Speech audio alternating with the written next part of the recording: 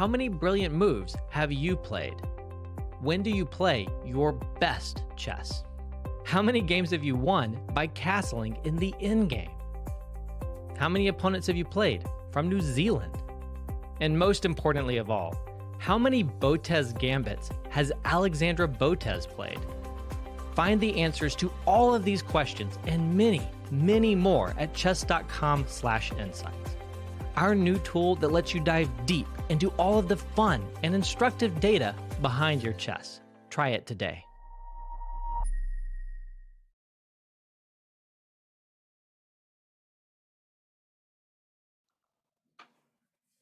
Hey everyone, we're back with the World Rapid Championships from Warsaw, Poland. I am Jon Ludwig Hammer and I am joined by Irina Krush.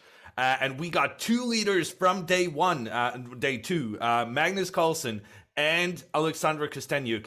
Irina, do you think those two are going to be able to hold on to their leads in this final day? Hi guys, I'm really excited to be doing this third day of commentary on the World Rapid Championship, and I do think that Alexandra Costenuk has a great chance of winning the Women's World Rapid title. She has 7.5 out of 8 points, and the same number of points actually as Magnus Carlsen, but he has 7.5 out of 9. She's 1.5 points ahead of the competition. It's a really huge lead. Magnus is only 0.5 point ahead of his competition, so he has, I think, a harder job, although, you know, I have complete confidence in Magnus to win today. But he is being chased by 3 players that have just 0.5 point less than him, and he's playing the young Uzbek phenom today, Nordabek Abdusattorov. I'm really looking forward to that game.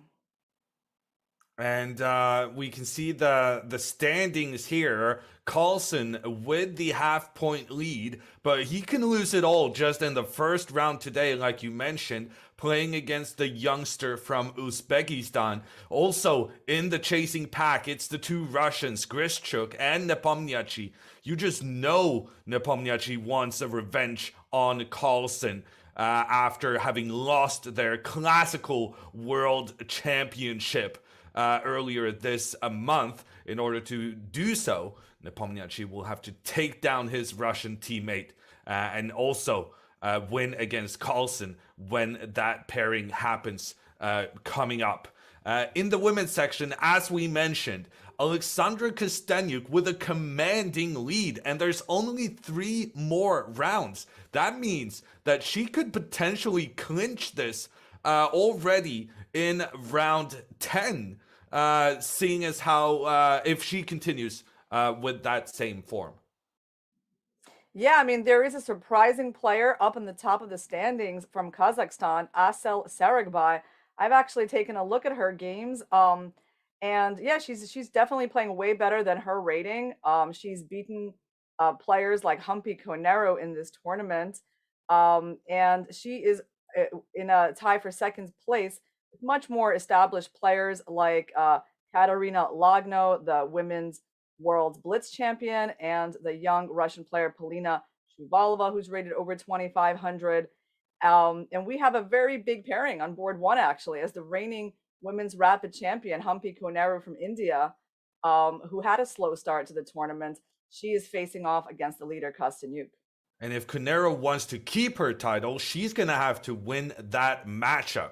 And we're going to be talking more about that and some other exciting pairings. In particular, Hikaru Nakamura is going up against Alireza Firouzja, a matchup we're not unfamiliar with here on chess.com. So stay tuned as we have a little break before the action starts.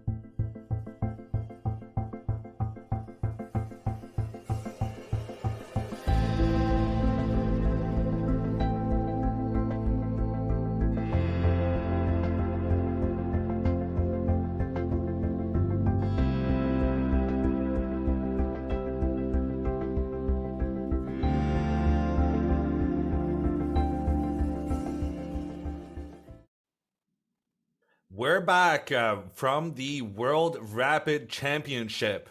And in the background here, we can see Alexandra Costenuk on the left-hand side. She's going up against the reigning world champion, Humpu Kuneru.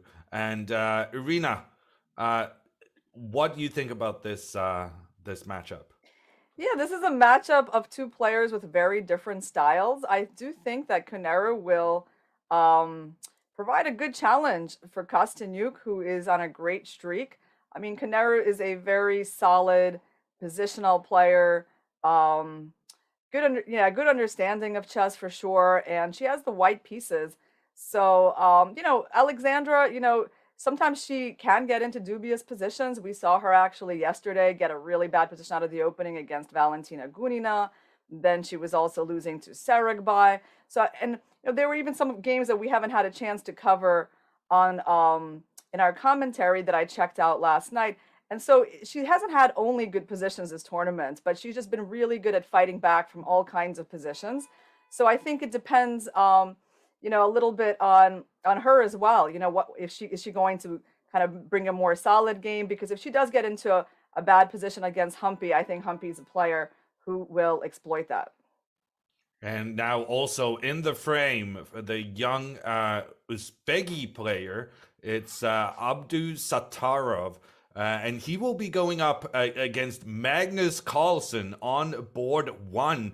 And with the white pieces, he might even take first place after this round if he is able to beat the reigning Norwegian world champion. Yeah, Abdusattorov has beaten some really strong players in this tournament. We saw him beat Fabiano Caruana. He has beaten Levan Aronian, Radislav Wojtacek, and Boris Gelfand 3 in a row to get to this position. I mean, that's actually amazing, and that makes me kind of optimistic about his chances against Magnus here. I mean, he's got the white pieces. He's won 3 in a row against really top-level players. He's only lost 1 game in this tournament to Anton Korobov. So actually, I think this is going to be a fascinating matchup.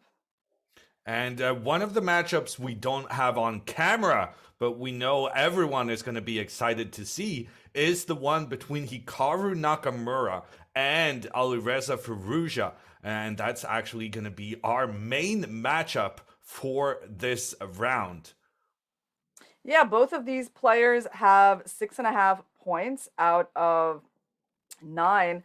Hikaru has not lost any games in this tournament, but he's made a lot of draws, and I think he hasn't quite been on in the form that he would have liked to be in. Been a little bit too solid. I mean, on the other hand, he's beaten strong players like Vladimir Fedoseev and Parham Mahsoudlu from Iran. So yeah, this is definitely a fascinating matchup. As I said yesterday, these are players that kind of have a similar resourceful fighting style. So I think it's going to be a great game. And the players are sitting down at their boards, eagerly anticipating the start. One of the reasons Magnus is so often late to the tournaments is because he has said that the nervous energy that builds up waiting for the game to start is something he really tries to avoid. And as such, I'm sure all the players are hoping that the round can get underway. It's actually 4 minutes past 3 in Poland, so that means we're having a slight delay here from the get-go. But this is the championship day, and everything will be decided, and the World Championship title will be awarded today. Yeah, out with the players who are 1 point behind Magnus, who still have a chance to place on the podium or win this tournament, we also have Fabiano Caruana and Jan Christoph Duda. So we can't count those guys out. But we got the game started, and what is the first move? It seems like Abdusattorov has played c4 against Magnus. Yeah, the English opening from the Uzbek player. Magnus getting his knight out early, as is white, trying to control the middle of the board. Magnus coming out with his pawn. It's what's known as a reversed Sicilian, because white is basically playing the same way you would play if you had black in the Sicilian defense. Oh, wow. So Abdusattorov plays this line with e4. It seems like a very strange move because it makes a big hole on the d4 square in the center of the board, basically giving black's pieces a good chance to get control of that outpost. So it seems a little bit anti-positional, but it's also got its points, and black had this choice of where to put the bishop on c5 or b4. Magnus chose b4. And yeah, I think, of course, it's a very solid position for Magnus coming out of this opening. And that does seem to have been the young Uzbeki player's preparation. He's definitely ready to take the fight to Magnus in this opening line. But another game we have going on is the one between Alireza Firouzja and Hikaru Nakamura, the American with the black pieces. It started out as an Italian opening, and Hikaru now with his knight putting pressure on white's bishop. Yeah, so what we can probably expect the bishop to move away to b3, and that's what Firouzja does. And now white would like to play the move a5. I don't think black is going to allow them to do that. Most likely black will be playing the move pawn a5. Seems very sensible to me. Black has a space advantage with that e5 pawn versus the d3 pawn. On the other hand, that pawn on e5 can sometimes be a little vulnerable. White will try to play the move h3, kick the bishop away, get the knight out from b1 to d2, and then probably to e4, without hanging the d3 pawn, of course. That's important. That you cannot play knight bd2 immediately because that would hang. Well, actually, maybe you can, because this has been a line discussed at the top level where you sacrifice the pawn in the middle of the board. The move just played by Firouzja is giving up a pawn because it's blocking the queen's protection of the d3 pawn. However, if black now were to take this one, I'll illustrate what would have happened.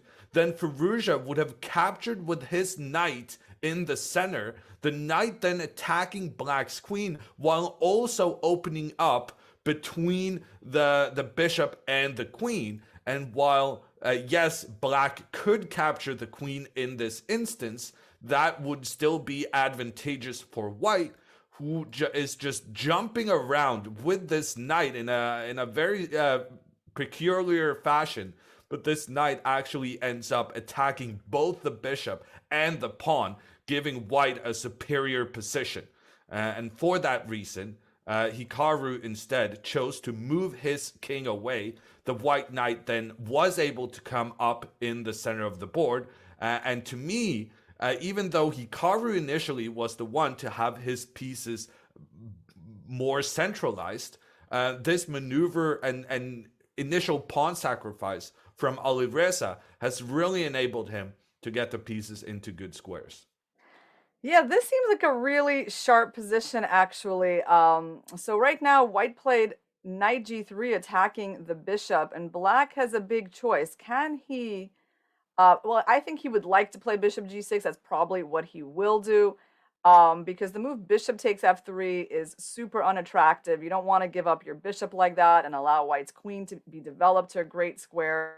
So yeah, bishop g6 is to be expected. I guess black just needs to consider whether white can try to win a pawn, but I think they're going to be typical tactics here that allow black for that not to be a problem. For example, the bishop g6, and white insists on taking that pawn on e5 through capturing on c6. There's going to be a typical tactic with pawn takes bishop, knight takes e5, and oh wow, okay, well that's not what happened, but we're gonna get back to that in a second. Knight takes e5 and rook e5 and bishop f2, and that tactic seems to be pretty good for black. Black is going to be winning back the rook on e5. So I was A expecting fanta- bishop g6 to happen. A fantastic move, trying to lure White's king out into the open, after which the queen will be able to attack both the king and the rook at the same time. Instead, Hikaru has actually opted to give away his bishop. I agree with you, Irina. That's a surprising decision from him. Alireza takes back, gets his queen in that promising position, exerting the pressure along the diagonal. But the reasoning for Hikaru to do this was that he's immediately starting an attack with his pawns in the middle of the board, charging forward. And Alireza actually moves his pawn forward to a square where there's 3 black pieces controlling. He's just giving away his pawn. Yeah, this is like a really sharp, fascinating game. Like, for example, so many questions, right? Like, even on this move, like, why didn't white try to win a pawn by capturing on c6? Pretty good question, right? Where is black's compensation? I guess it must be pawn f4, pawn f3 would be my guess. The pawn coming down. That's actually quite possible. Black would probably be getting a pretty nice attack there. But still, that was a question that needed to be figured out. So instead, Alireza, instead of winning a pawn, is offering up a pawn. Wow. And black has a big choice here. I mean, he can play e4. And of course, the question is, what happens if he does take the pawn?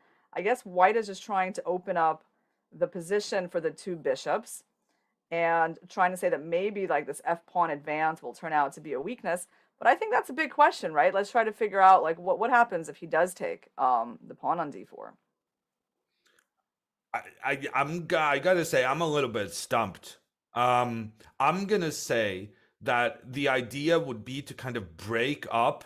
Pawns are always best when they're next to each other, because then they're controlling both light squares and dark squares and kind of working together optimally.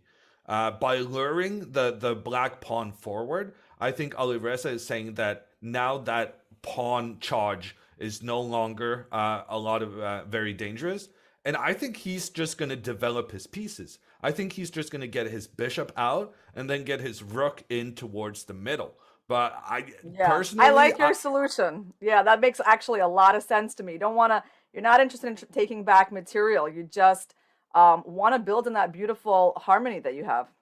Yeah, but actually, I'm looking now at the eval bar on the left side, and it's massively black, indicating that, this was a terrible idea for Alireza to just move his bishop forward. So I'm gonna say I'm intrigued. I have no idea what he's planning should Hikaru take that pawn, but we're never gonna find out, because Hikaru, he just chose to push further forward against White's king, hopefully in the long run, threatening the white knight. And now the knight has moved out of dodge, but also kind of moving closer to the black king. And as I'm talking now, I'm realizing this is probably a piece sacrifice from Alireza, because Hikaru could now push his pawn one step forward, which would attack the knight that doesn't have anywhere to go. This game is completely crazy. Is white planning to play the move knight takes f4? I think he actually...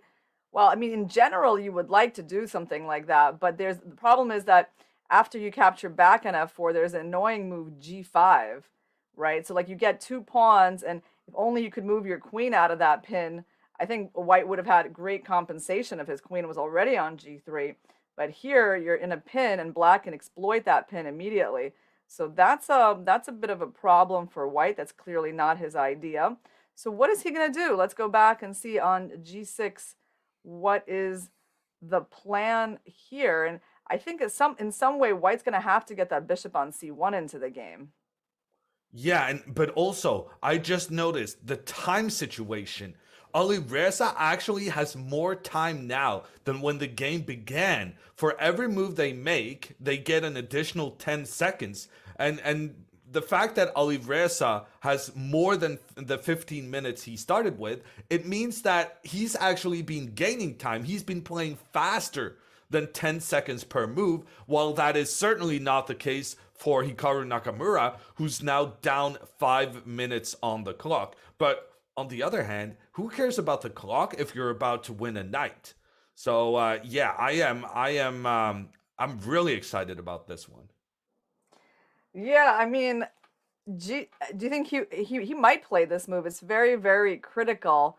And I mean, white has an option of trying to win the pawn on e5, taking the the knight on c6, and then capturing that pawn, trying to weaken black's pawns. But it's kind of sad to give away, of course, the beautiful light squared bishop. But that might be the point here. Yeah, taking on e5. Of course, white gets a nice passed pawn, and then he can capture back the pawn on f4 without losing his bishop. So that's important. Yeah, I think the key here is that when the knight is now captured on the side of the board, Alireza is planning to push his pawn in the middle further forward, attacking black's knight. And if the knight moves, the pawn will just continue its journey, attacking both the queen and the rook at the same time, winning the game. Because yes, you've given up a knight, but you're winning a rook. And just as importantly, the black king's shelter has just been completely shattered. So yeah, this seems that to was be that was a simple advance that I missed. As of course, that's exactly the point. Yeah, so now we figured out Alireza's point of provoking the move g6. So he just plans to destroy black center. And Hikaru played queen g5. Yeah, that's a very logical move because now the queen on f3 is going to be really tied down to the defense of this knight forever. And I'm sure that at some point, I mean, the move g6 is definitely something that Hikaru is going to be thinking about. So also the queen on g5 protects the pawn on e5, and that's an important point because now the line that we just looked at doesn't work as well. So I like Hikaru's move. I like the development of the queen. It's a great position for the queen. And it's interesting to see what is Alireza going to come up with here. I'm going to say he's just developing. Bishop forward one move. It's one of those very calm moves in a complicated positions that can be difficult to find. Because you're like, the board is on fire. There's so much tension going on between the pawns with that queen putting pressure on the knight on the edge. And somehow, I feel like these calm moves, just getting all the pieces to join the party, it's such a difficult one to find. But sometimes you got to invite all your friends. And this might be one of those circumstances for Alireza. I agree. I mean, bishop d2 is a very logical move. And so what if black is just really adamant about trying to win the knight and goes something like g6? So here my idea is that this knight is definitely in trouble, but considering where you place your queen, it's on the same diagonal as white's bishop. So I'm going to say I can go back to where I came from with the consideration that pawn takes knight is possible, but it's going to lose you your queen. The variation actually continues because the white queen has also come under attack. But in this, at the end of all the calculations, you can see that white has a rook more in exchange for a knight, which will be a winning advantage for Alireza in this case. So the knight is actually not in as much trouble as we initially thought, considering that the queen has now placed itself on the same diagonal as the white bishop. Yeah, that's a very important tactical point for white. I think there's a chance that if white plays a developing move bishop d2, that black might play the developing move rook a e8, with both sides just trying to get their pieces into the game. And at some point, someone's going to have to make some decisions here. But I'm not sure it's Alireza. There's so much tension, going on in the center.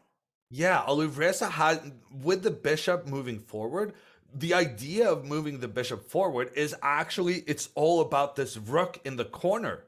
So moving the rook up next, you're getting that corner rook into the game, into the middle. And I could actually see this being very, very promising for Alireza because Hikaru will struggle to figure out how to deal with the tension between the pawns. Because at this moment, anytime he chooses to accept Alireza's gift, he will be met by kind of the problem of that the black pawn in the center then moves away from the defense of the f4 pawn, meaning that Alireza can capture it, attack the queen, and just have every single piece well placed in the middle of the board. So moving back to the current position, even though Alireza is taking a long think, I really like his position, and I think he's got it going on. Yeah, I would like us to go back to the Carlsen game against Abdusattorov because that's developed a lot, and Carlsen is playing in a very aggressive way. It looks like there might be an upcoming attack on the black king that he's preparing. Yeah, he's pushed those kingside pawns. Position is closed. I mean, there's 8 pawns on the board, no open files yet, but Carlsen is clearly thinking of, playing h4 at some point. Of course, white might close things up with a move g4 if black doesn't stop that. But overall, I think he's managed to create a pretty unbalanced position on the board. It's unlikely to be castling on both sides. His knight is going to come out from d7 to c5. So yeah, I mean, how is white going to exploit the fact that right now black is just castled a little bit, that black's king is still in the center? Yeah, so the way you exploit the opponent not castling would be to kind of just charge at the opponent's king, trying to open up and get your pieces pointing down. The problem of that plan, which would be signalized by the move f4, just trying to blast open for the rook to point down, it's that, well, yes, you're opening up, but you're also opening up your own king for Magnus to have that attack with the rook against the white king. So I think Abdusattorov needs to do something very quickly. He needs to go aggressive and strike back, because as you're saying, if Magnus is just allowed to continue his maneuvering, then black's position looks really nice.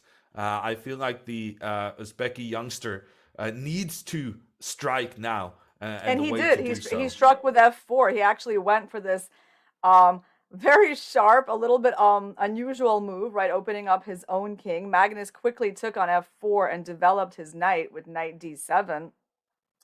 And then Abdusattorov hit his king on h1.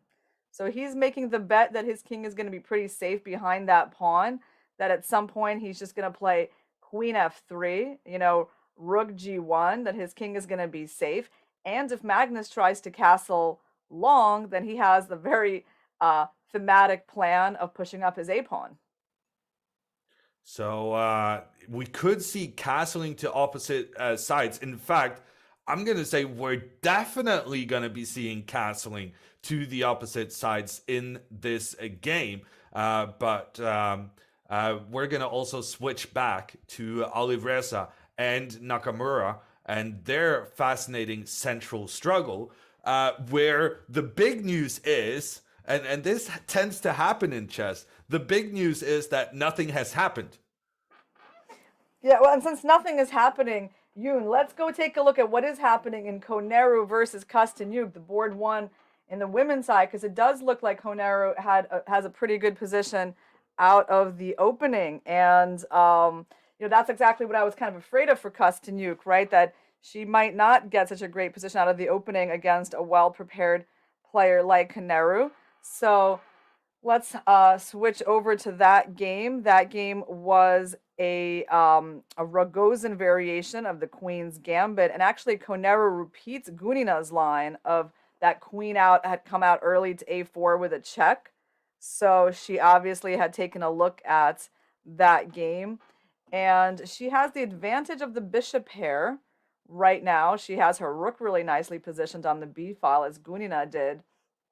And yeah, I'm feeling like Costenuk is kind of struggling again out of the opening. This could be Koneru's big chance. And if we're going to have an exciting finish to the women's event, we actually need for the Indian Grandmaster to win this one. Costenuk has a 1.5 point lead with just 3 rounds remaining. If she continues her winning ways, there's not going to be anyone who can catch her. And Koneru, being the reigning champion, she is the one who's saying, okay, no one else can deal with Costenuk. I guess I'm going to have to fix it myself. Yeah, you know, Black's knight on c6 in this position is pretty bad. I mean, the b7 pawn is hanging. There's the h7 pawn potentially hanging on the diagonal. So this is a pretty important decision. I mean, it looks like most likely Black will have to, you know, sack the pawn on b7, try to get some counterplay with knight a5, and use the fact that, you know, white is not perfectly developed in this position. So that's going to be something we're looking out for. Both players using about the same amount of time with 10 minutes left. Koneru not having castle just yet with that black rook pointing down on it. But she knows that whenever she feels like there's danger afoot, she's ready to castle when necessary. And with that, I'm pretty sure I spotted a move being made in that Firouzja Nakamura game. We're going to see that Firouzja did in fact figure out that getting the bishop out, just calm developing, was the right strategy for him. Nakamura instead did try to improve the placement of his corner rook, but instead of moving it all the way over to the e-file, he's instead tried to point in towards the white bishop and pawn in the middle. Yep, and Alireza quickly answers with rook ad1, also bringing his rook to the middle of the board. I have to say his preparation in this game seems pretty good. He's entered a very complicated line confidently, although now they're about the same on the clock. So another big decision for Black. I mean, for Black, the problem is his knight from c6 has trouble moving because of the b7 pawn hanging. So interesting. He moved his knight to b8. That's like a very surprising move, a very unusual maneuver by the knight. But the threat is rook takes d5. That's a shocking move. No, that knight started out on the right-hand side, and it's moved 3 times only to end up in the opposite knight's starting position. And this coordination between the black pieces on the queen side is not looking good at all for Nakamura. But like Irina said, there is a threat.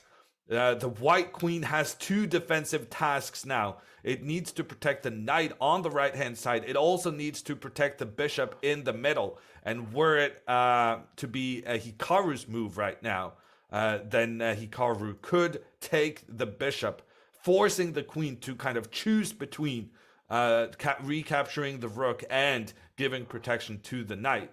And here, it would actually favor Hikaru that he managed to get 2 knights in a trade for the rook.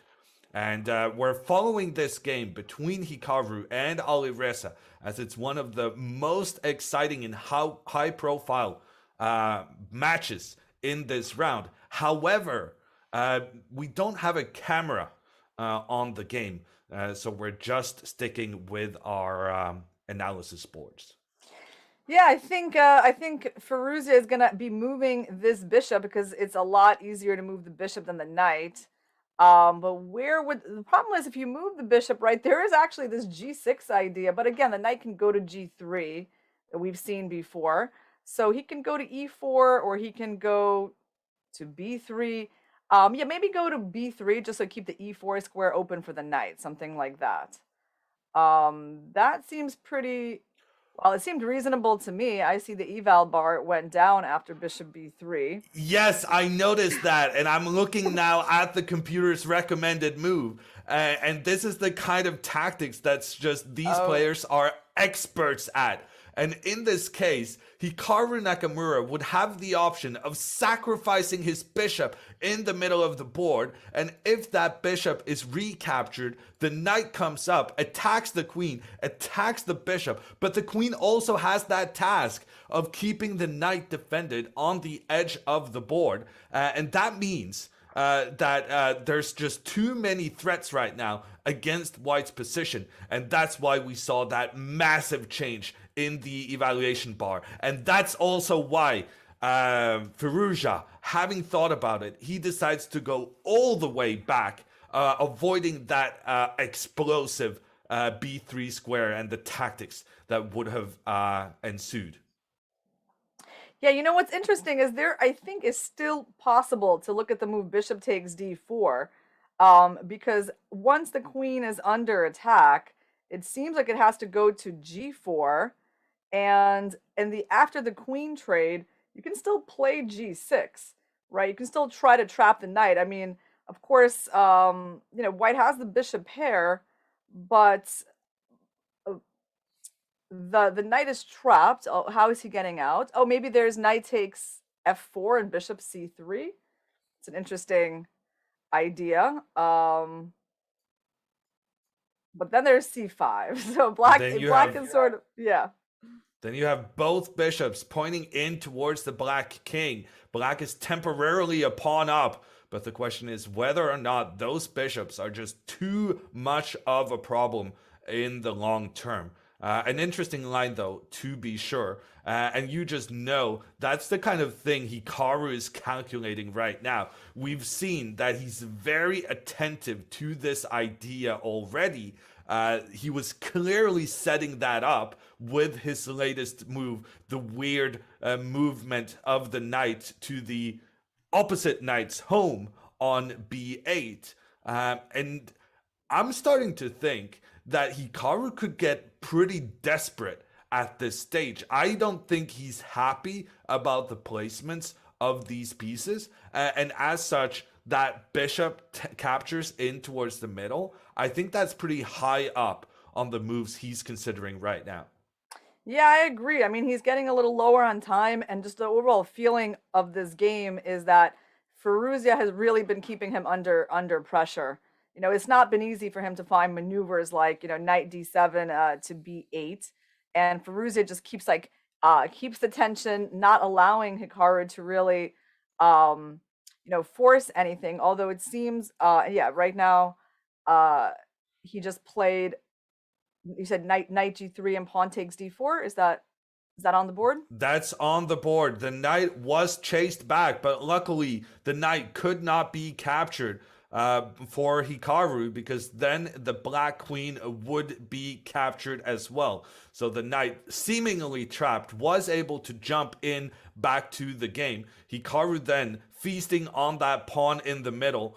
He's up a pawn right now, but his king is in massive trouble. Notice how the fact that he moved his pawn forward to attack that knight that was on the edge of the board, that has caused some serious issues. It's opened up even more diagonals in towards that black king. And Hikaru is basically now saying, yes, my position is bad, but at least I'm up a pawn. So that's something. Yeah, this is really quite bad. I mean, because I think when you're like just a couple of moves away from some checkmate with the two bishops and the long diagonals, you can't be feeling too comfortable with that. I mean, White's king is so much safer than Black's, and the extra pawn that Black has, I mean, it's probably outweighed by the fact that his knight on b8 at this point is already looking very, very poor. And Alireza is trying to even get back that pawn he's down right now. He's aiming at the f4 pawn with his knight, moving to further the attack that was already there from the bishop and from the queen. Yeah, this is not looking good for Hikaru, and time is running out for him as well. Let's take a look at Carlsen's game. A lot has happened there. It seems like he's making some progress at getting towards White's king, but it actually looks really, really unclear to me. Right now, White has a big choice of how to capture back. He would kind of like to take with the pawn in order to get a passed pawn, but the danger is that pawn could just get captured pretty quickly if black plays rook g8. Really hard for white to defend that pawn because after g7, there's just a simple move like queen h7. And it looks like white has no opportunity to defend that pawn. There's white, of course, can keep the game going with moves like queen h3. That's true.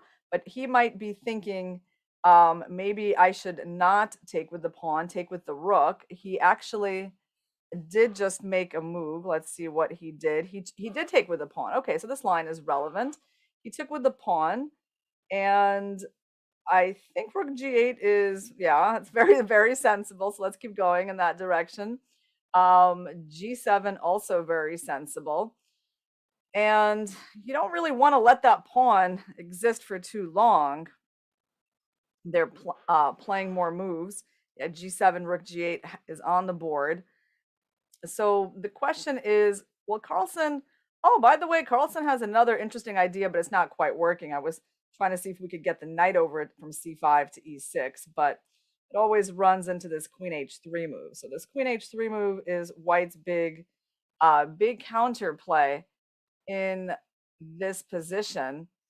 So let's try queen h7. Yeah, let's go in for that. What we're looking at, queen h7, queen h3, and should we take the pawn already? I mean, we have a little bit of time. We can do something else, but let's take the pawn. Let's see what happens in that endgame.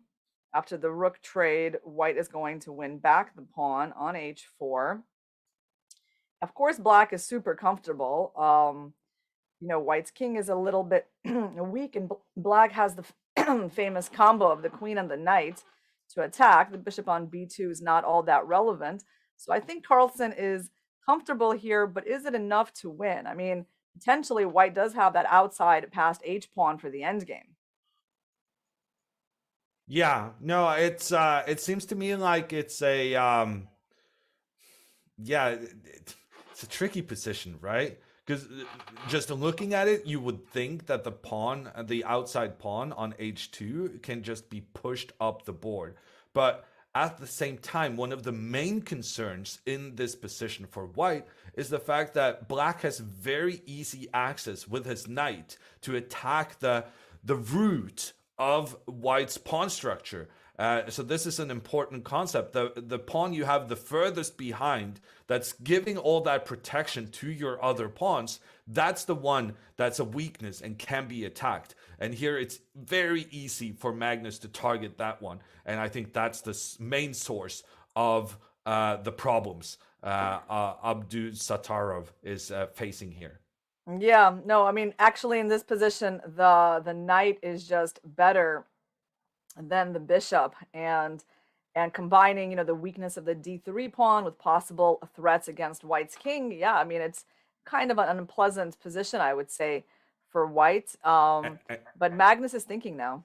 And we're going to move back to our main game of the round. It's Firouzja against Nakamura. And we're happy to say we have a camera on the guys. And that camera is going to be showing Nakamura sweating as he's facing the threats Alireza is creating right now. I just noticed Alireza pushing his rook forward, which seems to suggest that there has been some moves on the board. Yes, I can tell you what the moves are. So pawn takes d4, knight takes d4, knight takes d4, bishop d4, and rook e6.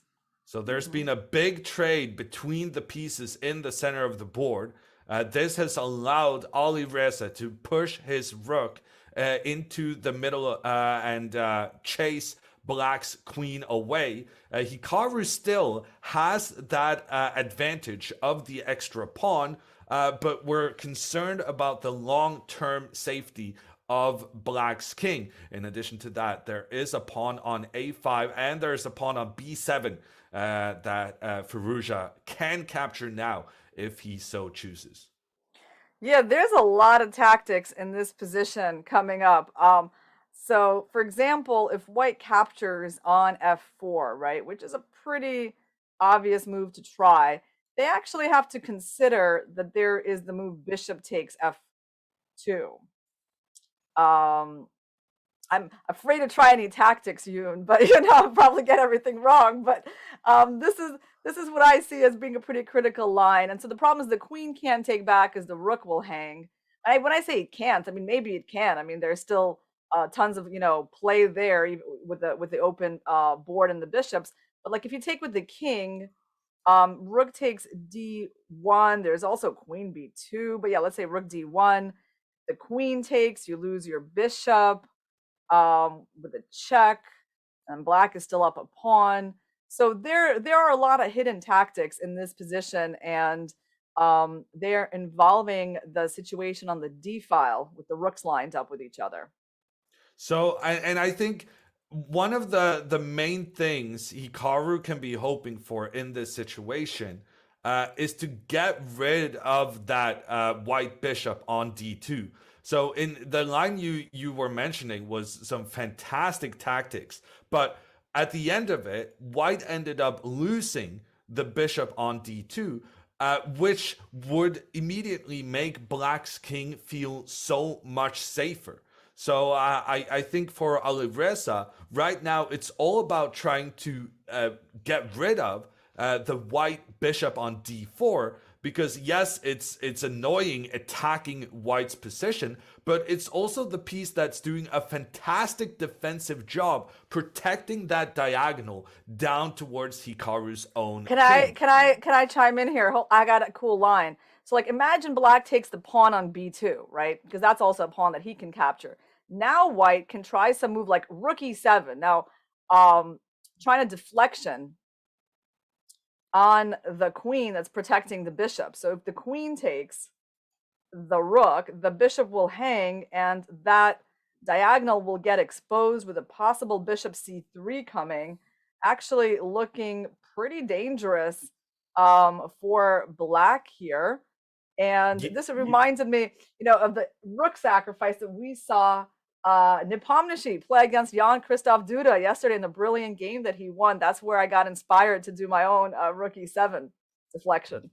Yeah, and that kind of just emphasizes the point I was trying to make, that if you get rid of that bishop, you're probably going to win the game. And what Irina has illustrated is that we're not really interested in trading our bishop for the black bishop, because we want our bishop to be pointing in towards the black queen. What white is looking for now is to give up a rook for that bishop, so that we get rid of black's defensive bishop while keeping our good bishop at the same time. And speaking of that, I'm really surprised by the latest move from Alireza, where he retreats his rook, because considering everything we just talked about, I would have liked to see that rook maybe even capturing that black bishop, just getting rid of it, in order to then be able to get your bishop pointed in towards the black king. Alireza couldn't do this immediately because then he would lose another rook, but the idea was always there. And with the white rook retreating, I'm not sure we're going to be able to see that beautiful attacking plan with the two bishops pointing up against the black king.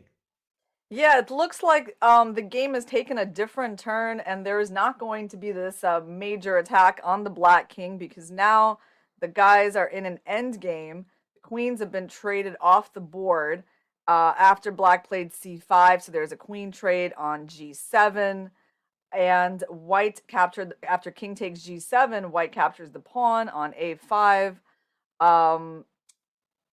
And white has the advantage of the bishop pair and the outside pass pawn. Rook takes d1 happened, and bishop takes b2, bishop b6, bishop d4. That's a nice position for that bishop, but I mean, white clearly has the advantage here. I mean, two bishops, outside pass pawn. I mean, Hikaru is under a lot of pressure, and white just played bishop d5. I mean, that light squared bishop is so powerful too. I mean, I guess knight d7 is a move. But Yeah, Alireza is basically just trying to create a highway for his pawn on the side of the board. His bishops are controlling two of the squares. This other bishop just joining the party to control the queening square. It's very obvious that Alireza is trying his best to just clear the path for his pawn. yeah, and Hikaru did play knight d7.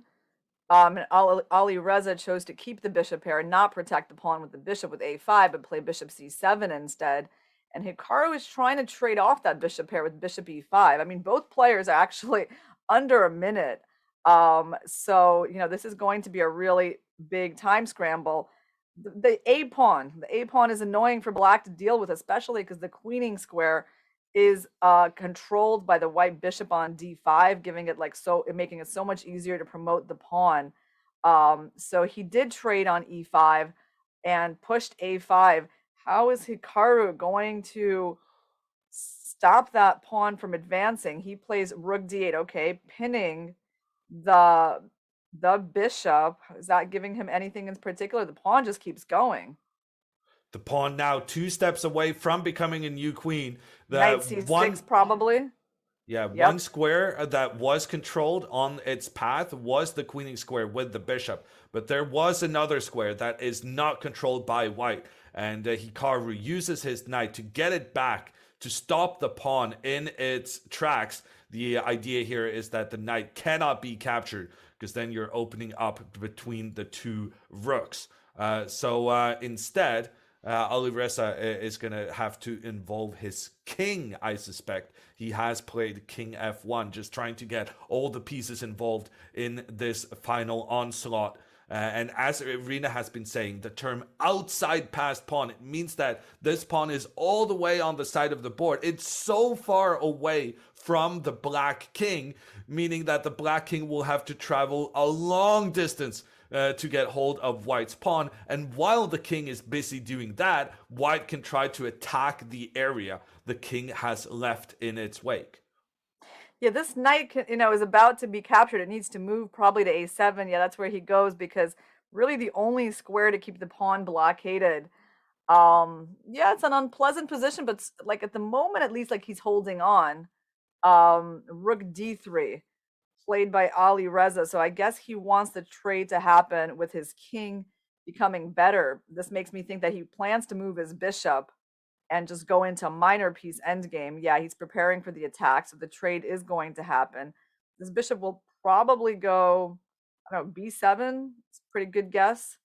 He went back to f3, and Hikaru says no to the trade, goes rook d4. He's only willing to trade if his king is going to be able to become better. I mean, we have a pretty classical endgame here where the knight is forced to defend against that outside a pawn. Certainly unpleasant for Hikaru, but he is very resourceful, so maybe he'll be able to pull this out. And look at his time. He's down to under 10 seconds. Alireza's move kind of hidden behind his elbow right there. We can see Hikaru is thinking, and he makes his move, getting the rook over to the left-hand side. Hikaru is trying to get rid of that white pawn. That's so tricky, right? He's letting white capture the pawn, and Alireza did that. But what happens on king? Oh, on king d6, there's rook d5 check, but the king just moves over. Yeah, king d6. He might be just winning that pawn. He's feeling confident. I can see from his body language. He looks like a guy who just won the a6 pawn. Well, he is a guy who just won that pawn. I know. And he just sat up and just so clearly more confident. He's so happy. He's so happy to have gotten that pawn. Man, Hikaru, he's such a good defender. That was a real that was a really tough defense that he was put under.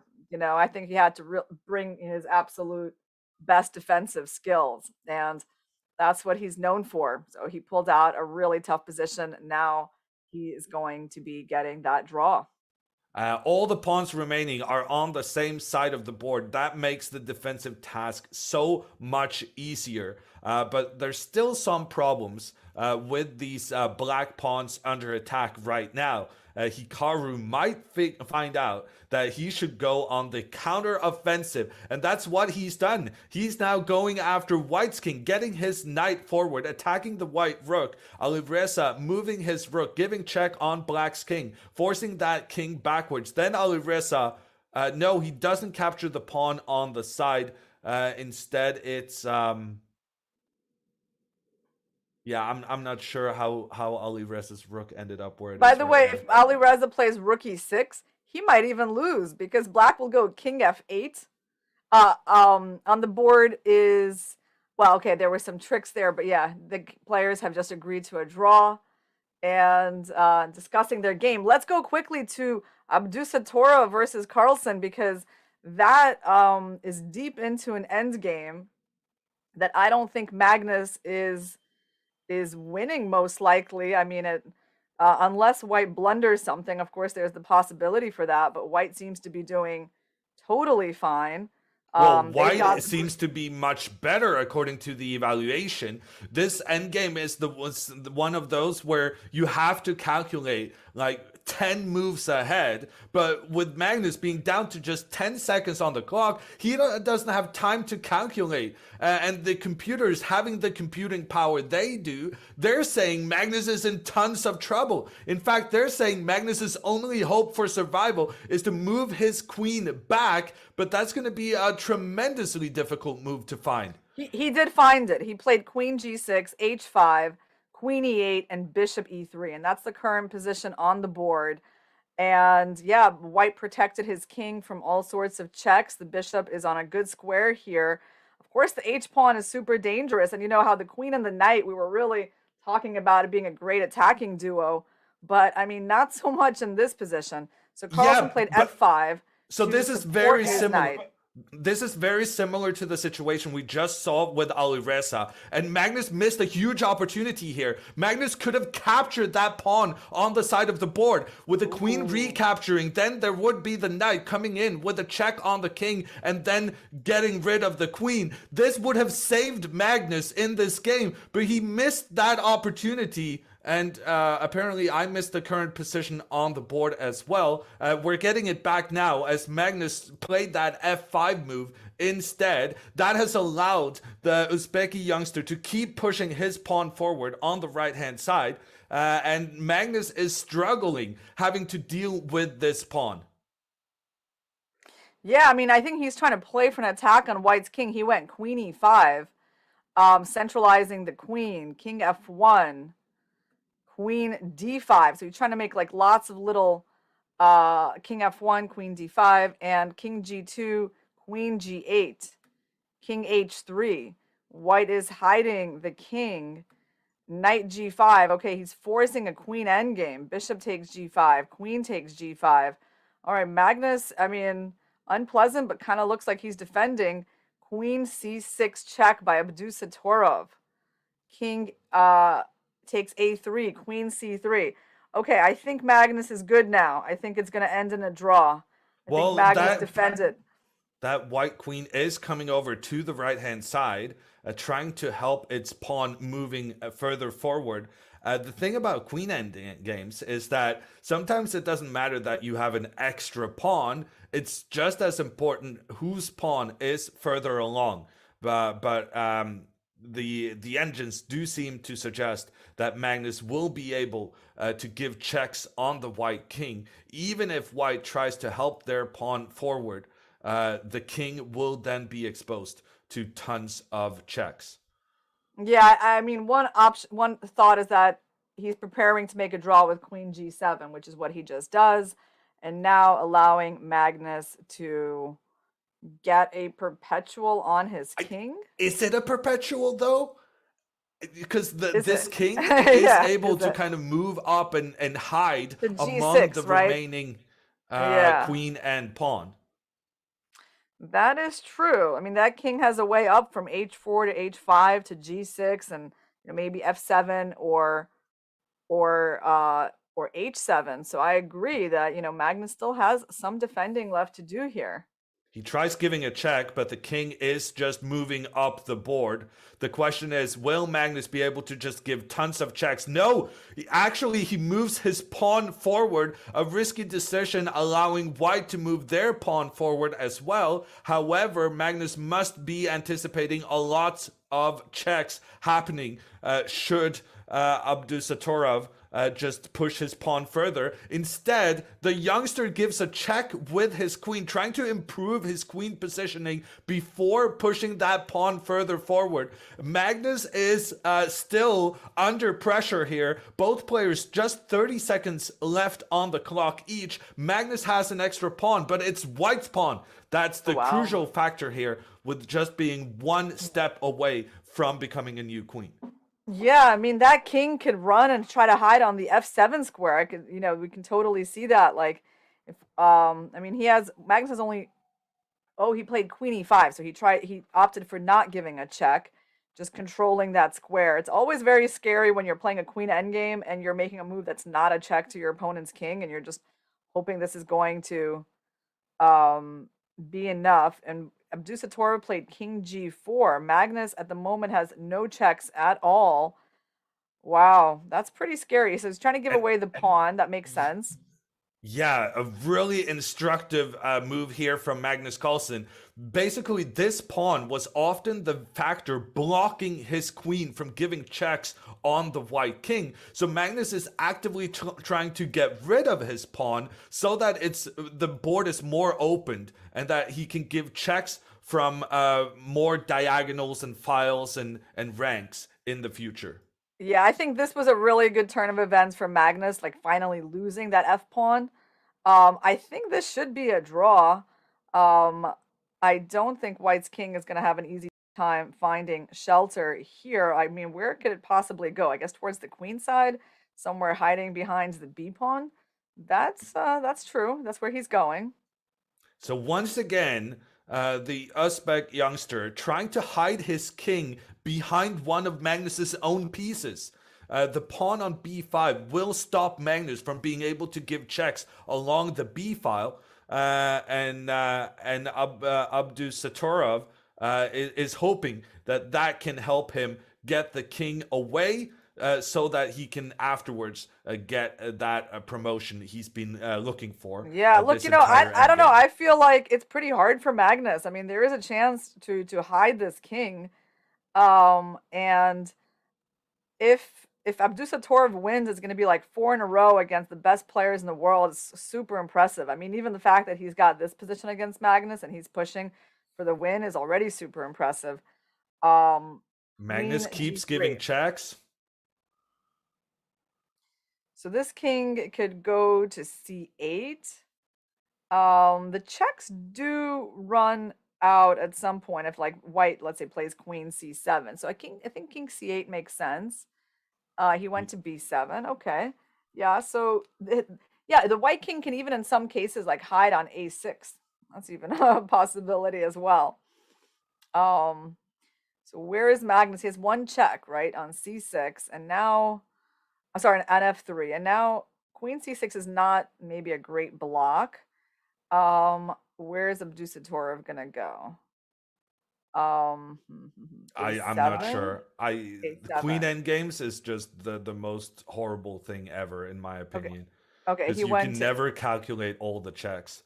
But yeah, the checks are just coming here. Endless checks here from Magnus Carlsen, giving checks along the f file. Right, so they already had this position on the board. Now he chooses to block with the queen instead of moving the king. And Magnus is pulling him back to the 7th rank with the queen. And then he's going to go back to f3 because that's literally the only move. So it seems like I can see from the body language, Magnus is not like too unhappy. He feels like he's gonna make the draw. Of course, total concentration on his face, but he does not look like a defeated man. And now a check. Ooh, you can't. Can you go to a8 or? Yeah, I think you can go to a8 because on. But why would you stop the strategy of checking? The checking strategy has been working so well. Well, maybe Why because would of you queen abandon b6. it? Maybe queen b6 he has to deal with. He has to deal with that one, and then he has to. I mean, he's definitely losing the b pawn. So he did go to a8. Yeah, that one. Because he's got the a5 square. That's what he's counting on. Oh no! Wow, not the a5 square. He's decided to go to h8. Okay, that's like a little bit surprising. Yeah, I mean, it's like I said, it's always really scary when you have to stop giving checks to your opponent and give him a chance to give you checks. Yeah. And now I think the king, if it steps one forward, then that king is pretty safe. And then you can try to get your queen involved. Instead, no, he's trying the queen checks. The tables have turned. It's been Magnus giving checks on White's king for a very, very long time. Now it's White's turn to have all the fun. Yeah, he went to a3. I think that's the right decision, because if he had gone to b4, well, actually, okay, I have no idea what would have happened then, but king a3 makes sense. Now Abdusattorov gives another check on d3. So where is he trying to get to? I mean, ideally he's trying to get somewhere to g8, but I'm not even sure if his queen gets there that it's going to be a win, because it depends. Then Black's queen will come out to f6 and start attacking White's king. And this is a very interesting decision by Magnus. Magnus is putting his king on a square where Abdusattorov, he can get his queen up, give a check on the king. The king will have to move again, and then he can get his queen to that important g8 square. And that's a very important square because it's the only way for White to kind of force Black's queen away so that you can push your pawn further forward. However, you need to do it in a moment where you can still keep your own king protected against the checks from the White queen. So instead, he's trying to involve his king, and Magnus now is going to give up another pawn. Wow, look at this. For the second time, Magnus is giving up pawns in order to just get rid of them. There's a check coming in here from Abdusattorov, and Magnus resigns. Magnus resigns. The check from the youngster forced Magnus into the corner of the board, but then there was a double attack with the queen attacking both the king in the corner and the queen in the other corner. And as these two queens are traded, yes, Black would have one remaining pawn, but the White pawn becomes a new queen before the Black one does. And there's a technique here where you can kind of force the Black king to stand in the way of your own pawn, resulting in a checkmate. And Magnus didn't need to be convinced that Abdusattorov knew this technique. He resigns the game, and with that we have new leaders of this world championship. Abdusattorov takes the lead after a win against the reigning champion Magnus Carlsen. And in other news, Jan Nepomniachtchi has beaten Alexander Grischuk on the other board. That means Nepomniachtchi also making his mark on this tournament. He's up there as a contender with just yeah, absolutely. He's actually tied. He is tied with Abdusattorov for the lead. They both have 8 points out of 10, and that puts Magnus into the chasing position. Yeah, that's so we know our pairings for the next round is going to be Abdusattorov versus Nepomniachtchi. That's going to be another fascinating pairing. I gotta say, that was really impressive by Abdusattorov, wasn't it? Yeah, incredible. And it just goes to show that those queen end games, they're so difficult.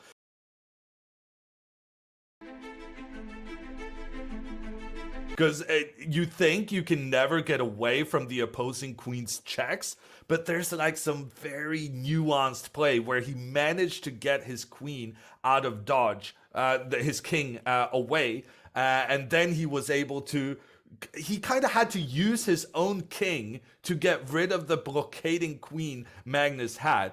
That was incredibly good. And Carlsen did have that moment where he could have captured the H-pawn, and he's going to be ruining that moment where he could have just forced it into a simple draw position. Instead, he let that pawn live, and it was, in fact, the deciding factor for the game.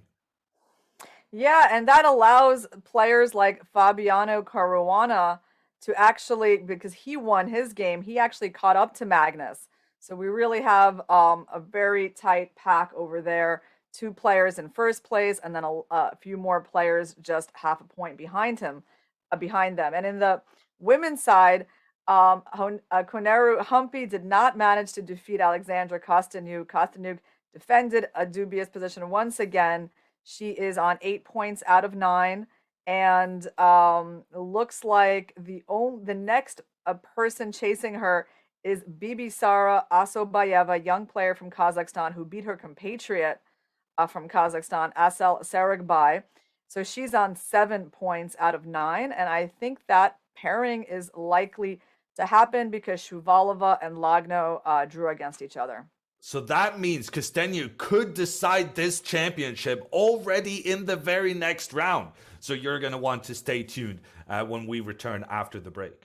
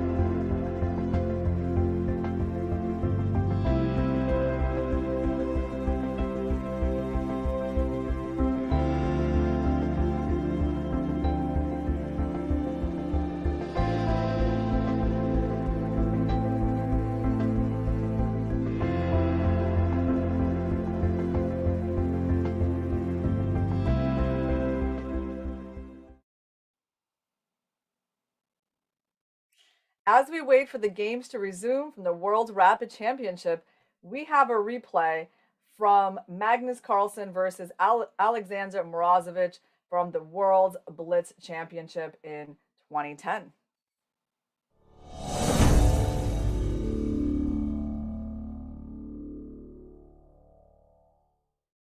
We begin the 19th round.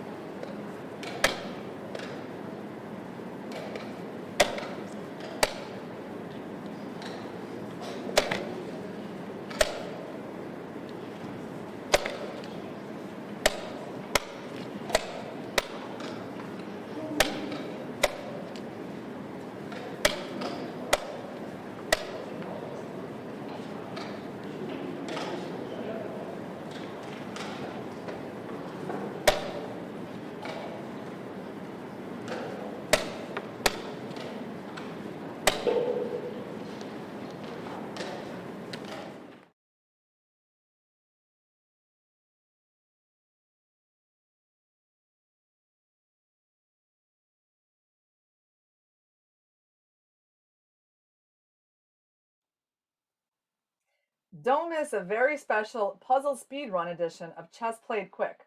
Watch your favorite streamers fight for cash prizes and 4 qualification spots in this year's Puzzle Battle World Championship. National Master James Canty will bring you all the action and fun on January 5th, starting at 9 a.m. Pacific on chess.com. And then we have a new way to understand your games on chess.com has arrived. Check out chess.com/insights to see detailed stats and analysis across any time frame or time control. What time of day do you play best? How often do you play the Botez Gambit? These questions and many, many more are answered at chess.com/insights. And with that, we're back for the final rounds of the Rapid World Chess Championship. And we got some exciting pairings for you in the upcoming round. Magnus Carlsen will be facing Jan Nepomniachtchi in a highly anticipated matchup between the two guys who just competed in the classical World Chess Championship. Now it's going to be Magnus under pressure, having lost the previous game against Abdusattorov. He's going to need to strike back against Jan Nepomniachtchi, defeat the Russian once again. And we also have some thrilling news from the women's section, considering that Alexandra Costenuk, she could win the entire tournament this round, Irina. Yeah, she is now 1 point ahead of her competition. Her lead has been narrowed a little bit by making a draw in the last round, but I think she can be pretty happy making a draw with the black pieces against the reigning champion Humpy Koneru. And now Alexandra is playing a young player from Kazakhstan, very dangerous player, but now she's going to be having the white pieces against her, against Bibisara Asobayeva. We got 2 players from Kazakhstan on the first 2 boards.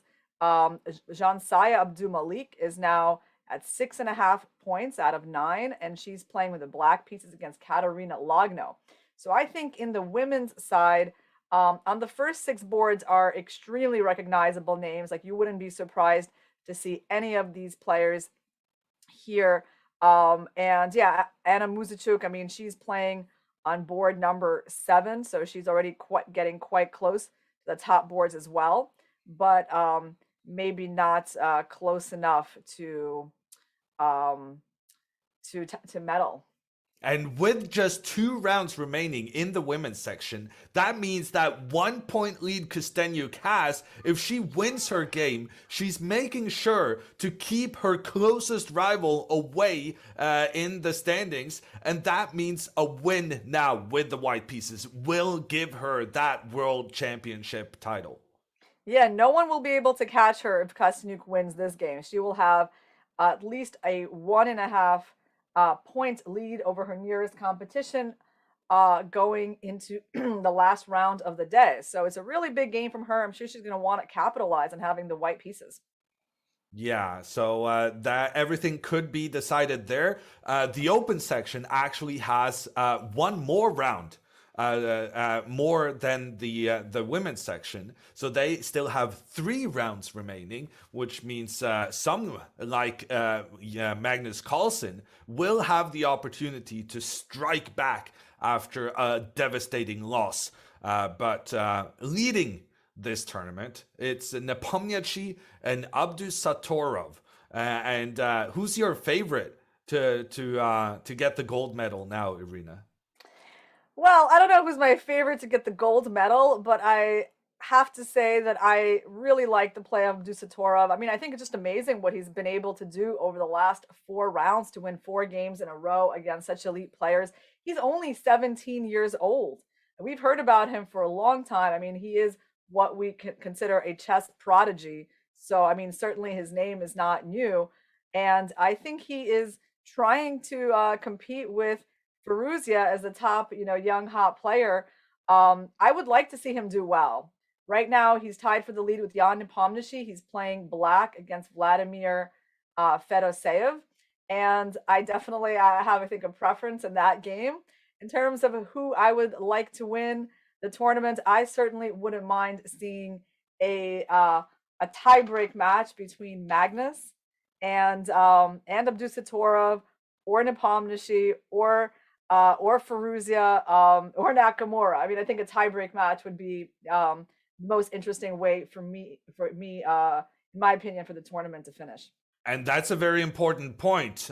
If people are tied on the same score, there will be a tiebreak match between the two top players. And one of the things I've noticed about Abdusattorov, he has been paired to face a player that's not even on this top 8 list of the standings. That means he has already played Jan Nepomniachtchi, he has already played Magnus Carlsen, and he has already played Fabiano Caruana. He's already finished with all of those really top guys, and he's now having still a difficult game. Of course, every game is tough at this level, but with the black pieces against Fedoseev, with the form he's been displaying so far, maybe he can get a win, and maybe he can also be helped by Carlsen.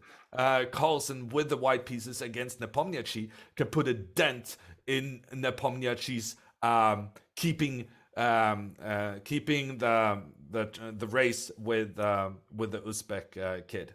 Yeah, it's really nice when you see kind of at least a somewhat unexpected name in the fight for first place. I mean, when I just look at the lineup of people that he's played against, Caruana, Nepomniachtchi, Grisha, Korobov, Aronian, Wojtacek, Gelfand, and Carlsen. I mean, that is such a tough lineup of players, and that he's tied for first place after playing that field. Yeah, you can't help but root for him. I want to point out one other player that is doing really well, is on 7 points out of 10. And that is Hans Niemann from the United States. I mean, he's won his last couple of games, and he's climbed up into the group that is, chasing the leaders. I mean, he's actually on the same number of points as Hikaru Nakamura and Jan Krzysztof Duda. So, I mean, we haven't seen too many of his games, but I think that's really cool that he's in such company. And another person climbing the standings. I can see him here in the background. I do believe that was Fabiano Caruana. He's actually on equal points now as Magnus Carlsen, making a dent in the reputation. Many have said that Fabiano is not really one of the strongest players in a speed chess format. He just actually won a big tournament in Azerbaijan just before Christmas, which was a rapid time control. And now he's coming up here, being involved in the fight for medals, including the gold medal, with just 3 rounds remaining. Yeah, I mean, this field is so strong that there's people like that whose games we have barely looked at in this tournament, because they haven't been playing on the top board so much, like Anish Giri down on board 15, Shahryar Marmedyarov on board 12, Vache Legrave on board 14. Like, these are the top players in the world, and they're not even, they're struggling to make it into like the top 10 of this tournament. In fact, we have some more surprising names at 7 points. 2 players from India. One of them, well, not so surprising, young player Gukesh. He's around a 2600 rated, but also a name that I have never heard of, international master Mitraba Guha. At 7 points, he's playing black against Levon Aronian. How did he get to 7 points? I mean, he's beaten he's beaten some strong grandmasters, maybe not the very top tier, but he's beaten your compatriot Aryan Tari, Renat Jumabayev, Alexander Predki, drawn Sergei Karyakin, and beaten Volodymyr Onishuk. So still really impressive. I mean, for someone whose name we haven't even heard of. And here in the frame, we have Fabiano Caruana getting ready for his game. He's going up against the hometown player. It's Jan Krzysztof Duda of Poland. This whole event is being organized in Poland, very last minute, having been moved from Kazakhstan due to COVID restrictions. Both of these guys will want to show their very, very best. And in the background now, we can see Alexandra Costenuk. She is the woman of the hour. With a win in this game, she will be crowned world champion. It will not be her first world championship title. She has won in the classical format previously, but she will always be wanting to add to her collection. On the left side, her opponent from Kazakhstan, Azaubayeva. Yeah, you pronounced that really confidently, Yoon. I hesitated in the middle, but I tried. Yeah, but that was pretty good. You got all the syllables out right. We see, Alsobayeva, she's been around for a number of years now, also a very young player.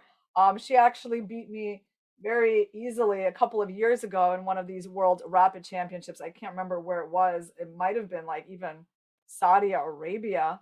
And then we got Magnus showing up for his game against Nepo. I mean, I have to say that is one of the games that I've been really looking forward to seeing. I mean, we've talked about how much we wanted to see Magnus play Alireza or Hikaru, but I do want to see kind of a repeat of the World Championship match. I'm sure Nepo, I think he's probably very relieved that that's over and this is like a chance for him to start new, and he's just enjoying himself in this tournament. So I hope that he gets to kind of play his kind of game in this tournament and that it's going to look very different. And we're off. We could see an increase of number of cameras for this big matchup. Both the rematch from the World Championship with Carlsen and Nepomniachtchi, but also in the background, Costenuk going for her title. Magnus on the forefront, he's going for the queen pawn opening, and that is something he was switching between during this world championship match. We can see they're repeating their Catalan opening, playing very rapidly from the get-go, having played each other so many times so recently. Their month of December has mostly been trying to prepare against each other. That has enabled them to play very quickly here. Yeah, Magnus, it seems to me that he surprised Jan a little bit by this early bishop f4 developing move. At least he surprised me. I didn't even know such a move existed. Jan looked away like he was trying to remember something and kind of quickly played d takes c4. Magnus responded with queen a4 and Jan played knight d5. So both players are obviously still in their preparation, but Magnus probably remembers his preparation a bit better since he chose this line. And now a big question for Nepomniachtchi. Will he capture White's bishop and saddle Magnus with the doubled pawns? Magnus giving away both the bishop pair and giving himself these two pawns on the same file. Normally, that's considered a disadvantage. But on the other hand, White has a firm grip towards the middle of the board. And that is why Magnus is choosing to go in this direction. Wow, but Nepomniachtchi plays an aggressive move b5, sacrificing a pawn in order to lure White's queen out into the open, where perhaps it will be attacked again by the move bishop to a6 or possibly on the b file. Well, interesting. I mean, again, it's very clear to me that Nepomniachtchi is remembering his preparation, because I don't think that you can make committal decisions like that quickly. Incredible moves from Nepomniachtchi. Here we have him, kind of our relay going down, unfortunately, but we're going to try to get that back with Nepomniachtchi sacrificing a pawn, clearly something he had prepared ahead of time. It goes to show that the preparation you have for a World Chess Championship match is just so significant. And our camera person is adjusting, getting that focus on Nepomniachtchi's face as he proceeds. It's Carlsen also trying to remember his preparation. We'll do a little recap of what just happened. The pawn moving forward, attacking the queen. The queen just takes the pawn, and then Nepomniachtchi, we were saying he's probably going to attack this queen once again with the bishop pointing down towards the white king, but that was not his intention at all. Instead, he moves his knight out on the edge of the board, even though he's already given away a pawn. The reasoning is that he wants to involve his rook to point down towards the white queen and the pawn behind the queen.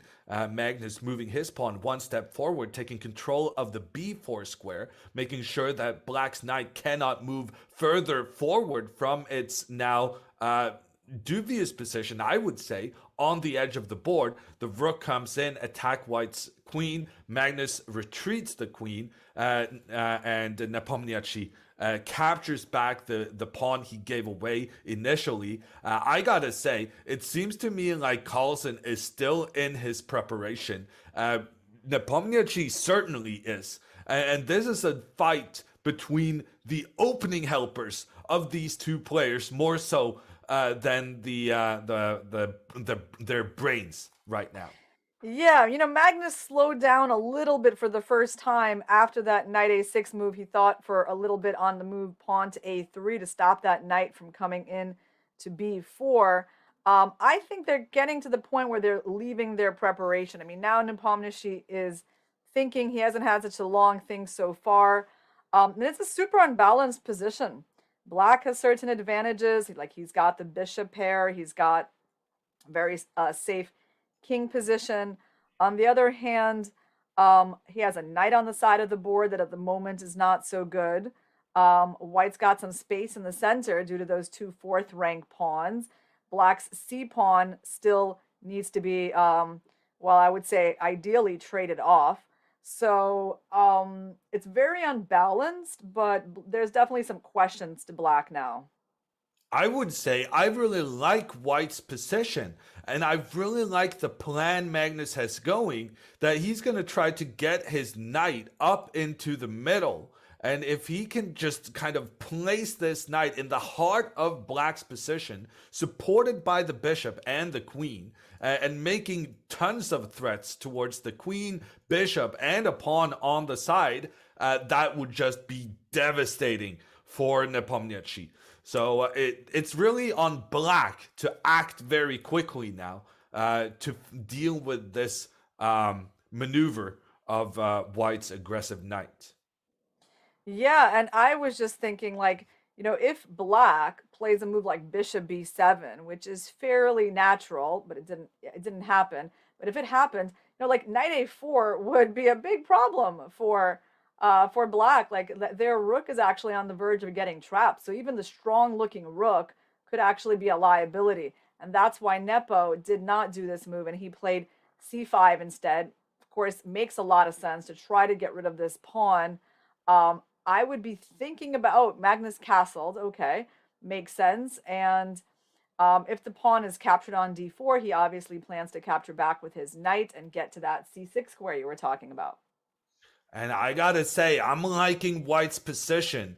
I'm really skeptical about this knight on the edge of the board. Nepomniachtchi, of course, aware of that problem. But the question is, how are you going to fix it? I'm going to fix it by going knight c5 and then a knight c6, maybe queen c7. How about that? So you're really going to allow me to place my knight into the heart yeah, of the problem Black's is knight position. b5. Yeah.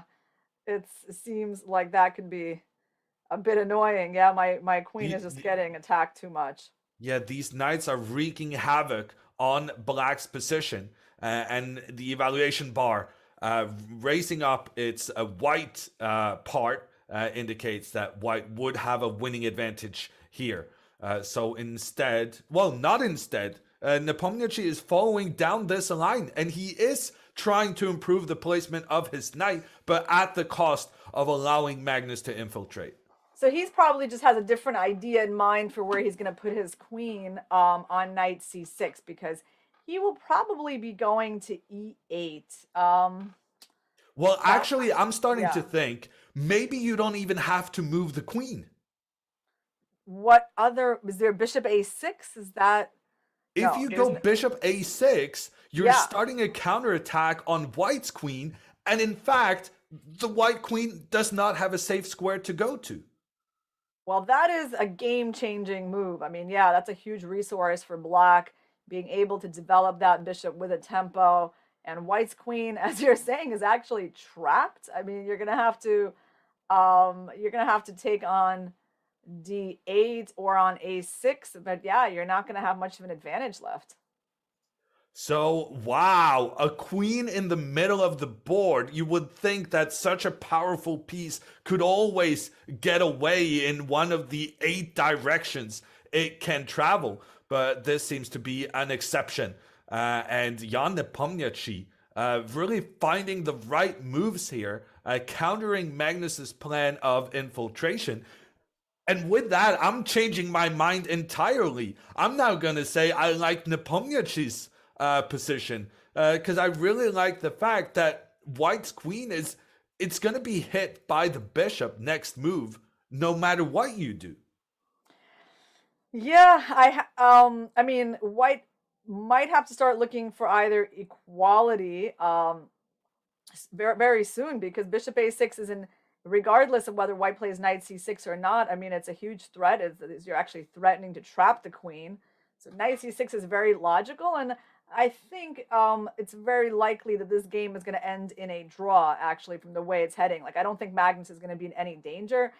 As soon as he feels some danger, he'll find a way to bail out. Like, I'm sure if he wanted to, he could probably even like capture on a6, and yeah, he's might be a bit worse there, actually, and some kind of endgame like that. I mean, I would maybe prefer Black here, but White should be able to make a draw. I mean, put a pawn on e3. Sure, yeah. But let me say this: considering the situation in the tournament, Magnus is chasing half a point behind Nepomniachtchi. Yeah. Can he afford to make a draw here? Oh, he can't. Or is he going to make some? No. Yeah, is that going to make him do something rash, something bad, just to have some hope of winning the game and catching up with Abdusattorov? It's interesting. Yeah, of course, it's not good for him. This is not a favorable scenario at all, that Nepomniachtchi is so well prepared and has found this strong knight c5 move. But the problem is that Magnus's position, he doesn't have a lot to work with, right? Like, he has no advantage in, not really in space or in pawn structure or in king safety. So he's mainly counting on his pieces.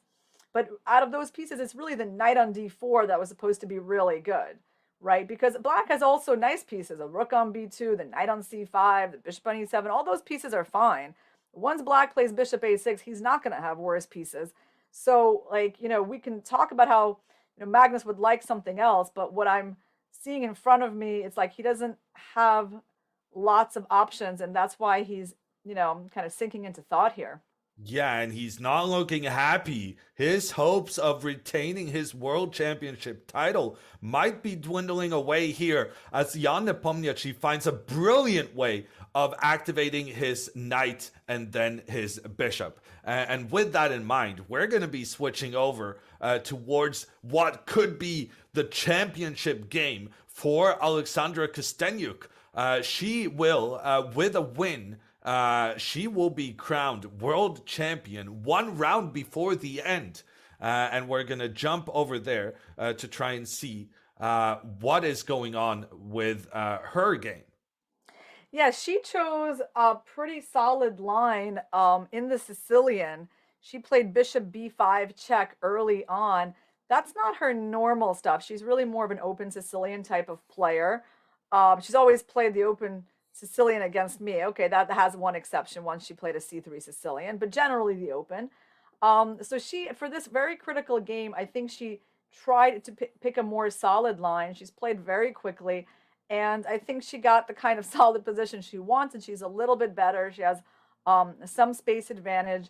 It's maybe not so much. I mean, Black is trading now on d5, and I mean, is this really enough to work with? But, it might be that she just maybe she doesn't want to win the tournament in this round. I mean, she's still going to be up at least a point over anyone else. I think maybe her goal for this game was not just to finish it all here, but to make sure that she doesn't lose, keeps a 1-point lead over everybody, And, she'll play with the black pieces, but it doesn't mean she's going to lose the last round. So actually a very logical strategy.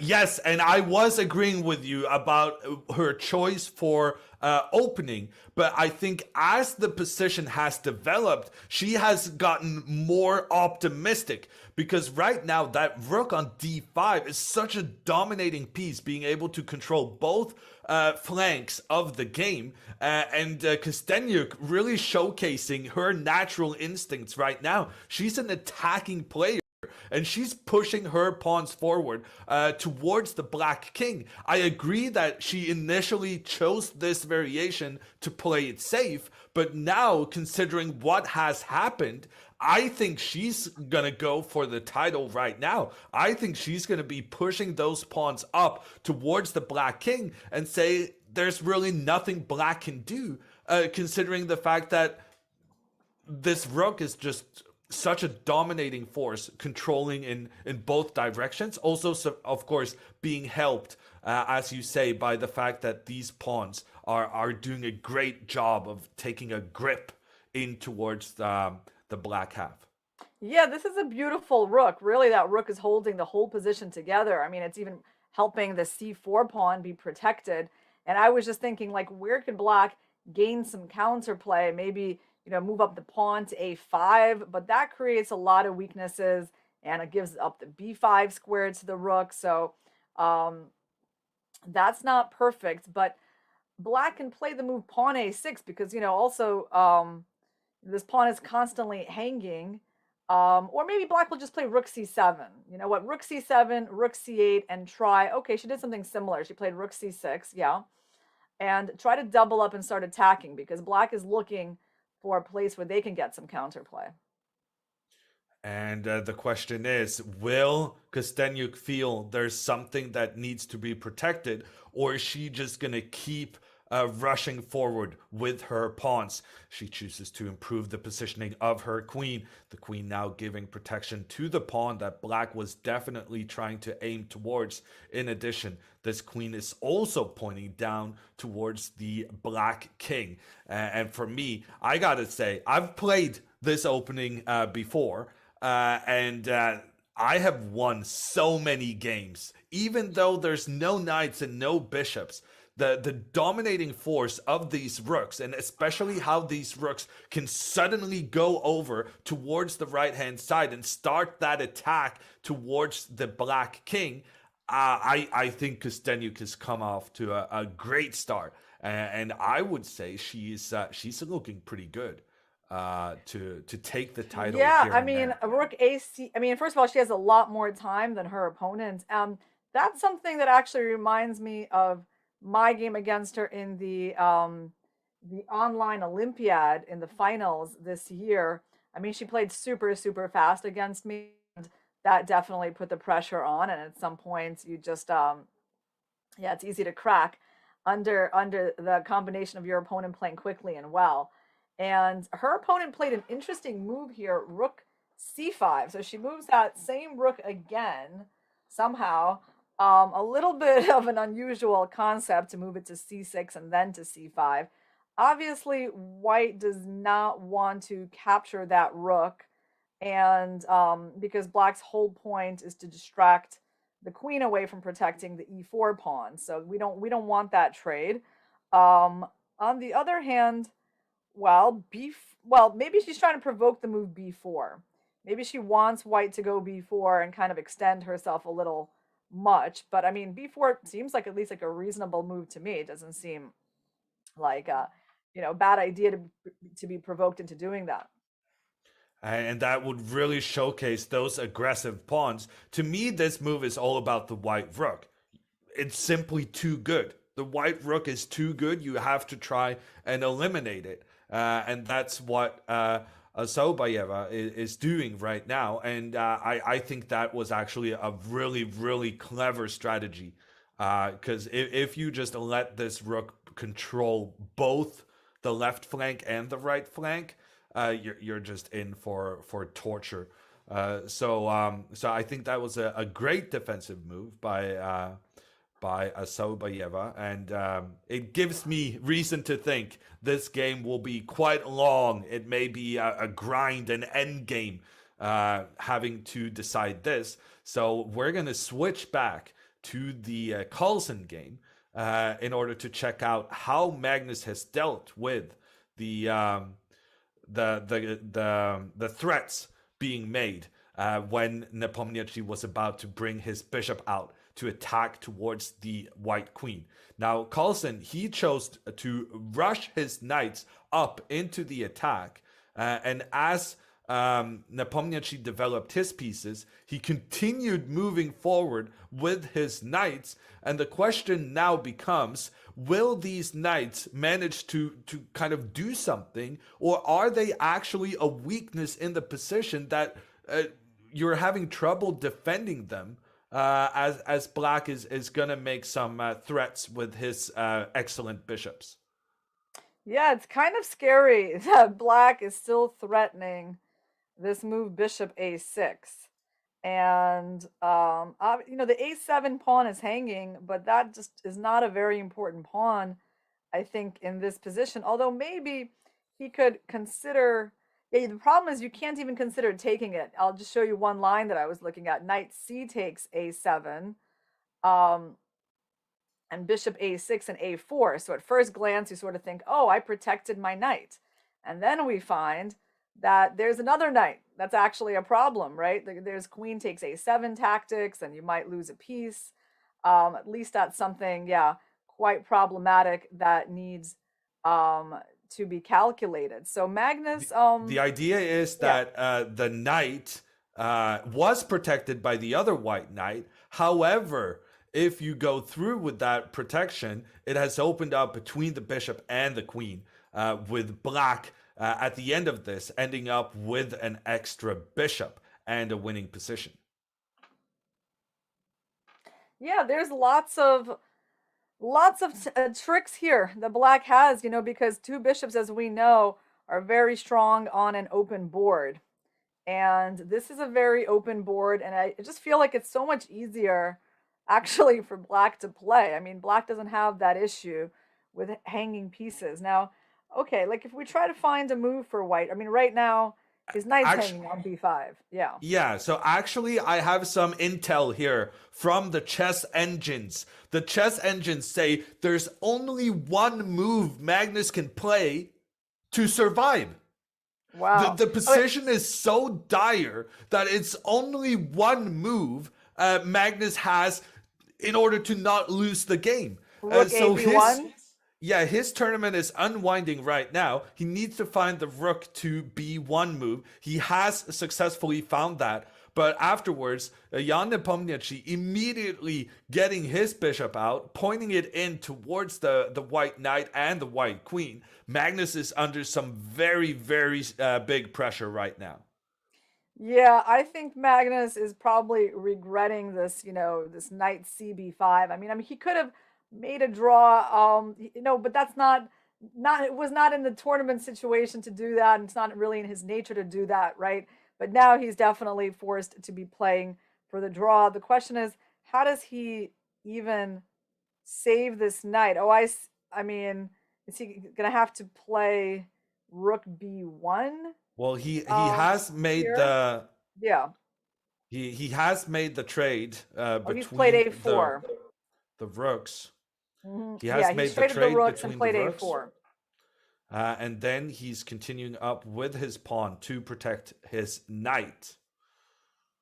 I was concerned about that because obviously there's the move knight takes a4 here, and the white knight on b5 is losing protection. So this knight can be captured by white's queen. However, the idea was that it also has eliminated the pawn that was defending white's knight. And this is actually a theory we're going to get to test right now. Nepomniachtchi has sacrificed his knight temporarily on white's pawn in order to be able to later on then capture the knight on b5. Yeah, I think, well, if the white queen takes on a4, right, which is what we're expecting, I believe that's what he played. So one trick here could be that on queen takes b5, black does have this choice of how to capture. Queen takes b5. Let's say, oh yeah, some interesting tricks. Queen takes b5, bishop takes b5. Now there's going to be something relating to the move rook b1, right? So the only question for white is, do they want to throw in the check on e7 and then play rook b1? Or do they want to play rook b1 immediately? I mean, kind of looks like white's still going to be down a pawn here. You can chime in with some variations, Yoon. Yeah, to me, it seems as though black is definitely surviving here. Because if the knight comes to give a check, attacking the king has to move. Then the rook has that nice attack on the bishop. If the bishop moves, the other bishop is lost. It looks as though black is in enormous amounts of trouble, but there's a saving move. Bishop moves and it starts a counterattack on the white knight. And in this variation, black is up a pawn, but Magnus is able to attack that pawn without black being able to defend it. It will result in a draw. So this is one of the variations they are calculating right now. The current position on the board, Magnus deciding whether to capture this knight now or whether to insert this check with the knight. So he took with the queen. Yeah, I mean, that's kind of the simpler move. I was still trying to figure out what would have happened if he would have taken with the bishop, but he took with the queen. And yeah, Magnus, of course, going to be trading queens here because he needs to not lose any tempos.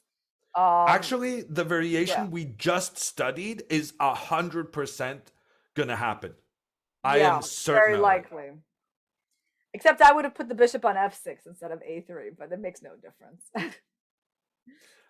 So here we can see the moves being made on the board. Look how quickly they're playing. Because they had calculated all of this already. And the exact moves from our analysis board is being played out. The bishop managed to save itself by creating that counterattack on white's knight. And Magnus now moving his rook to the side of the board, making sure that he's able to capture the pawn on a7. And Nepomniachtchi, oh, wow. That's a little detail. That bishop d6 move. We kind of missed that intermediate move. He's trying to stay up a pawn because by putting the bishop on b8. But a bishop on b8 is a bit passive. I don't think it's going to be a problem for white to make a draw with his bishops of opposite color endgame if Nepomniachtchi decides to put the bishop on b8. On the other hand, I think Nepomniachtchi is going to capture back actually here on f5, and then Magnus has to figure out which pawn to take. I assume he's going to take the pawn on a7 because you don't want to leave your opponent with a passed pawn on the other side of the board. So Magnus is still actually going to be down a pawn and still having to do at least some defending. Yeah. It's not going to be a win for Magnus. He's not going to be catching Jan Nepomniachtchi in the standings. I do think we agree that it's almost certainly going to be a draw. So we're going to switch our attention back to the women's section where Alexandra Costenuk could win this whole championship right here and now if she can win this game. However, there's been a lot of developments since we last saw this game. And in fact, it's now black trying to push for the win, much because the white pawns have been too aggressive initially here. The white pawn on e4 in particular will be a target for black's rook. Asaybayeva, her plan will be to push her pawn forward, try and open up for her rook, and once the rook is activated, it can push towards the pawn on b2, forcing black to retreat, but then you can also start having that rook in its perfect positioning, attacking both along the rank and along the file. Yeah, I mean, black in this position would also love to bring out their king via g7 to f6 and e5. I mean, if they manage to get such a position for their king, they would probably be very close to winning this endgame. So I agree. This move that a5 that Asobayeva played, it's actually an ambitious move because if she just wanted to make a draw, she would have just played king e8, king d8, and pushed out that rook. But she chose to play a5, basically saying, I can activate my rook on b8 in a different way. And yeah, you've got some weaknesses in your pawn structure. So I think at this point, Costenuk should be thinking about how do I bail out? It's really kind of unpleasant. Maybe yeah, like even the move b3, I'm thinking about here, b3 allowing b5 and trying to go like rook a7, trying to win the a5 pawn. It gives black a lot of play, right? Because black is just taking on a4, rook b4. And again, we're just seeing, the problem of all of these extended pawns and all that aggression that white showed earlier is coming back to backfire. I think that latest move from Asobayeva, that was such a stunner. And it's really given Costenuk a knock in the teeth because the idea is that if black had tried to activate the rook immediately by pushing the pawn forward, white would just avoid the trade so that the pawn would still be standing there in the way of the rook. I think Costenuk was thinking, I don't have any problems here because black's rook is so passive.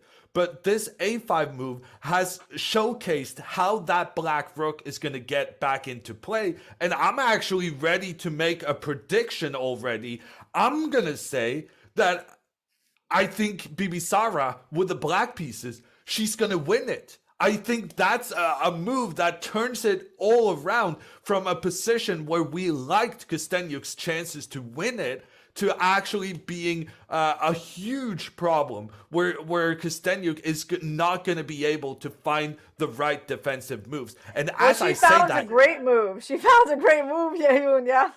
Yeah, as I'm saying that, Costenuk finds a brilliant defensive plan where she temporarily sacrifices her pawn so that she can get her rook in a good positioning, trying to stop the black rook from activating in a good way. And she's also going to have to bring her king up in the defense of one of her pawns. But Costenuk trying to fight back against a very promising plan for black. I'm actually still going to say that this is a big problem for Costenuk. I will be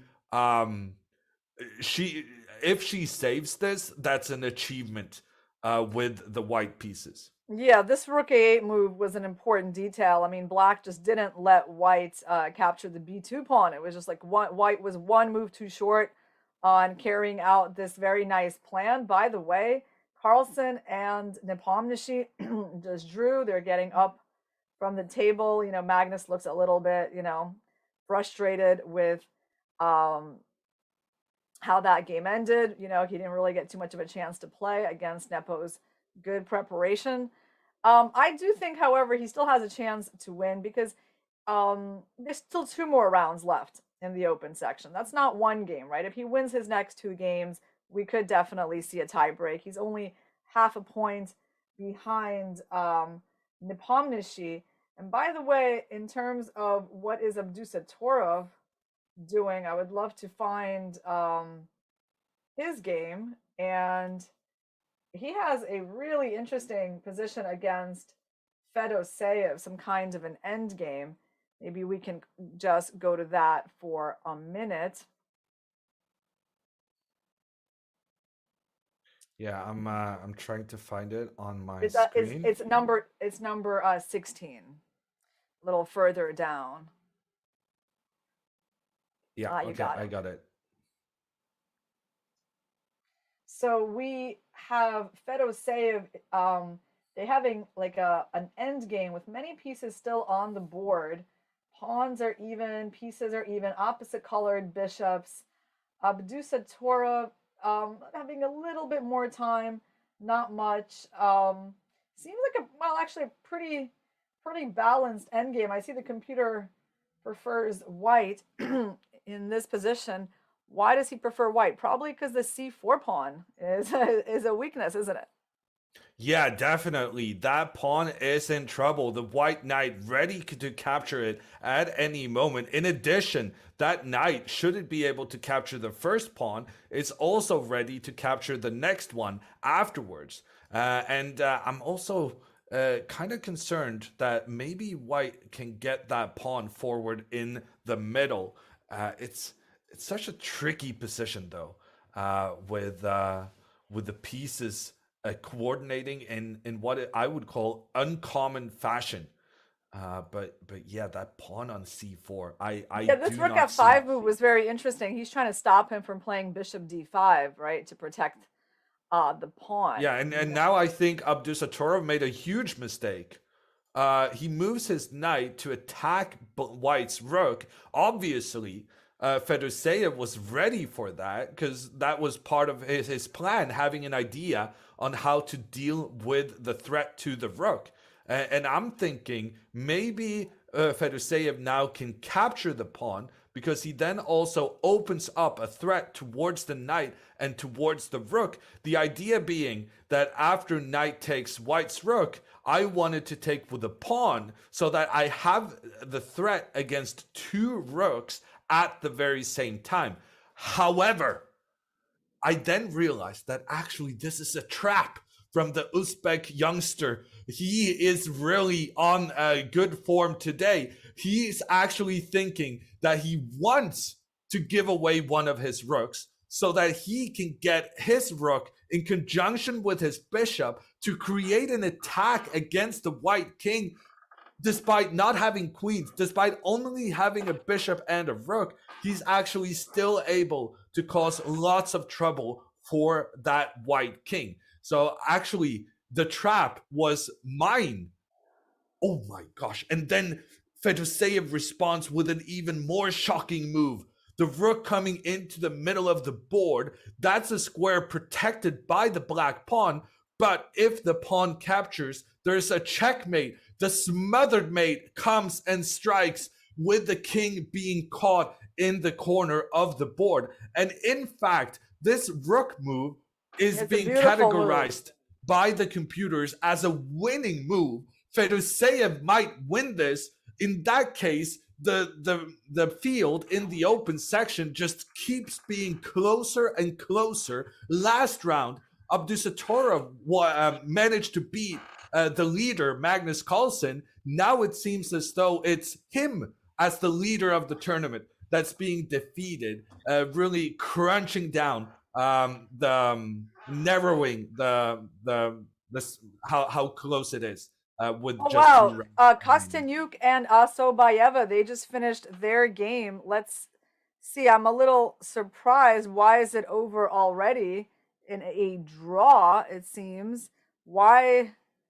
Oh, yeah, I still don't know exactly why draw. But Costenuk okay, has successfully defended her position. We were very skeptical about that conversion into a rook endgame, but she has succeeded in defending. That's going to be a huge result for her because that means she's going to maintain a 1-point lead going into the last round. She wanted to win the tournament right here and now, but getting that draw is going to be good enough for her to be the big favorite before the last round. Yeah, I think she can breathe a sigh of relief. I mean, she managed to get a very active rook. Her b4 defensive move worked out. And now looking at the position kind of a little bit deeper, I see why her opponent gave up on trying to win, just kind of made one move and offered a draw, and Alexandra accepted that. So yeah, nothing changing too much in the women's side. Looks like the game between Logno and Abdumalik is actually likely to finish in a draw as well. So we can come back to that later, but maybe we should take a look at the game between Caruana and Duda. Yeah, okay. Because if Caruana wins, he is going to catch Jan Nepomniachtchi. Right? He is the only player that will be able to catch Jan Nepomniachtchi if Abdusattorov loses. So it's actually a pretty big game. Let's see what's going on in this endgame. And White is it up a seems pawn. Up a pawn for the moment. Black has played an interesting move, trying to rely on this little trick that if white takes the knight, then black plays rook takes e5, gaining the knight back and the pawn back. So that's a nice trick that Duda is trying. Is there any way for Caruana to hold on to his advantage after knight e4? I mean, both players are down to just over a minute. So it seems as though this may peter out to a draw. Fabiano Caruana spending time to figure out if there's any way of winning this. He would then be able to catch up with the guys, Nepomniachtchi, leading the tournament. But it seems as though the time is ticking quickly without a solution being available. Yeah, I'm trying to see who else could, at least get to 8 points. And Nakamura is playing with white against Robert Hovhannisyan from Armenia. But that game, unfortunately, looks like it's going to be a draw as well. Nakamura is certainly not winning this one. And they're in a bishops of opposite color endgame. That's going to be a little disappointing for him. Then we got Grishuk playing his teammate Alexeyenko. That's kind of an end game. Everyone's in an end game today. I'm trying to find some exciting games, but well, actually, maybe we can present excitement in another way because we have a big announcement coming in for chess fans all over the globe because there is the candidates tournament, the tournament that decides who's going to be challenging Magnus Carlsen in the next World Chess Championship match. Yes, Yoon. In breaking news, released by chess.com and FIDE today, the 2022 Candidates Tournament will be held in June 2022 in Madrid, Spain. The event will be the Scheinberg family, while chess.com will be an organizing and broadcast partner. The country of Spain has a great chess tradition, and this will be the third time that it's hosting a candidates final after Karpov Sokolov, Linares 1987, Short Timon, El Escorial 1993. The 2022 candidates will be the largest chess event ever held in the city of Madrid. Already qualified are GMs Fabiano Caruana, Jan-Christoph Duda, Alireza Firouzja, Sergei Kuryakin, Jan Nepomniachtchi, and Timur Rajabov, while the two remaining qualifiers will be decided by the FIDE Grand Prix taking place in Berlin and Belgrade in February, March, and April.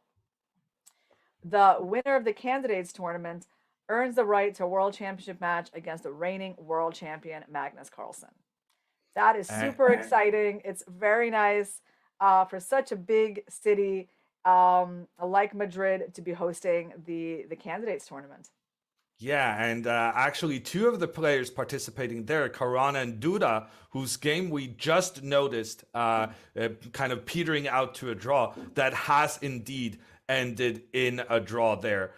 So those two will be competing in Madrid in June of 2022. And actually, that's going to be some sort of home court advantage for Fabiano Caruana, who started out his chess career in Europe, moving from Brooklyn, your neighborhood, to Madrid. Yeah, that's right. I apparently played a very young Caruana. I mean, he was, just a little kid starting out, and I played him, I think, in Susan Polgar's chess club. There's a picture of that I,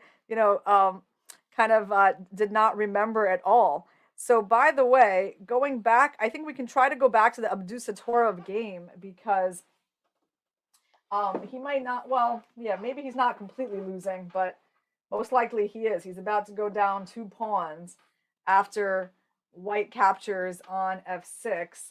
So that's a little sad, yeah. A little sad that the youngster, after 4 straight wins, is going down. But, this definitely makes a tournament more exciting when there's no runaway winner. Yeah. So Jan Nepomniachtchi, is this his redemption arc It looks as though he's going to have a half-point lead with 2 rounds remaining in the tournament. He just came off being demolished in the World Chess Championship, the classical one, against Magnus Carlsen. But maybe he can redeem himself immediately by winning the rapid time format. Yeah, it would be pretty awesome if he wins. I mean, I would be happy for him as well.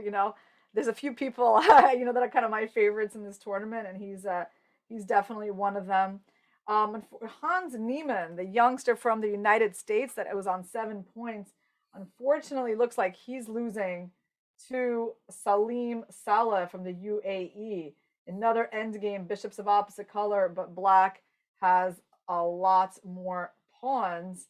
I guess maybe we're going to be staying here on the Fedoseev game just to make sure that Nepomniachtchi is going to be able to enjoy that half-point lead with 2 rounds remaining. He has that 2-pawn advantage, but with time running out, we've seen so many mistakes being made in the time scrambles. That's true. I mean, white still has work Actually, to do. we also have a picture of a young Fabiano Caruana playing against a young, may I say, Irina Krush. Wow. Yeah, that's the picture I was talking about. Isn't that amazing? It's like at that time I had no idea, that I was going to be playing against a future world championship challenger. Good times. This was around the time when the U.S. women's team, led by Susan Polgar, we were preparing for the 2004 Chess Olympiad in Mallorca, Spain, and we wound up winning the silver medal. That was our first ever medal by the U.S. women's team. Well, pretty much ever. So it was a good time. And in our matchup, we're watching Fedoseev trying to take down the current leader of the event, Nordirbek Abdusattorov.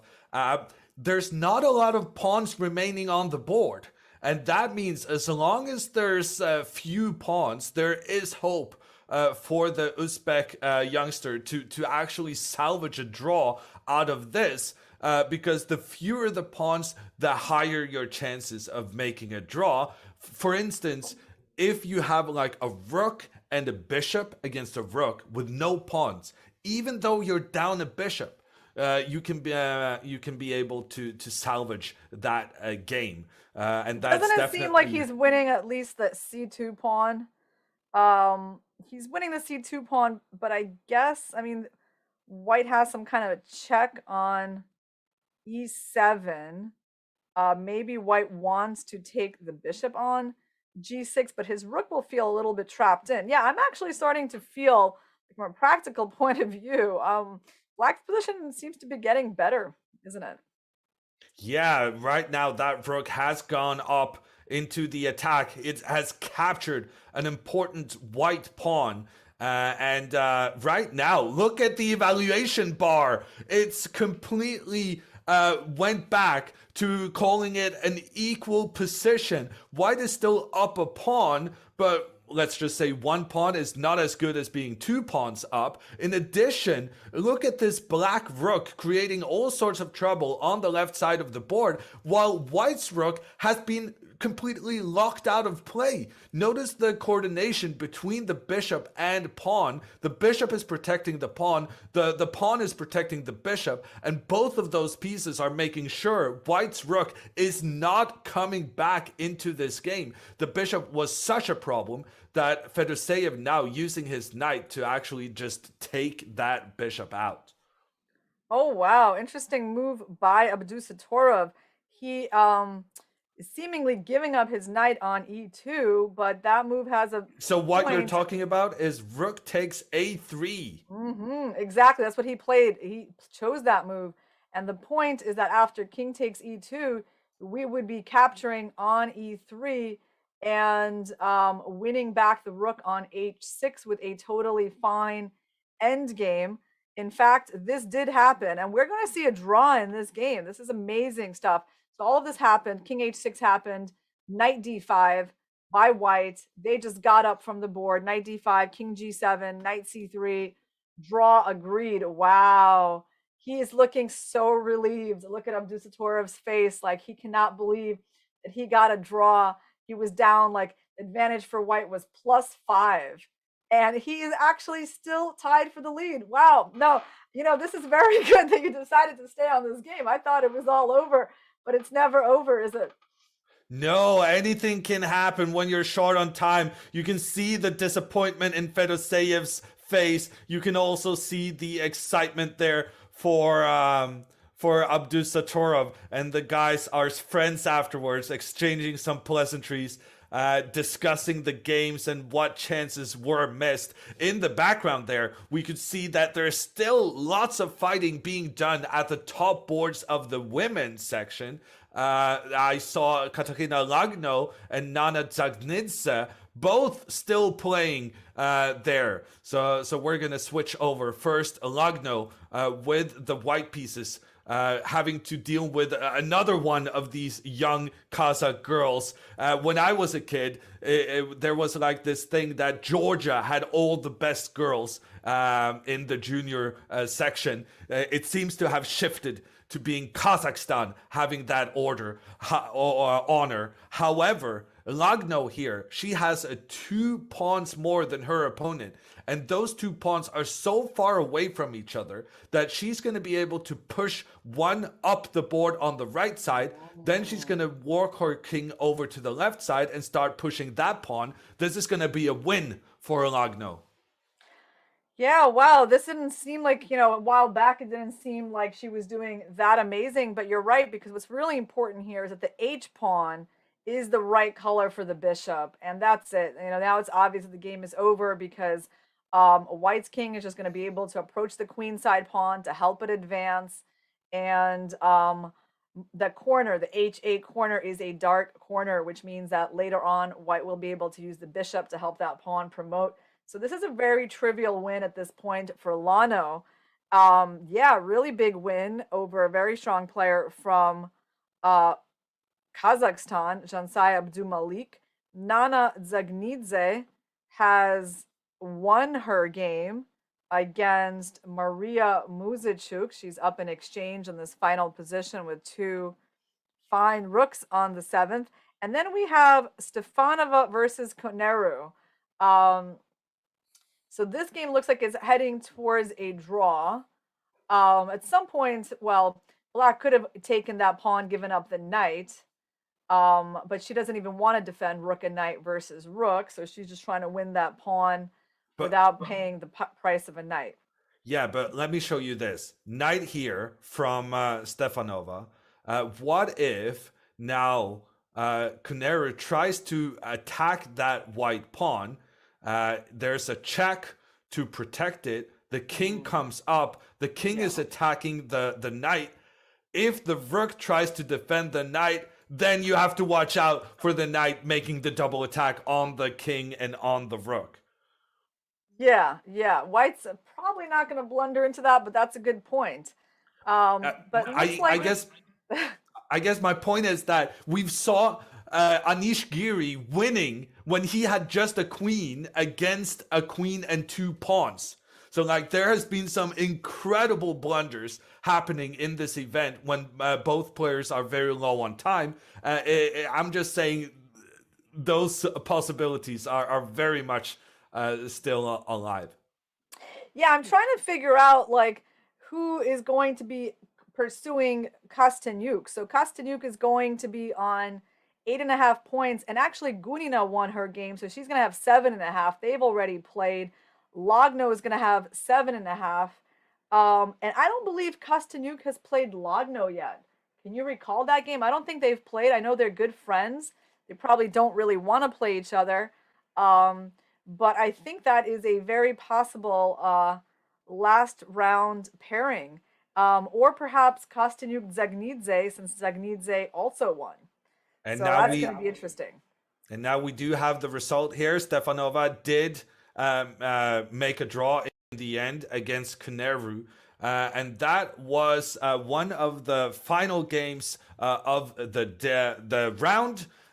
We'll be back soon enough. It's the final round of the women's section. Costenuk with a full point lead. She can secure her world championship title with a draw. While in the men's section, there's actually, in the open section, there's 2 more rounds.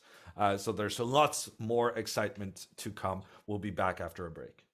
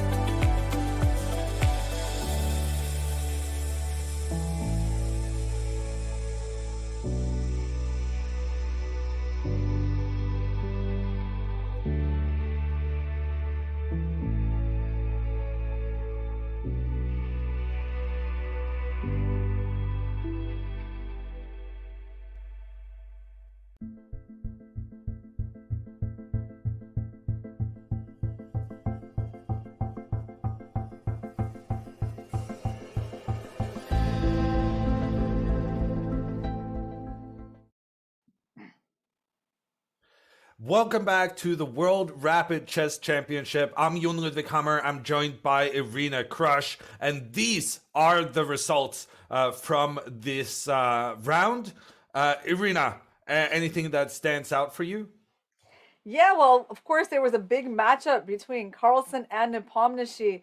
Nepomniachtchi using some good preparation in the Catalan and making a pretty easy draw against Carlsen, even having the better end of it with the black pieces. So that was surely a very disappointing game with the white pieces for Carlsen, who is now in the position of having to catch up to both Nepomniachtchi and Abdusattorov as they go into the last two rounds of the day. We had a huge result in FIDE save Abdusattorov. That game ending in a draw is extremely fortunate for the youngster who stays at the top of the standings.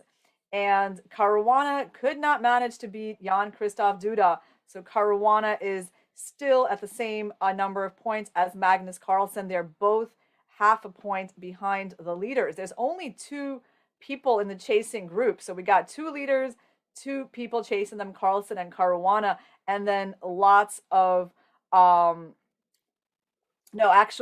lots of people who caught up to Carlsen and Caruana, like Nakamura, like Grishuk, Aronian, and even Gukesh. So those actually tons of players who are half a point behind the leaders. And that's actually going to give us some very exciting pairings. I'm going to reveal now that Nakamura has made his way up to the top boards. He's going to be facing off against Jan Nepomniachtchi, currently in the lead. Nakamura is going to need a win there if he's going to get a gold medal today, but he's going to have the black pieces. Moving over to the women's section, this could have been decided right here and now. Costenuk with a win against Asoyabayeva. She would have decided the tournament there and then. But as we saw, Costenuk actually got into some trouble and had to show her fighting skills, her resourcefulness to secure a draw. A draw that means she's still 1 point ahead of the pack and only needs half a point in this final round to clinch her championship. Yeah, she is being pursued by Katerina Lagno, Nana Zagnidze, and Valentina Gunina, who are all going to be 1 point behind her, as well as Bibisara, her opponent. So there's a lot of players who can still potentially catch her if she loses this last round's game. And really, the top players in the world have settled on the top boards in the women's section. And I do want to point out one extremely interesting pairing in the Open. I think it's very significant that the young grandmaster from India, Gukesh, has managed to beat Badur Jabava, and now he's playing Abdusattorov. Still, I think this is a very good pairing for Abdusattorov, who is half a point ahead. And out of all the people he could have played in this round, I mean, Gukesh is at least the least experienced one, still a very strong grandmaster. But I think you have more chances to beat him than you have to beat, Nepomniachtchi or Grishuk or Caruana, all of the other people he could have played. So this is like actually a huge thing, a huge chance for him. If he manages to win with the black pieces, I mean, that could open up the way for a surprise winner in the Rapid Championship. And part of the reason he's getting that pairing, of course, is because he's already played against Nepomniachtchi. He's played against Carlsen. He's played against Aronian. He's played all of these top guys. So as long as you're not playing the same guy more than once in the tournament, he's kind of being rewarded for the fact that he's played these top dogs already. Another point I want to make is that if Costenuk loses in this final round, that means she has been caught. And the rules of the tournament stipulate that if there is a tie for number of points, we will not be using the kind of goal difference of chess. Instead, there will be a tie-break match between the top two placed competitors. So that could be happening. It's going to be really exciting to watch Costenuk going for her World Championship title. And with no people in the playing hole just now, we're going to take a short break before we're back with the action.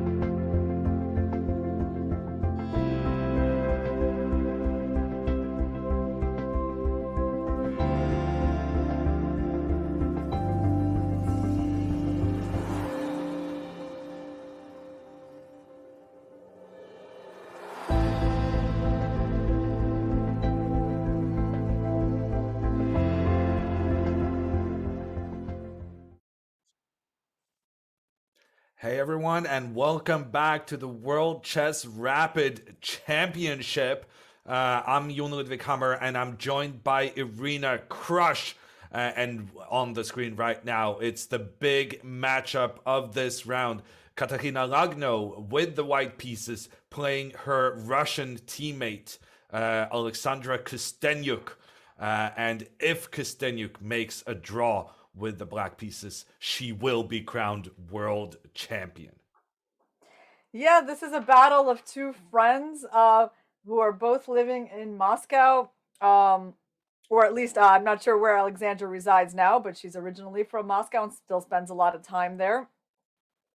And they met at the board in a very friendly manner, but unfortunately, their situation, I think, in the tournament standings is not so friendly because Alexandra is a point ahead. If Katarina wins, she catches her, would be an amazing result for her. It certainly makes a big difference in the prizes. And in some situations, you might think, well, a draw on board one could still work out for Katarina, but she's not even guaranteed like a clear second place. I mean, she could be surpassed by the players playing on board two. If there's a decisive game, she could be surpassed by Valentina Gunina if Gunina beats Stefanova.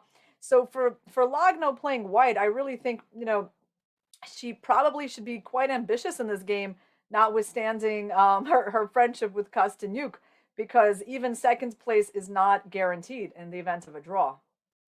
And in the open section, Carlsen going up against Aronian. But the big matchup here is Jan Nepomniachtchi, currently in the lead, together with Abdusattorov. He is now facing a fan favorite, Hikaru Nakamura. And as such, the Nepomniachtchi Nakamura game and this one between the two leading ladies of the Rapid Championship will be our main focus. And we're just minutes away from the games getting started. Here, the other big matchup, Nepomniachtchi with the white pieces against Nakamura. Nepo, he has actually made a very easy draw with the black pieces against Magnus Carlsen. I would say that's the most convincing performance against Carlsen we've seen in this tournament with the black pieces. So he's really in good shape. And this is going to be, he could very well become world champion today. Yeah, this is a matchup of great names. Nepo versus Naka, right? Very easy to pronounce.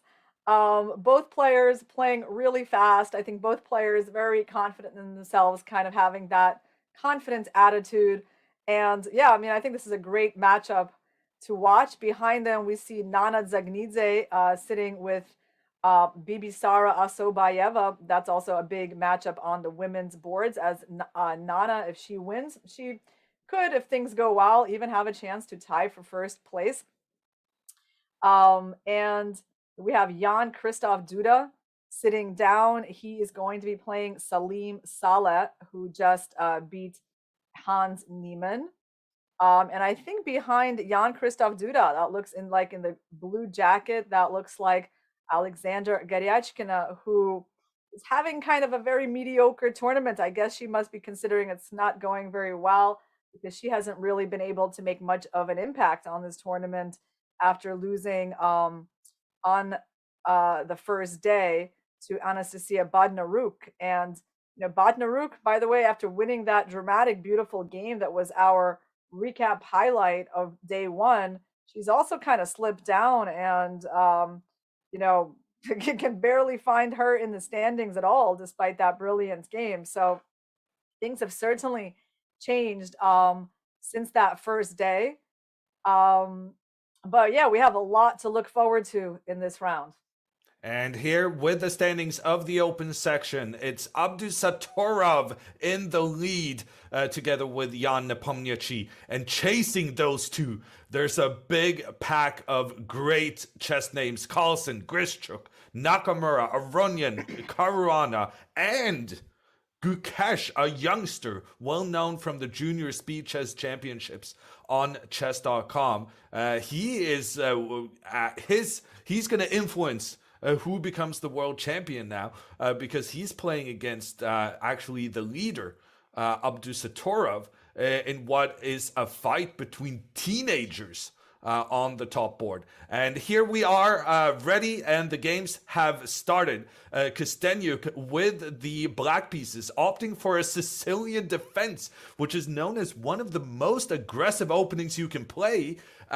Is it a surprising choice? She's going for such aggressive play in a match where a draw would be a very good result. I think it is a little bit surprising because obviously in her repertoire there is the solid move e5. So yeah, I would say it is a little bit surprising. She seemed to choose a more solid opening last round with the white pieces. Now she's playing the Sicilian. Maybe she wants to just kind of remind Logno that, well, there's also a chance for Logno to lose and completely get knocked out of, the good prizes. So Logno is going to have to be careful as Costenuk is showing some aggression with her opening choice. And actually, Costenuk is going here for some preparation, I believe, that she has waiting for a tricky sideline that she's playing. Probably for one of the first times ever. And this is actually a sideline I am well familiar with. The bishop coming out to c5 early on, trying to point down towards the white king. But when white then enters with the knight, trying to give a check on the king, it's a bomb cloud on the board. It's Alexandra Costenuk playing her king one step forward already in the opening of this game. And Logno tries to use her bishop to protect the advanced knight.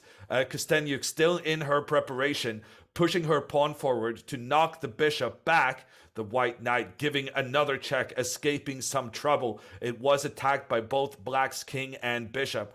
The king retreats, and now the bishop is still under attack. Wow, I kind of feel remiss if I didn't now advertise on chess.com lessons, my Bon Cloud repertoire video series, where I go through some situations where you move your king up one step in the opening where it's actually a good move. And this play by Costenuk is actually one of the examples I have where moving your king up in Bon Cloud fashion, this meme opening really popularized by Hikaru Nakamura, it's actually not that bad of an idea. And imagine if Costenuk wins the world championship using this opening. She's gonna be an internet legend. Yeah, actually, Yoon, I am familiar with your series for chess.com on the Bon Cloud. I recommended one of the videos to my student. It's in fact in this opening, the one where instead of playing knight b5 as Lano did on move 6, white captures on c6. You did a video on that, if you recall. Yes. Yep. And so yeah, I mean, it's an interesting choice by Costenuk. A little bit risky. She's lost the right to castle, and you kind of wonder what she's getting from it. I mean, Logno played a couple of natural moves. And now the question is black threatening to take the knight, or is that much of an idea? Because if it is, you might look at some ways to move that knight to safety, possibly even some kind of move like knight e3, although that allows black to play h6. So knight e3, it is a move. White can also just play, let's say, bishop c4, actually. Also very reasonable developing move, unless there's some tactics. Oh, but there's not, because there's a pin on the knight, so there's no knight e4 tactics just yet. I kind of like Logno's position. I mean, surely this was Costenuk's preparation, but I cannot say that the position on the board looks like bad for white to me. Uh, it most certainly is not, but it does have some shock value, and that shock value has given Costenuk a sizable lead on the clock. I feel like Lagno has been sitting here thinking for more than 2, 3, 4 minutes, whereas Costenuk, she's played all her moves instantly so far. Yeah. So what is Logno thinking about here? I mean, we considered knight e3, bishop c4. Actually, you know what? There's also knight to d5 as an interesting move. I mean, the thing is that she's thinking back because she has so many attractive choices here, doesn't she? I mean, knight d5 is kind of a big move to look at. I mean, it's very ambitious. But the problem with and I'm knight gonna d5 say is a tactic. I know what you're gonna tell me. Yes, I'm missing bishop takes f2. Go ahead, point it out. yeah, bishop takes f2 would lure white's king out into the open, and then because this knight left the protection of the pawn in the center, then the knight comes in, giving a check on the king while also having that attack on the bishop. The bishop is unable to take black's queen because you do have to protect your own king first. So what this opening, if I'm going to be entirely honest with you, having studied it, it's not that good for black. It really isn't. However, it does kind of put some pressure on your opponent in terms of getting a time advantage, putting them in like a territory they're not familiar with. And it seems to me that was Costenuk's idea, to surprise her opponent. And she has successfully done that. And now with this latest move, she's threatening the white bishop. And if she's able to kind of get that trade between the bishop and the knight, black is essentially saying, I'm not down a pawn. It's like, yes, there's a bit of a problem with the square d5 where white has amazing control, but you're not going to win a chess game just because you're controlling one square specifically. So I think in this position, I mean, if I had to just make a quick move as white, I would just play bishop h4. I think g5 looks like a little too much for black, but I mean, who knows? She might be going for ideas like that just out of like the necessity to do something with that king and maybe like get rid of the pin. Yeah, what do you think? G5? It's appropriately crazy for this position. Well, that's the thing, right? Once you've said A, you might as well say B. And you might need to start pushing your pawns forward to justify the play you have had until then. But what I will say is, as this bishop retreats, there's a very famous old game with, I believe it was Capablanca, with this bishop such as this one, that kind of got blocked out of the game by black's pawns, and it's kind of knocking on this pawn formation, a pawn protected by another pawn. That's like the worst thing a bishop can have to deal with. And in addition, one of the problems of this opening has been black's king. But in this situation, maybe the king can actually find some decent shelter on this g7 square now that the pawn has advanced forward. So it's a very tricky position where some of these decisions Lagno now having to make are just, it takes time off your clock. And I think that's why Costenuk went for this. Now, Lagno did decide to make the trade between the bishop and the knight. She's then jumping up with her other knight, once again chasing the queen. And I'm expecting the queen now to just go back to where it came from. It's very important for black to figure out how to find a shelter for the king. But like, if white castles here, the pawn moves forward, kicks the knight back, and then the king finds a pretty decent square. So, and black has the bishop here. So I'm of course biased, having recommended this variation previously, but I'm gonna say it's not as bad as it looks. Well, I agree. I think this kind of position actually looks pretty acceptable for black. Something about like the way that white traded off the knight and brought out the queen. It seems like yes, they have the two nice knights, but this is a very typical type of position in a way, right? Like instead of black's bishop being more passive on e7, he's actually pretty decently placed on c5. Costenuk chose queen g5, which is a pretty active move, and she still left the g6 square open for the pawn. And Yeah, but now I think Mhm. sorry, I think this is actually a big mistake by Costenuk because she really needs to play this g6 move to get her king into safety.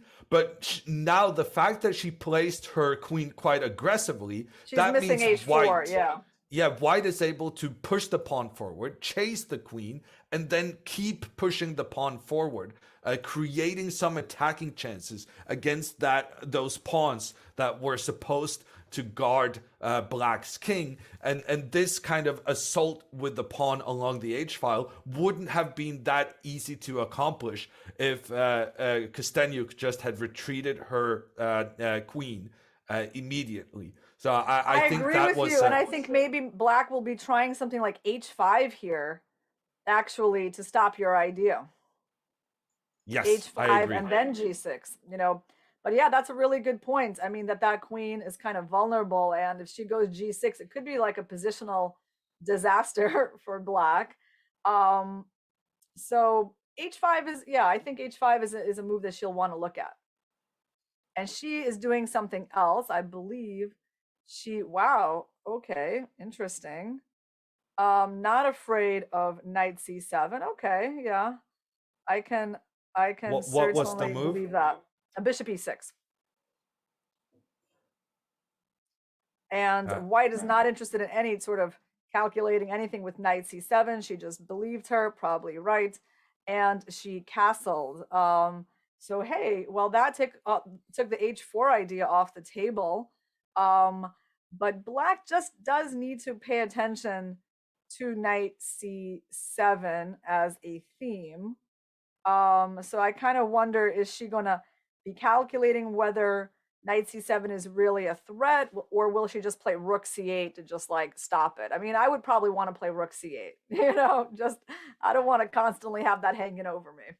Yeah, definitely. Yeah, it's a position where white has very easy play because you have this amazingly placed knight on d5. It's on a square where there are no black pawns that can intervene and kick it out. So it's what we call an outpost, protected by its own pawn as well. And to compensate for that really strong knight, black is trying to say that she has the two bishops. And these imbalances working against each other, it makes for a really interesting game. But By the way, I feel like... let me just jump in to tell you, there's a game that we were planned to focus on, and our plans have changed a little bit because Nepo Nakamura was a very short draw. That game did not live up to its billing at all. It just like Nepo did not try to do anything with the white pieces. They didn't even play, to be honest. 14 move draw, and that really takes a lot of the excitement, out of that game. But by the way, Carlsen, that's a game that we want to follow because he is playing to win against Aronian. I mean, he's doing some wild things over there. Maybe we could take a quick look at Carlsen before we come back to this game. Yes, so we're switching over to the open section with Nepomniachtchi making a draw against Nakamura. One of the top games there is going to be Carlsen with the white pieces against Aronian. And wow, what a crazy situation we got going on there. Yeah, white is first of all already down a pawn. They refused to take the pawn on b5 that was just recently offered to them. Carlsen preferred to keep his bishop on the long diagonal pointing at the king. And of course, the main thing is that just recently, I mean, Carlsen has played his pawn to g4, which is really the most salient feature of this position, is that white has exposed his own king, pushing the pawn. And I mean, there must be lots of tactics that he plans to use to justify this move. I mean, it's interesting. Like, what happens if, let's say, pawn takes pawn? Just the absolute obvious move. Well, what's going to happen is that white's going to take the rook in f8, because that rook is actually has been sitting there. I didn't even notice it because Carlsen didn't take it to begin with. But at some point he might be taking that rook.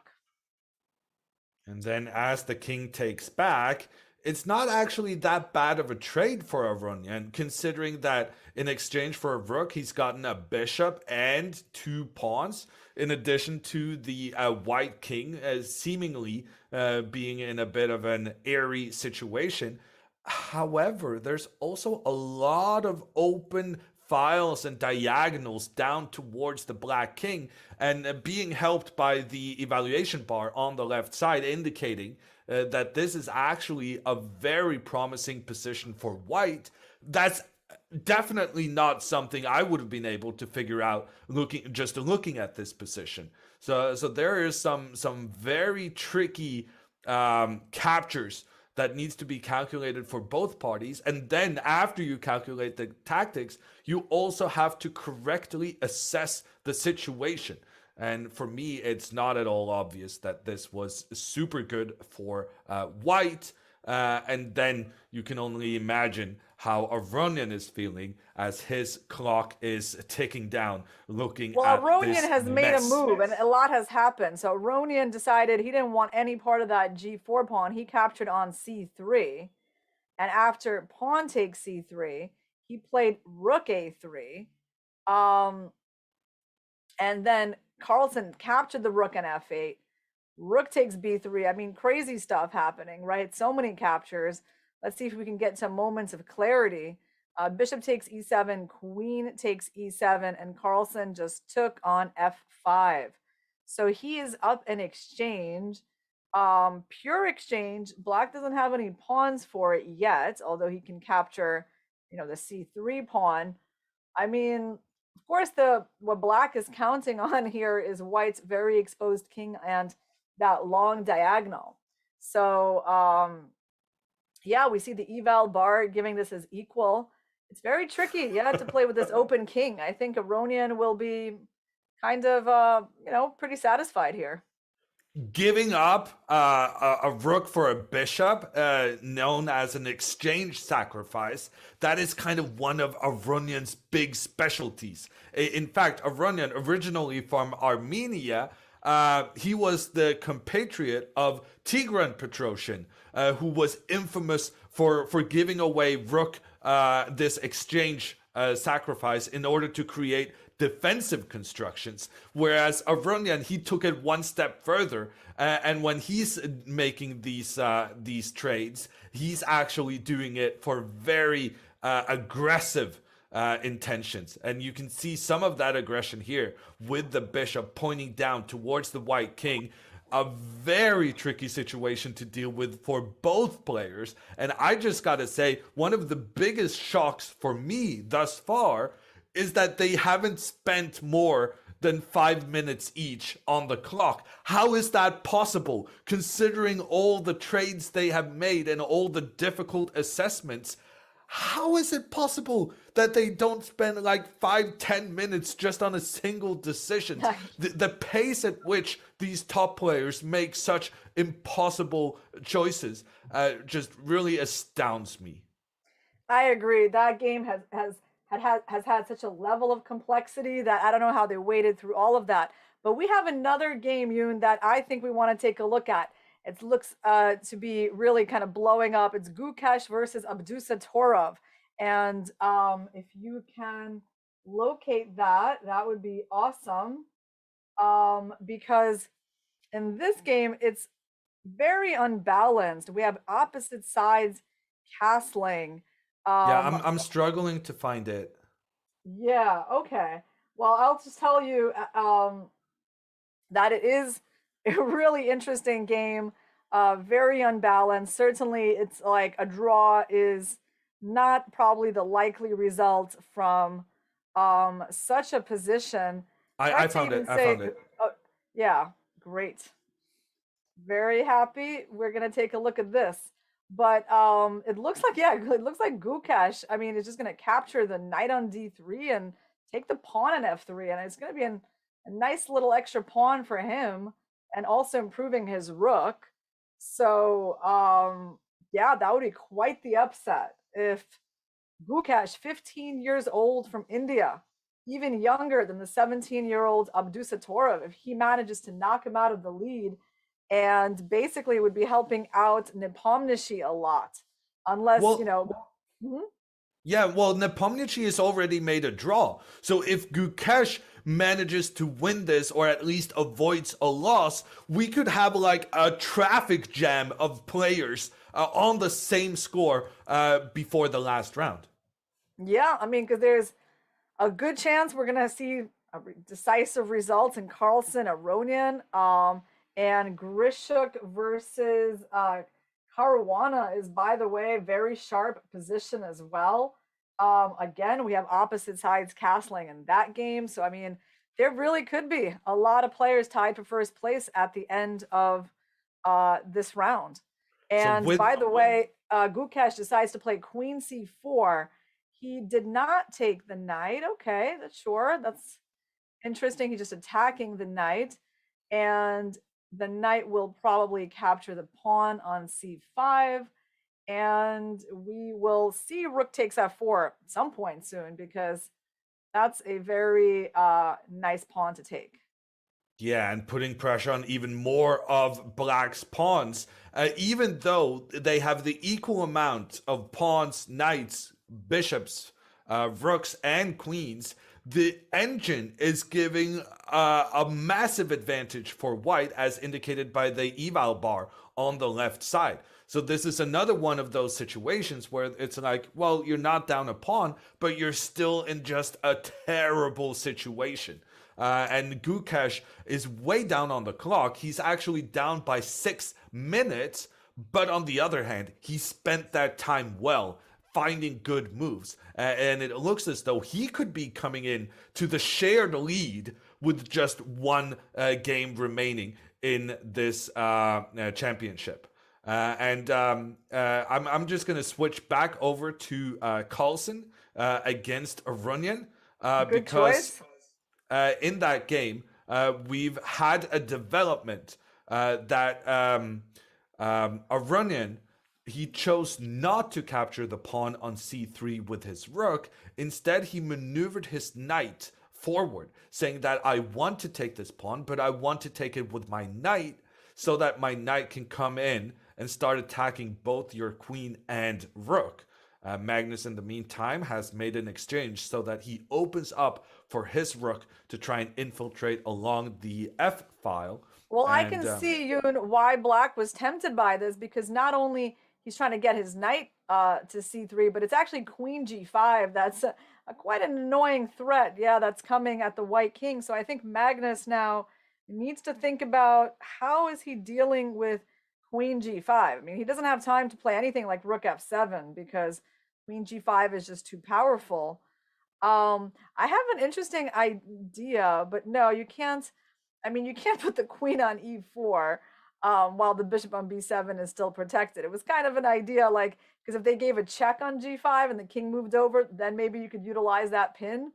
Like nothing would really be happening to White on the diagonal. But queen e4, yeah, it does look a little bit crazy. Problem is, if you go queen g4, there's knight e3, right? That is also an issue, but maybe there's knight takes g6. I don't know. That's the kind of stuff we have to calculate. Well, luckily, we don't have to calculate it. It's the Yeah. guys sitting there who has to do the job. And Magnus, with his concentration face, he needs a win here. He lost earlier today against the youngster Abdusattorov, and Magnus chasing half a point behind the pack. He's going to want to try to strike back with a win here and catch up to the guys in the lead. But talking of people in the lead, we have one who might be crowned world champion right now. We're going back to the women's section and that very important matchup between Katarina Lagno with the white pieces and Alexandra Costenuk. Costenuk has the lead in the tournament, and if she manages to make a draw here, she will become the world champion. Yeah, I mean, a lot has changed on the board since we've last seen it. Black's king never managed to get to g7. He's staying in the center, protecting the d6 pawn. I mean, Black's position looks not so bad, but the king's safety worries me. She's trying to bolster up the defense of the d6 pawn. Costenuk just played rook hd8. The white knight on g4 it's on an outpost, but it's not terribly effective. Still, I would have to give the edge to white in this position because of the permanent nature of Black's king problems. And still, it's not too bad, though, for Costenuk. I mean, it's not that easy for white to open up the game. It's hard to get in the move f4. The bishop on a7 kind of hidden away, but not too bad of a piece. Actually, I would say it's, yeah. Yeah, I'm going to disagree with you there. I think this bishop is the big problem for Black here. This bishop seemingly has a good diagonal, but part of the problem is that there's like no important pieces placed here. And even though it looks good, I think it's actually much worse than it appears because it's just shooting out into thin air. I agree that this is an advantage for white. What? It's over. It's over. Costenuk is the champion. Wow. Katarina Lagno just offers a draw to her Russian teammate, giving her the world championship title. And actually, I think what happened is that the time situation, Costenuk played a very unusual opening, giving her a significant lead on the clock, and Lagno feeling like, okay, maybe I'm better, but I feel uncomfortable being down on time without a clear plan to improve my situation. She just gives the world championship title to Costenuk without a big fight. And I gotta say, I'm kind of disappointed in that, but at the same time, it's such a deserved victory for Costenuk. Oh yes, Costenuk is definitely the deserved and convincing victor of this tournament. And I can understand Katarina's decision. I mean, she had like half as much time as Costenuk in a very unclear position still. And you know, the time does matter a lot here. I think it's just a practical decision. She just thought, okay, maybe I'm better, but am I going to have the time to win this? And if I don't win this, maybe I'll even lose this, right? And so there are prizes at stake. And I think the 8 points that she's going to finish on is still very good, and will give her a nice prize, especially because we don't know how the other games are going to go. Although Gunina Stefanova is looking pretty good for Black, for Stefanova. You know, one of our early favorites. Gunina, has half a point more. She's really ambitious, but I mean, this position is hard to be ambitious from, right? Because this d4 pawn is a big weakness, and I mean, white has kind of an uninspiring position. They kind of wish they could just put their pawn back on e3. Black also has knight c4 ideas. That's a big source of counterplay, attacking b2. So even though Black is currently down a pawn, it looks like, you know, they have good chance to get it back with a nice position. Yeah, so Gunina probably not going to be able to get one of those elusive medals. But I'm going to say questions will be asked about Elagno and her fighting spirit. She still had a shot at the title, no? If she had won that game against Costenuk, she could have been one of the people qualifying for a playoff, fighting for that world championship title. I feel like if the title is on the line, as long as you're not risking a loss, you just gotta keep going. Even if you're low on time, you gotta go for the big first prize and that world championship title. It's only once a year, and even when it's only once a year, it's not always you're gonna be in a position to make it in that final round. Yeah, maybe psychologically also playing someone that you're good friends with, it just feels like, maybe you don't feel like 100% like you want to just take that piece of food out of their mouth, as if they're already eating. Yeah, so Yeah. So let me ask you, is it a problem being friends when they like stuff like the World Chess Championship is on the line? Because we've seen a lot of interviews between Carlsen and Nepomniachtchi who fought it out for the classical championship just earlier this month. They are actually good friends, but Magnus said no, that friendship has been set aside this year because now it's all about the title. Well, I think what it is that if they were on even number of points, that would be a little different, right? I think psychologically, Logno having half a point less, I mean, not even half a point, 1 point less, right? 1 point less than Costenuk. She kind of psychologically, she kind of knows who's likely to win this tournament, right? And so, and then in order to, I mean, I agree with you. There's people with a kind of mentality, it just wouldn't matter. They would do everything. They don't care who their friends are. They're just going to like, oh, you're winning the tournament. Well, I'm going to take that from you. But I think, for a lot of people also in the back of their minds, like, okay, I'm going to try. If it doesn't work, well, that's my good friend, like that kind of attitude. And I think. But did it not work? That's the question. She didn't really try though. I feel like I feel I feel it's such a deserving victory for Costenuk, but at the same time I'm surprised that that Lagno had an opportunity to go for the title and But who's going to be second really place try. in that tournament, Yoon? It's actually going to be very likely Bibi Sara Asobayeva getting a clear second place. So Bibi Sara, who just played Kostenuk, I mean, she has a winning position against Nana Zagnidze, which means that she's actually going to jump over Lagno. And unless Gunina wins her position, which currently doesn't look very good, it looks like Bibi Sara is going to be getting the silver medal in this tournament. And we also have a lot of moves in the game we're following right now with the camera. Carlsen trying to get back towards the leaders with a win here against Levon Avronian. We can see Magnus moving his rooks from one side to the other. It's Magnus has gone for the trade of knights. It's a situation where he only has 2 pawns left on the board. That always increases the likelihood of a draw result.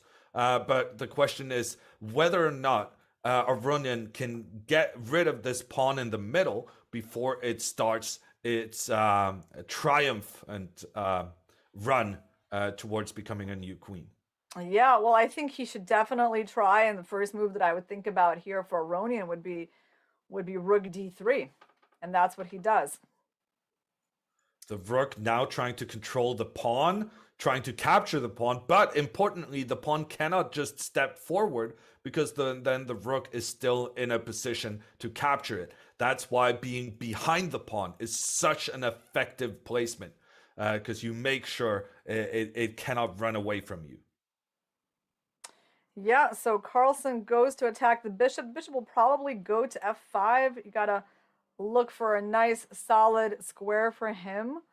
And maybe Carlsen wants to put the rook on d8 to support that pawn. That's probably his idea. I mean, but then black can go bishop d4, and trying to go rook d2, maybe trying to go rook g2.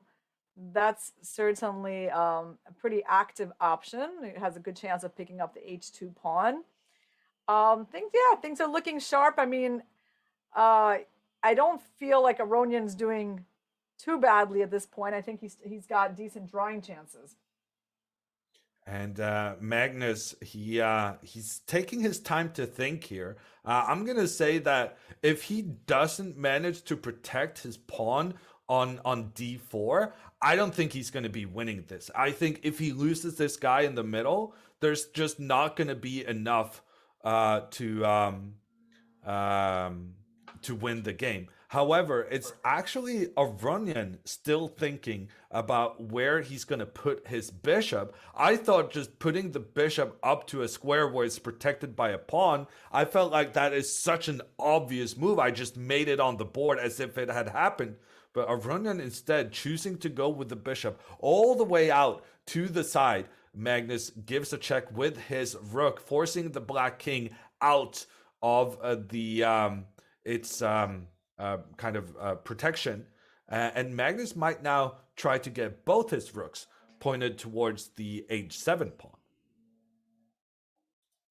Yeah, I mean, he's obviously trying to weave a little mating net with rook f3, rook f1. I think that was the attraction of the bishop h3 move. And yeah, on rook f3, rook h7, he is going to lose the b5 pawn with a check, and then maybe white can come back with the rook to b1 to stop the checkmate after king g4. Yeah, rook b1. So kind of a little bit of a passive defense, but it does the job for the moment. The d pawn is still alive. Yeah, we're quite possibly going to see something like that, although Aronyan played just bishop f5, so he just gave up the h7 pawn. Okay, not really sure what that was all about, this bishop h3 move then. He gives up the pawn, Carlsen takes it, king g5. But still, I mean, he wants to win the d4 pawn. Yeah, that's right. I see that now. So he has won it. Carlsen took on b5, rook takes d4, and rook b2. And now a big question being asked by Aronyan. He's giving a check to the white king. Magnus has the option of blocking this check with his rook, making then the trade of rooks. And that's a big decision to make for Magnus. I don't think he can get a situation that's more favorable than this one. I think he should just go for the trade of rooks. But I find it interesting that Levon Aronyan feels so confident that he's about to make a draw, even though he has just a bishop in return for a rook. This feels like the kind of situation you could be able to win with white. Yeah, well, that's right. He's going to move up his king, play the pawn to h4, play the pawn to f4, play the king to f4, then push away, try to push the king away from the 6th rank, but the black is going to try to keep the bishop on e6, I think, right? When all of that happens. Yeah, just basically black will try to have to keep an active king and not let the white king into g5. That's important. And this is a very interesting decision from Aronyan. He's choosing to move his pawn forward. So that's a big decision, putting that pawn on a dark square when your bishop is on a light square. That means your bishop is not going to be able to protect this pawn. He's relying on the fact that he's kind of controlling all of these squares that the white king would like to use moving forward. I like this move g5 a lot. That's a good idea. Keep the pawn on the opposite color of the bishop, so you got all the control over all those 4th rank squares. Because like I was saying, white would have loved to put his king on that dark square. So it's very instructive what Aronyan has done. And I don't really see how white's going to improve this position. Like, I mean, how they can improve their king and really break through here. So this does look like a good defensive construction. By the way, we have a super instructive, exciting game. Hikaru Caruana. Grishik is getting down low on time, and Caruana has sacrificed a queen for rook and bishop and a bunch of pawns, and looks like he has pretty good chances to win. I mean, he has a huge time advantage, and he's obviously got the initiative. So maybe we can stay on this game a little bit, because the winner of this game is going to be catching and Jan Nepomniachtchi and Nordirbek Abdusattorov, who both drew their games. So we got... And look at the evaluation bar. It's almost completely black on the left side. Even though Caruana is missing his queen, he has a winning position. His rook pointing down the F file. He's going to try to get his other rook down the H file, combined with the bishop pointing down in the direction of White's king. That feels like just an attack that's impossible to defend against. Yeah, I mean, White is playing without the rook on A1, and there's so much pressure coming down on his king with those three pieces. How do you, I mean, there's even the F5 pawn can join the fun if necessary, but probably just, I don't know, rook F4, depending on where the white queen goes. I have White to move. Yes, you're a little bit further along. Let me just catch up with you. Let's see, here we go. Oh yeah, he did play F5. All of that happened. F5, Queen G2 happened, Yoon. Queen G2, F5, G5, and F4, and he's threatening rook G3, huge threat, winning the queen, winding up with an extra bishop. It's getting close to the end of the game, I think.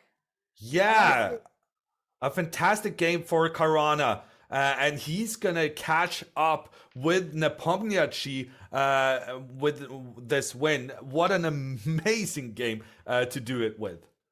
Yeah, very big win with the black pieces against one of the top players in the world. Yeah, we're going to have a tie for first place with at least 3 people. And I'm not sure that it's going to be 4. I mean, I would like to say that Magnus can win, but I don't see it happening yet. He's still trying. He is still trying to like maneuver his king around. So do you want to go back to that game? Oh yeah. Let's go take a look at what he's doing. So he's trying to bring his king around to so he played rook F3 here in this position. Rook F3, a bishop E4, rook G3, king F5, and now he's trying to go with his king to D4, king F4, and king C5. So he's trying to come from the back actually to attack this pawn and provoke it to move forward. Yeah, Carlsen's not going to give up on trying to win this. For sure not. It's a long game. We've seen Carlsen win some positions where we never thought he could make it happen. Here, he actually has the advantage of a rook against a bishop.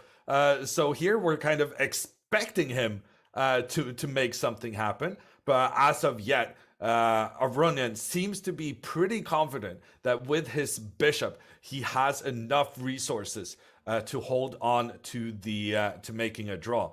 And one of the other big games of this round was Gukesh against Abdusattorov, the two teenagers playing against each other. Abdusattorov making a draw in that game means that he is staying in that shared first place before the final round. We were a bit skeptical as to whether he could survive against Gukesh, who was attacking all of Black's pawns, but he has survived. He is on the same amount of points as Nepomniachtchi and on the same amount of points as Fabiano Caruana will be as he confirms his victory down a queen, but with an amazing attack against Alexander Grischuk. An update on an important result. So Valentina Gunina, she managed to hold on in her game against Stefanova. So at the moment, it looks like Asobayeva is, she already won. So she's, the gold medal is going to Costenuk. Asobayeva getting silver, and there's going to be a big tie for third place between Lagno, Gunina, and depending on what happens in the game, Koneru, Mamadova. That's actually still going on, and it's a pretty sharp game. I mean, could be a draw or someone could win that game. So there's some suspense for the third place result in the women's section. And Magnus, he is moving his king over kind of in behind the black pieces. Runyan makes the decision to try and stop that, but in doing so, he needed to retreat his king. And Magnus very slowly but firmly trying to improve his positioning. And next step for Magnus now will be to try and get his rook in a better position. I think Magnus is going to win this, but objectively, like with perfect computer precision. So let me tell you the I moves. believe it. King e6, king g5 is on the board. King e6, king g5, king e5, king h4, and king f4. Bishop e2, king e3, bishop f3, king e2, king f2. Carlsen, he's coming over to g3 with the king. Ultimately, I think that's the plan. Or, I mean, unfortunately, though, if he goes king, if he goes rook g1, there is king h3. That's Aronian's idea.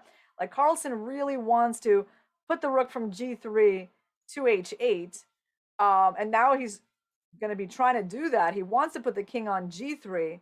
But the issue is that black has this king h3 idea. But does he? Because if he goes king h3 now, Carlsen goes rook b8. You can't take the pawn on h2 because it's checkmate. So let me just update you on the moves. Rook g1, king h4 was played, and king rook b1. Yeah, I'm missing a black move. You're missing a black move. Okay, so king h4, and just wait. The king's on g5. Rook g1, right here. Rook g1, king h4, and rook b1. Carlsen's making progress. He's making progress because of that trick. If black goes king h3, there's rook b8. So Carlsen's going to get the position that I've been trying to, I've been hoping that white can get into, because he wants the king on g3, not that rook that was stuck there, and he's going to be getting it. It looks like he's going to eventually, I think, he's going to try to win the g4 pawn. If he wins the g4 pawn, it's winning because his pawn is far back on h2. So he's made big progress. I mean, I don't know. Magnus has this magic in the endgame. And we can see the position updating itself in the small board. Maybe it makes sense to go big screen on the players, as the small board seems way more updated. Carlsen is going to try here to win this for a very long time. No, he's won it. He's won it. Look at his facial expression. Oh, wow. He realizes that he can now sacrifice his rook against this black pawn. His expression was one of just, oh my gosh, I'm making it happen. But Aronian is not giving up just yet. Aronian just continuing this match, even though his king, he lost the pawn, he still believes there is chances of holding on to a draw. Magnus knocking over black's king, adjusting it on his own time. Now he's moving his pieces up, and he seems very confident about knowing how to win this, because this is actually a very famous position where if Aronian had his king in front of the pawn, this would be very, very difficult for Magnus to win. But since the black king is not able to kind of stop the pawn in its tracks, it's going to be an easy victory for Magnus. And he knows it. I know he knows it because we studied this in high school together. And Magnus is going to take a huge win here. And together with Fabiano Caruana, he's going to be joining the leaders on the top scores. So a big grind there. Once again, Magnus Carlsen working his magic. This time he did have the significant advantage of having a rook over a bishop. According to the computers, a Runen still could have defended with correct play, but a Zugzwang maneuver now from Magnus. Magnus forcing either Black's king to retreat, after which Magnus will move his king up, or he's forcing the bishop to move. Arunian realizes what has happened. He resigns the game. Magnus takes an important victory, and he's so relieved, shaking his head at maybe the chances he spoiled during the course of the game. But at the end, it's just the result that matters. Yeah, no, this is an amazing half a point that he managed to eke out against Levon Aronian, which sets up the most amazing finale for the final round, because we got 4 players who are tied for first place. One of them is the world champion, Magnus Carlsen. The other, his challenger, Jan Nepomniachtchi. Then we have Fabiano Caruana, the last challenger for the world championship before Nepomniachtchi, and the young player Nodrbek Abdusattorov. So we have like a mix of players here. I mean, 3 players who are just at the very top of the game, and then a young up-and-coming player. I don't know how it could be more exciting than this. No, you're not going to want to miss the final round. But before the final round, we actually have to see through the last games of this one. And one of the games still ongoing is the one between Kirill Oleksienko and Anish Giri. Unfortunately, my board is not playing on helping me out in my search for this game. Yep, I'm looking around at where it could be, and I also don't see it. You said Kirill Alexenko, yeah? Yeah, I got it loaded on the screen right now. It's Giri with an extra pawn, trying to eke out a win here. He wants to get involved on in the action with the top players, fighting for the medals. However, considering that White's bishop is such a long distance piece, it seems as though White will be able to make a draw here, even though he is down a pawn. Yeah, I mean, Black has to try to advance that a pawn. But by the way, Yoon, we got a little trick on the board. White is actually threatening the move bishop f4. So let's not forget about our tactics. That would be kind of annoying for Black to see, because he'd be losing the exchange. After knight takes f4, king takes e3, and then, now White can play for the win. Probably is just winning here. So Black's not going to blunder that, but how actually does he defend against it? He chose to move his rook up. The White started giving checks on the Black king, and these checks just continued for as long as he could with the White pieces. Then he's going over to the left side, going after that a6 pawn Black has, the Black rook coming in a position to defend it temporarily, and White then just improving the positioning of his king. So both players still trying to win this. We've seen some sensational results in time trouble for Anish Giri previously in this tournament. In fact, he won a game when he was down by 2 pawns, and now he's actually up a pawn. So you can only imagine what he's going to be trying to. He was threatening, to make happen. He was threatening almost a checkmate and won. With this move g4. That's what Black protected against by playing e5. Yeah, this was almost a checkmate. Black would have had to give up his rook and resign. So yeah, White has some tricks here as well. Of course, the bishop is a powerful piece on the open board. And let's see if he's going to get as lucky as he did in that game against Rasmus Svan, where he won down 2 pawns in the queen endgame. Or was that enough luck? Yeah, it doesn't look at it right now, because Giri has had to give up the pawn in the middle. Then his advantage disappears. He tried to get a double attack with his knight on the rook and bishop, but the rook was able to move away while simultaneously protecting the bishop. And because of that, the game was agreed a draw. So congratulations to Alexandra Costenuk. She is the women's rapid world champion. But there's still one more round remaining in the open section, and we'll be back with that after a break.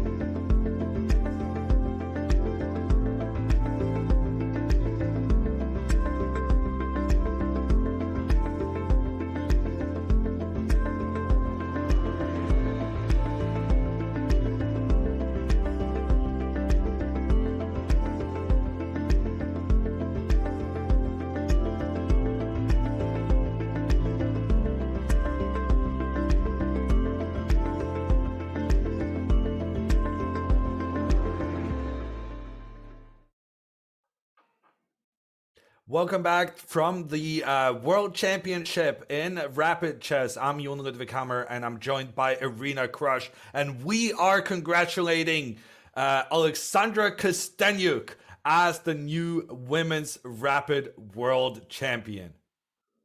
Yes, Costenuk, she had a wonderful tournament, and today was a pretty tough day for her.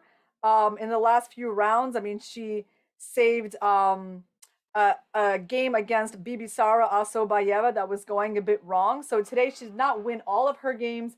Her lead decreased to just 1 point over her competition from the 1.5 points she had after yesterday's day of play, but it was still more than enough to get a very convincing first place with 9 points out of 11. Bibisara Asobayeva getting 8.5 points after beating Nana Zagnidze, and a lot of people winding up on 8 points. That would be Katerina Lagno, Valentina Gunina. Well, actually, not a lot. 8 points was actually still a pretty good score. So Katerina Lagno is going to be in a tie for third place with or maybe even getting third place alone, actually. Now that she's going to be in a tie for third place with Valentina Gunina. Yeah, standings are a little bit tricky. But I should just read them off the screen. You know, that's a good idea. It seems as though Gunina probably will be able to catch that elusive bronze medal. Standings not 100% confirmed just yet.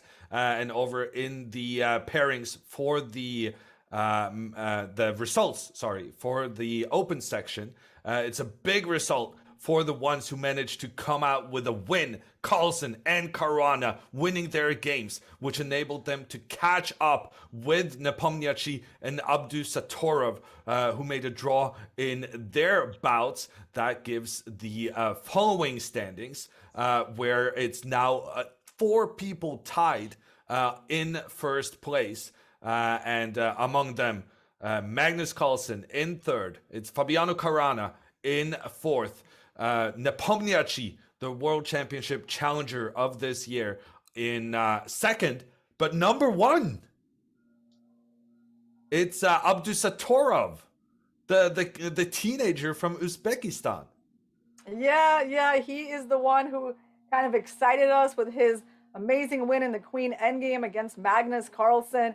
He has played the toughest field by far, and just to illustrate that point, he has actually played all the other people who are tied with him for first place. Like, he's played Jan Nepomniachtchi, Magnus Carlsen, and Fabiano Caruana, and so to be sitting there on 9 points out of 11 is just amazing. Actually, it's 9 points out of 12. We just need to update that. They've already played 12 games. They have 1 more game left to play.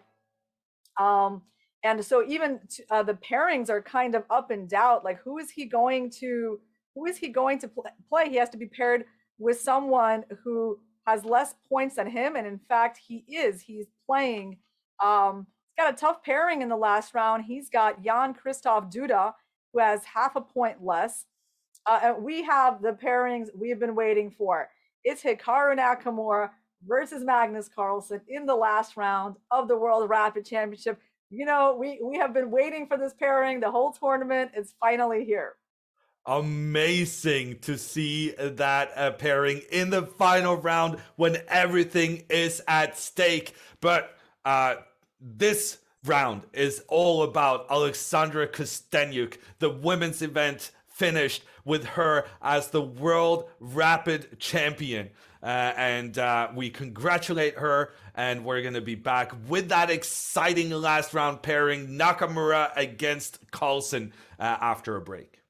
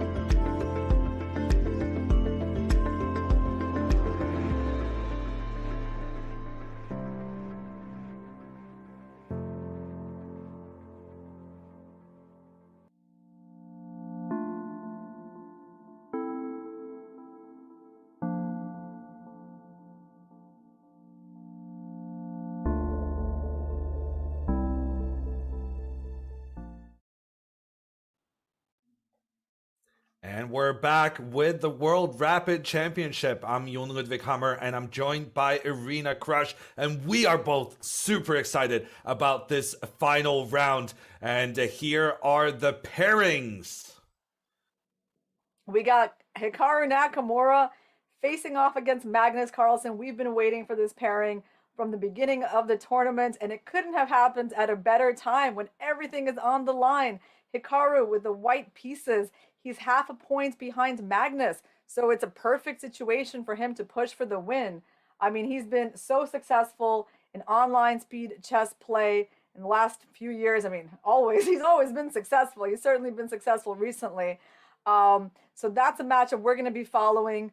But the other ones, Caruana, Nepomniachtchi, 2 World Championship challengers having 9 points out of 12.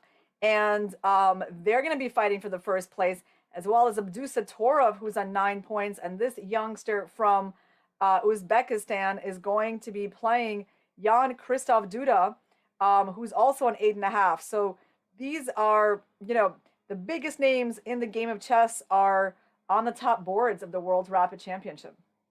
It is actually worth noting that Hikaru Nakamura, thus far in the tournament, is undefeated. That does not bode well for Magnus's chances of scoring a victory with the black pieces, a win he might need, considering that there are 3 other guys in contention for that first place finish. Irina, if you were going into this with 4 people tied, do you go crazy with the black pieces trying to win, or do you go for a solid approach? So how would I advise Magnus? Yeah, that's what you're asking me.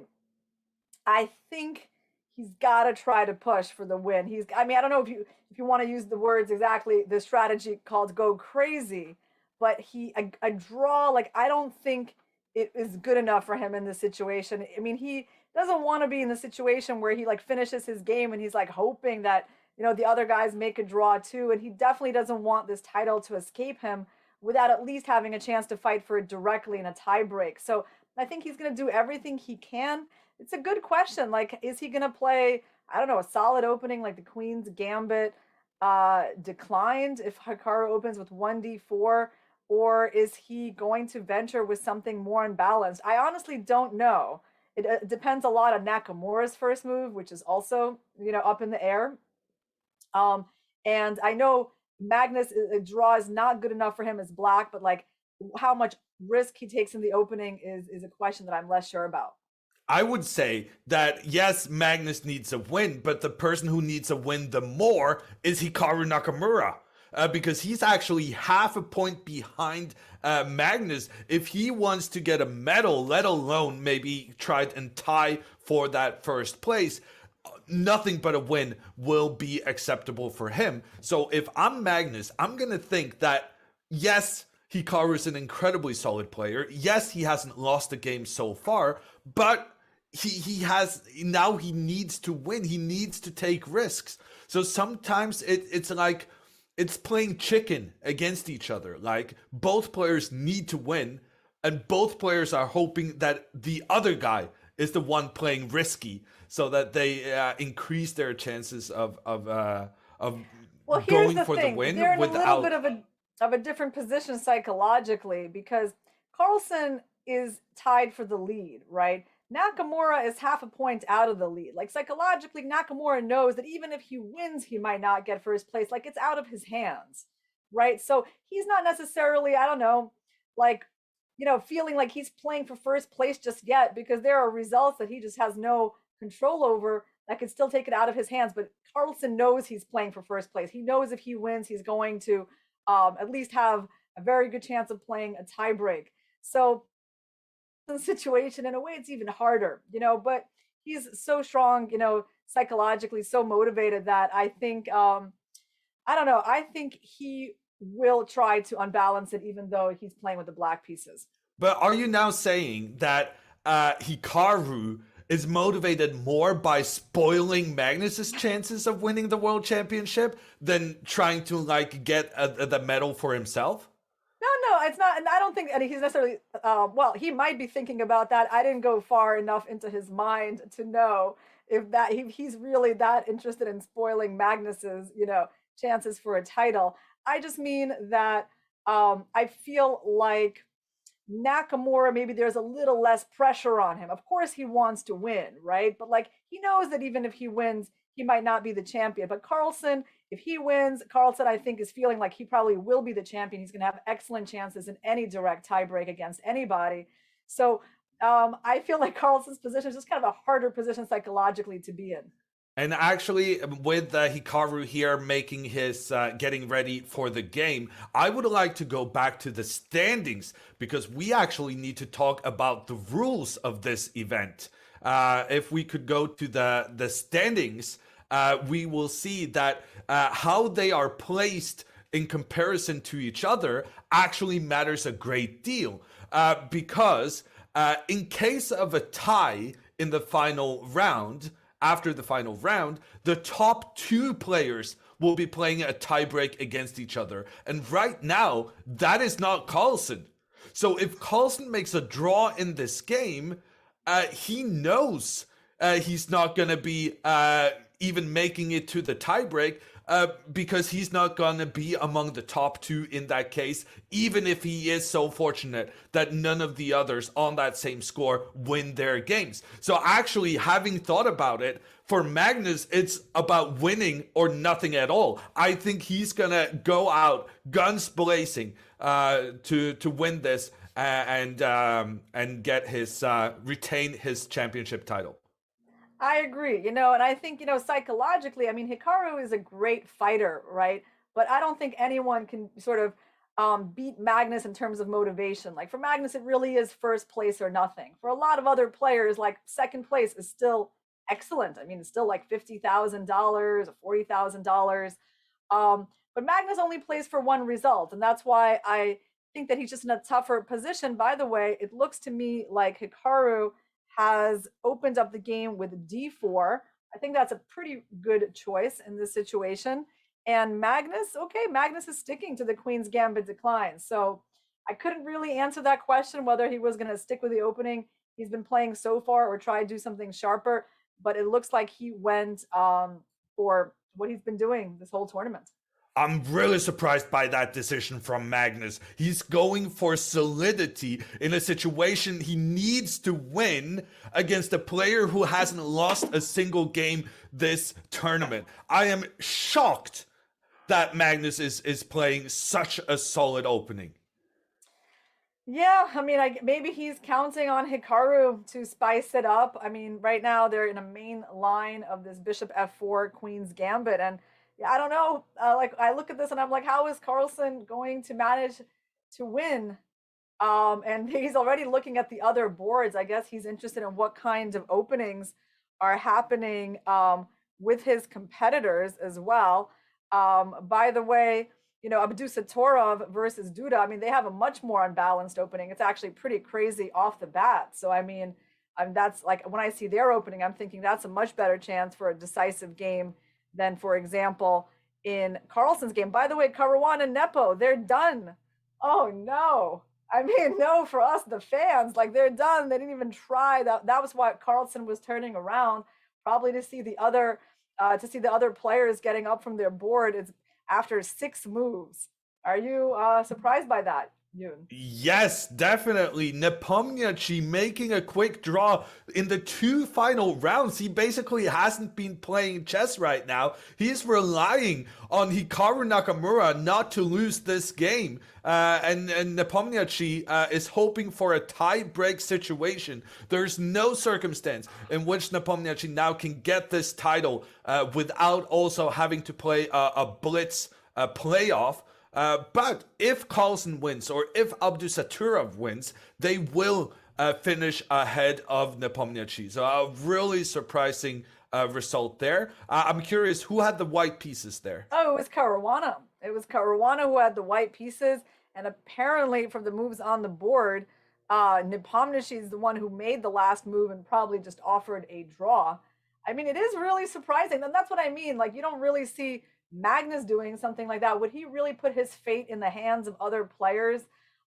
this way? Like, why are either Caruana or Nepomniachtchi, why are they satisfied with this? Maybe it's because, of the prizes. Maybe, the prizes are excellent, and certainly second or third place are great prizes, but that's how Magnus differs in his position. For him, it's not about that the prizes are not good enough, right?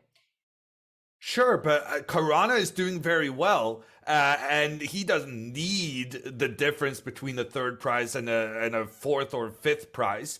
And also, he has a reputation as one of the greatest fighters on the circuit, and he's destroying that reputation now, just going for a quick draw in the final round, not even securing himself a medal. I mean, if all the games are drawn, Caruana was in fourth place. I do not understand this decision from him, but I do understand what Magnus is doing, because Magnus just now, he moved his queen out in unorthodox fashion. Normally in this opening, you move your queen all the way out so that you point it in towards the opponent's king. Magnus has chosen here an uncommon way of playing, so he's definitely not given up hope on winning this event outright. He's gone for a very unusual sideline, trying to hoping that Nakamura is not familiar with the complications that arise here. Yeah, I've never seen this queen b6 move, even though I've done some studying of these queen's gambit positions. Normally the queen goes out to a5 in this line. So like, what's the advantage of the queen there? You have to be a little careful about future knight a4 ideas. I mean, I'm guessing that somewhere black would like to try to play the move d4. And for white, I mean, I think a3, the standard move, it's still what I would be considering as maybe the main option here for white. And the question then becomes, will Magnus use that opportunity to push forward in the middle? Those are the lines Hikaru Nakamura is calculating right now. And he's taking his time here early on, spending 3 minutes on this decision, having been surprised by Magnus's chosen square for his queen. Yeah, lots of surprises, by the way, also in the Abdusattorov Duda game. I mean, that opening is definitely unconventional and has some things that are already new for me there. So that's going to be interesting. I mean, I would not be shocked if Abdusattorov manages to win. Like, I could see how that narrative would make sense. Like the young player from Uzbekistan who has played the toughest field, who has the best tie breaks as a result of that, playing with the white pieces, winning in the final round, while his more experienced and famous competitors kind of end their games early. I think that would make for a very nice story.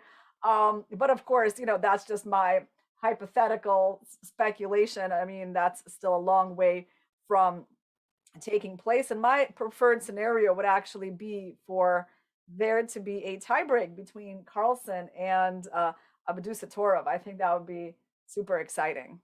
Okay, Nakamura has finished his thinking. He chose to just move his bishop one step forward. We saw Magnus executing his plan. He pushed forward in the middle. That's why he wanted his queen in that positioning, giving extra control in towards the d4 square. Hikaru gets his king to safety. Magnus now trying to get his bishop out. I am very skeptical of Magnus's chances to win this, but at the same time, he's looking very solid. So I would be surprised also if Nakamura is able to pose problems. Right now, it's looking to me like these two players we now have on the special face cams, they're looking concentrated, trying to figure out some way of winning, but winning chances do feel elusive to me right now.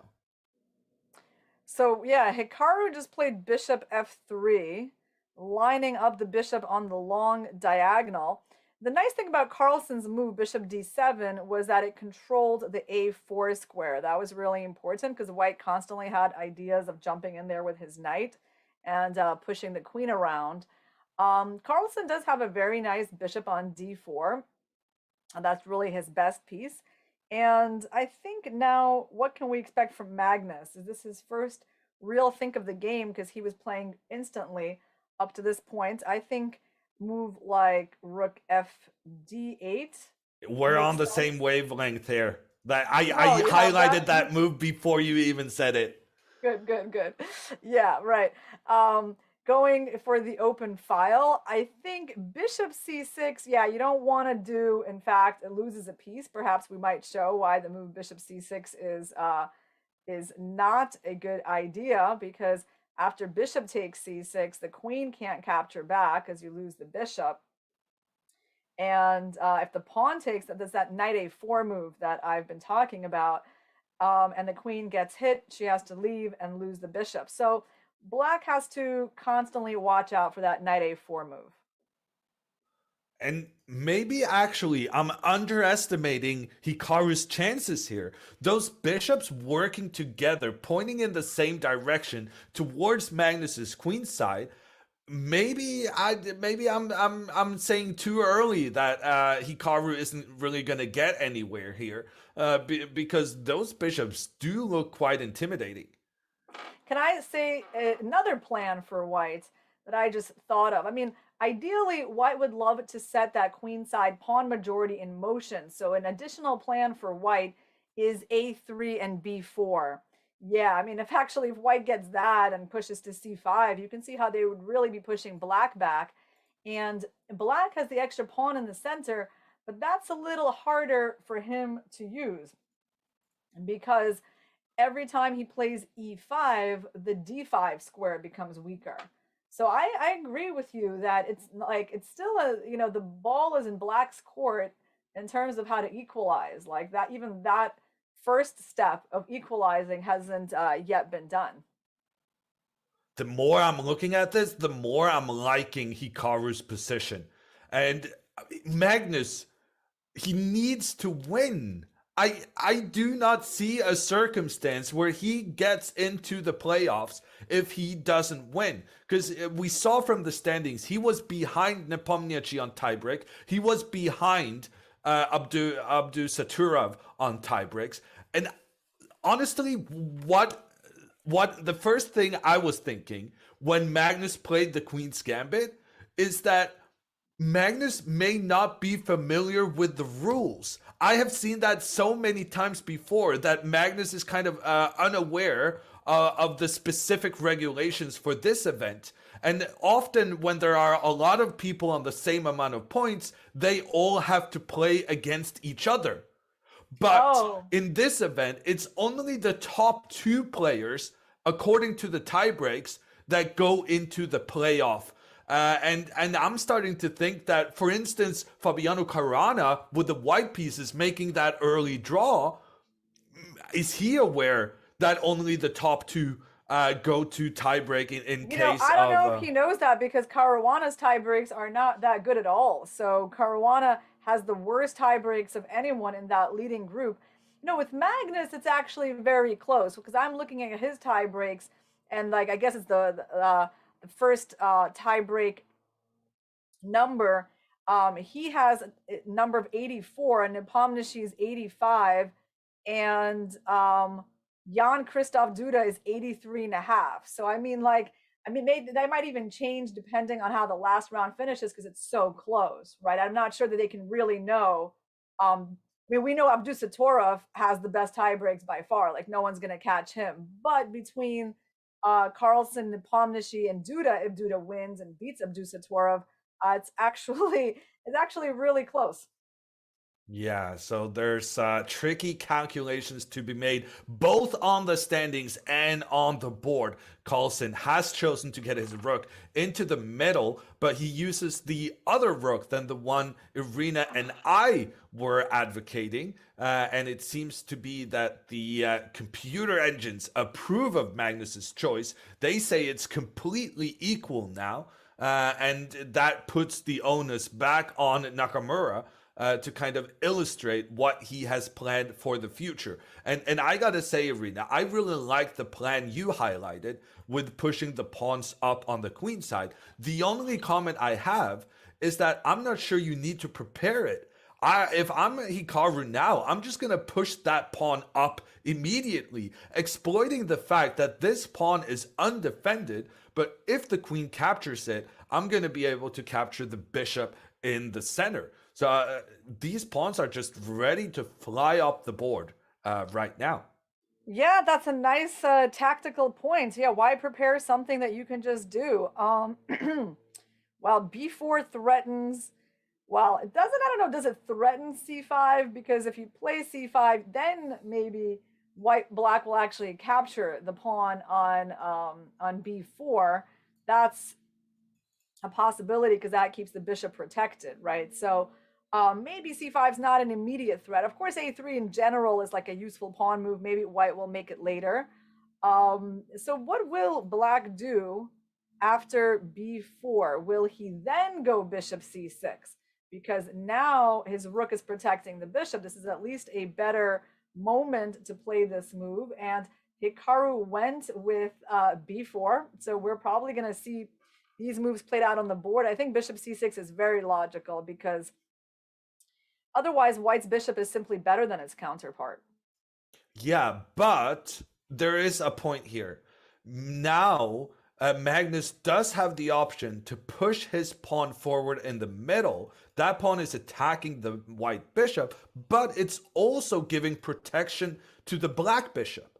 And when this bishop moves away, then there could be a possibility for Magnus to capture that pawn now that his bishop is defended. However, that's going to create a chaos on the board with the bishop exchanging itself for black's knight to open up around the black king, and then the knight jumping forward, attacking the queen and trying to start attacking in towards the black king. So this game could really take off right now. And considering the fact that Magnus kind of desperately needs a win, I feel like he has to go for this greedy pawn hunting plan, because otherwise I don't see how he's going to become the rapid world champion. Okay, well, I think he decided not to do anything too greedy because I completely agree with you, by the way. That was a fascinating line, really double-edged. I mean, his king was going to open up. He was going to win a pawn in exchange for that. But he did go for the solid bishop c6, just challenging white's better bishop. And Nakamura making the trade. Now Carlsen has a big choice. Which way to capture back with? Definitely the queen for me. The queen, yeah. That's right. I mean, the pawn, it's possible, but I don't really see why you would need to do that. Magnus is still thinking. Yeah, it's not easy for Magnus to win. And I agree. Maybe he needed some coaching on the tiebreak situation, someone doing all those calculations to explain exactly what the situation was. So Magnus has opted for a solid strategy here, a strategy that is kind of ruining it for both players. Magnus needing a win to retain his World Rapid Champion title, but Hikaru also needing a win to get a medal, and even potentially Hikaru could be involved in a playoff situation, even though it's unlikely he will be one of those with the best tiebreaks, should he be able to catch up with Nepomniachtchi, Abdusattorov, and Caruana in the lead. So Yoon, we got a question in our Twitch chat. Do we have any evidence that Caruana didn't know the tiebreak rules? Absolutely no evidence, pure speculation based on, what we know of players. Like, I mean, we don't really study tiebreak rules very closely, do we, Yoon, when we play tournaments? No, and Magnus has a history of this. For instance, in the Norway Chess Tournament in 2015, Magnus lost on time in a winning position of the first round against Veselin Topalov, where he was unaware of the time control. Magnus thought he was getting additional time after the 60th move had been played, when in fact he did not get that time, and that resulted in him losing on time and losing a game he maybe could have won. So there's like there's a history of Magnus and regulations not really being the best fit. And as such, I think the same is true for many other top players. For instance, Fabiano Caruana, I believe some of the top players admitted that they were not familiar with a rule change that had been made during the before the World Chess Championship, where Magnus adjusted one of his pieces without saying Jadub. And the rules had been changed a couple of years prior to say that if you touch your piece, even if it's just to adjust it and it's quite obvious that's what you're doing, you still have to say Jadub even when the opponent is not present. So the players are very good at playing chess, but they're not necessarily up to date on all the, in this latest instance, I would say, silly rule changes. Knowing Fabiano as a very fighting player, that's kind of one of the reasons I think he was unaware of the tiebreak system, because otherwise I feel like Fabiano is the kind of guy who would just go for the win if he had the possibility to do so. You know, your theory really makes a lot of sense to me, because I do see Fabiano in exactly the same way. That I mean, this is a guy who will do anything to win the game. He takes a lot of risks in his openings, very principled like that. He tries to beat lower rated players, never satisfied with a draw, even as black. So for him to kind of make a draw with white, I think it would make sense if he thinks he's putting himself into a tie break. Like, he will actually play all those other guys again. Not that he's like eliminating his chances, most likely, for a chance to fight for first place. I mean, that does make more sense to me. Even though we have no proof either way. And you're absolutely right that players are way too busy thinking about their openings and how to be better at chess than about studying like rule changes and Buchholz tie breaks and calculating all of those things. Yeah, and here I'm actually being very surprised by the amount of time Magnus took for this decision. He needed to figure out whether to capture back with the pawn or with his queen. He finally makes his choice using the pawn to capture back, but that is going to be a long-term weakening of his pawn structure. Notice how previously these pawns were next to each other, so they could protect each other in the future. Now they are what we call split pawns. They're two lines away from each other, and as such they're unable to support each other moving forward. So that's a big decision there from Magnus, choosing to use his pawn. Nakamura immediately retreats his knight to attack the white bishop in the center, and now Magnus is pushing forward with his pawn, both offering extra protection to his bishop, but also attacking whites. Yeah, I mean, this e5 move Carlsen played very quickly. Now, the obvious move for white has a couple of obvious moves. One of them is taking the bishop, and the other one is playing bishop to g5. And I believe he did just make the capture, knight takes d4.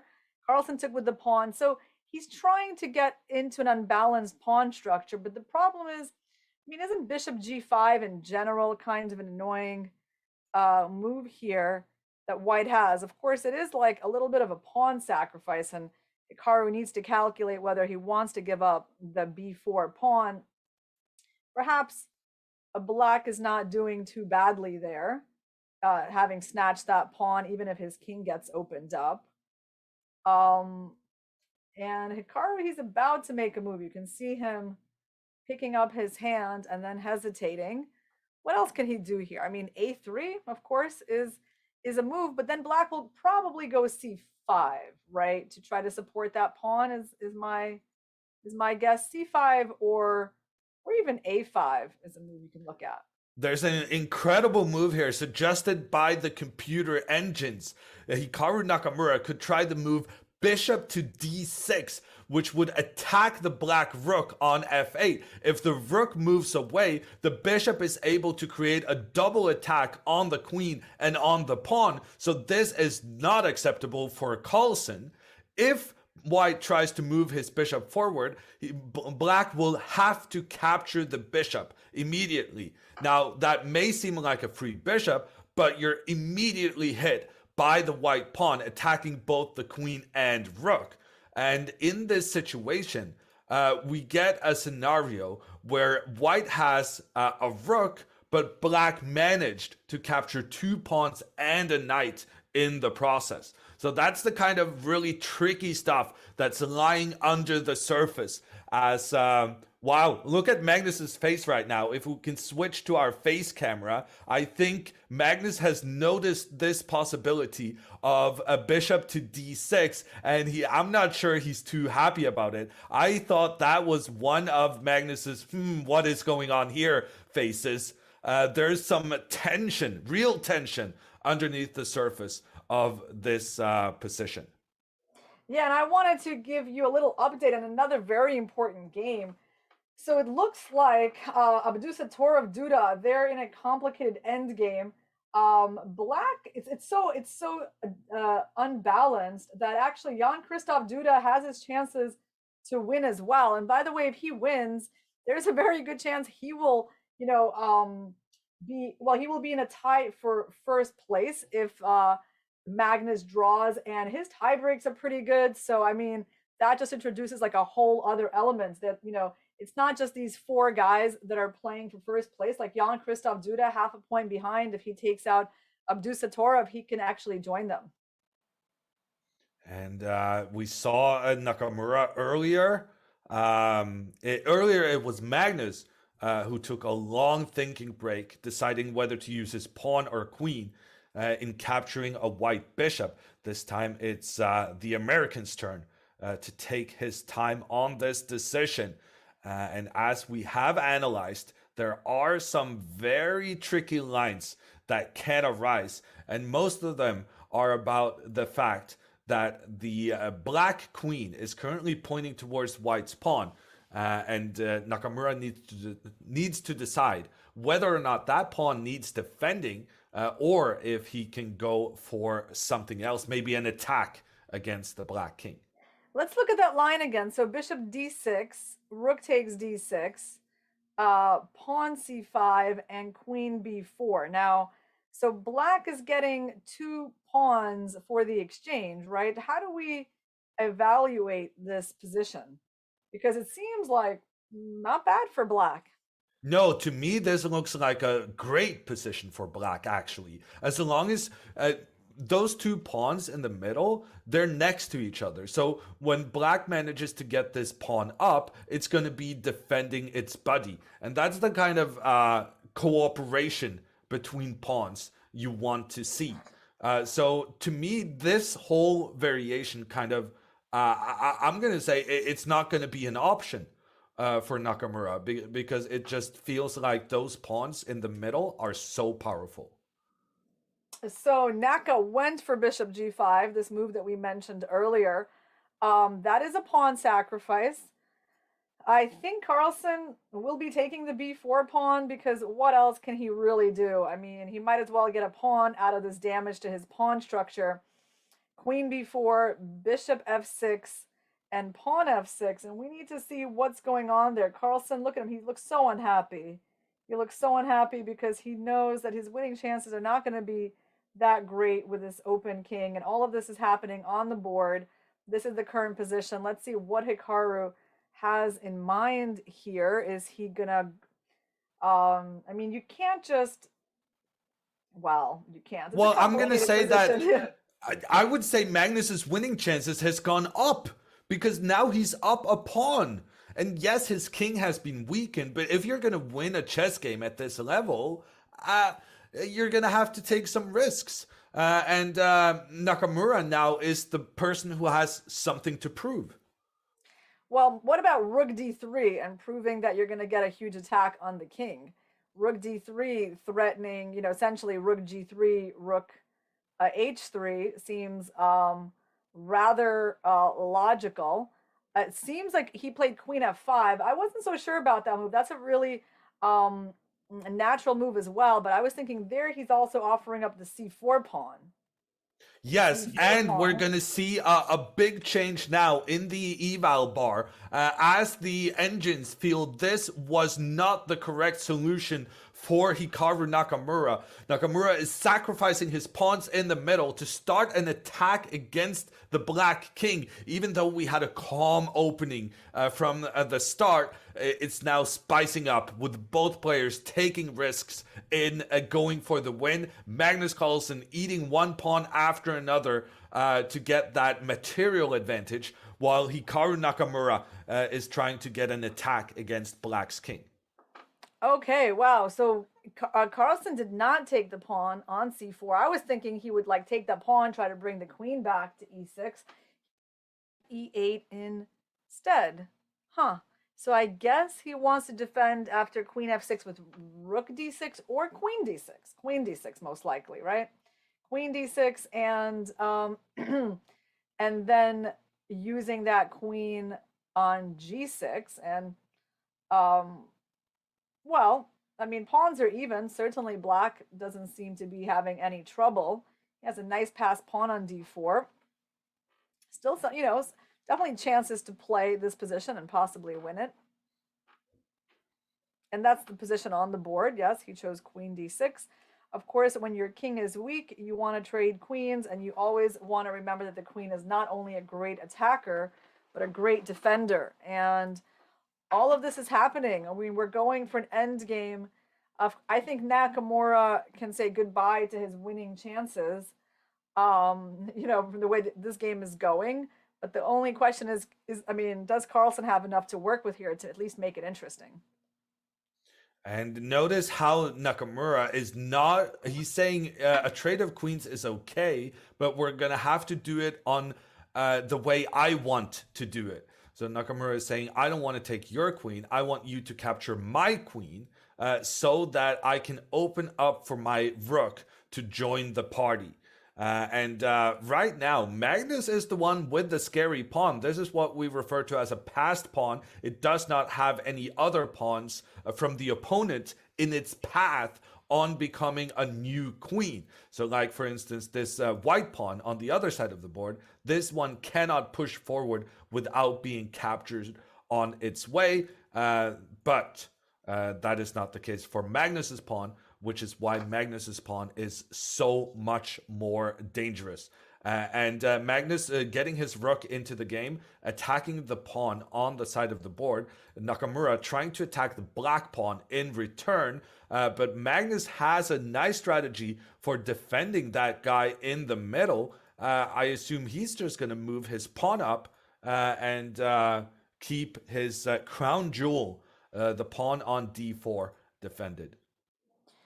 Yeah, I mean, I don't know. Hikaru went for this position. It's of course not the most ambitious, approach to go in for this rook endgame. And if anyone can win this position, it looks like it's going to be black. I mean, his pawn structure is better. He's got a good rook, and he has a better chance of attacking white's pawns. And by the way, it does look like Jan Christoph Duda has really an excellent chance to reach the leaders group, because I mean his position is certainly very good against Abdusattorov, who's defending a pretty miserable double rook endgame with like a messed up pawn structure, really pawn weaknesses all over the board. And in some ways, in some ways, the most important news from that game is that Abdusattorov is not going to win. So if Magnus makes a draw here, he's going to be on equal amount of points as the guy in shared first place. However, that doesn't guarantee him a playoff even so, because it's only the top two players in the standings who will face off should there be a tie. And look at Magnus now leaving the board to check the situation in the Abdusattorov game. He will be very happy to see that Abdusattorov is not winning that game, which means number one, first and foremost, if Magnus wins this game, he will retain his world championship title. That's true. And, in terms of who he might be playing in case of a draw, he could be playing, well, Nepomniachtchi seems to definitely be making it into the playoff. but between himself and, I just don't know how the tie breaks work. I don't know how they're calculated, but Duda has good tie breaks, and Duda is playing someone with also really good tie breaks. So um, that's a mystery that we're gonna leave for later. But for now, let's just focus on the games.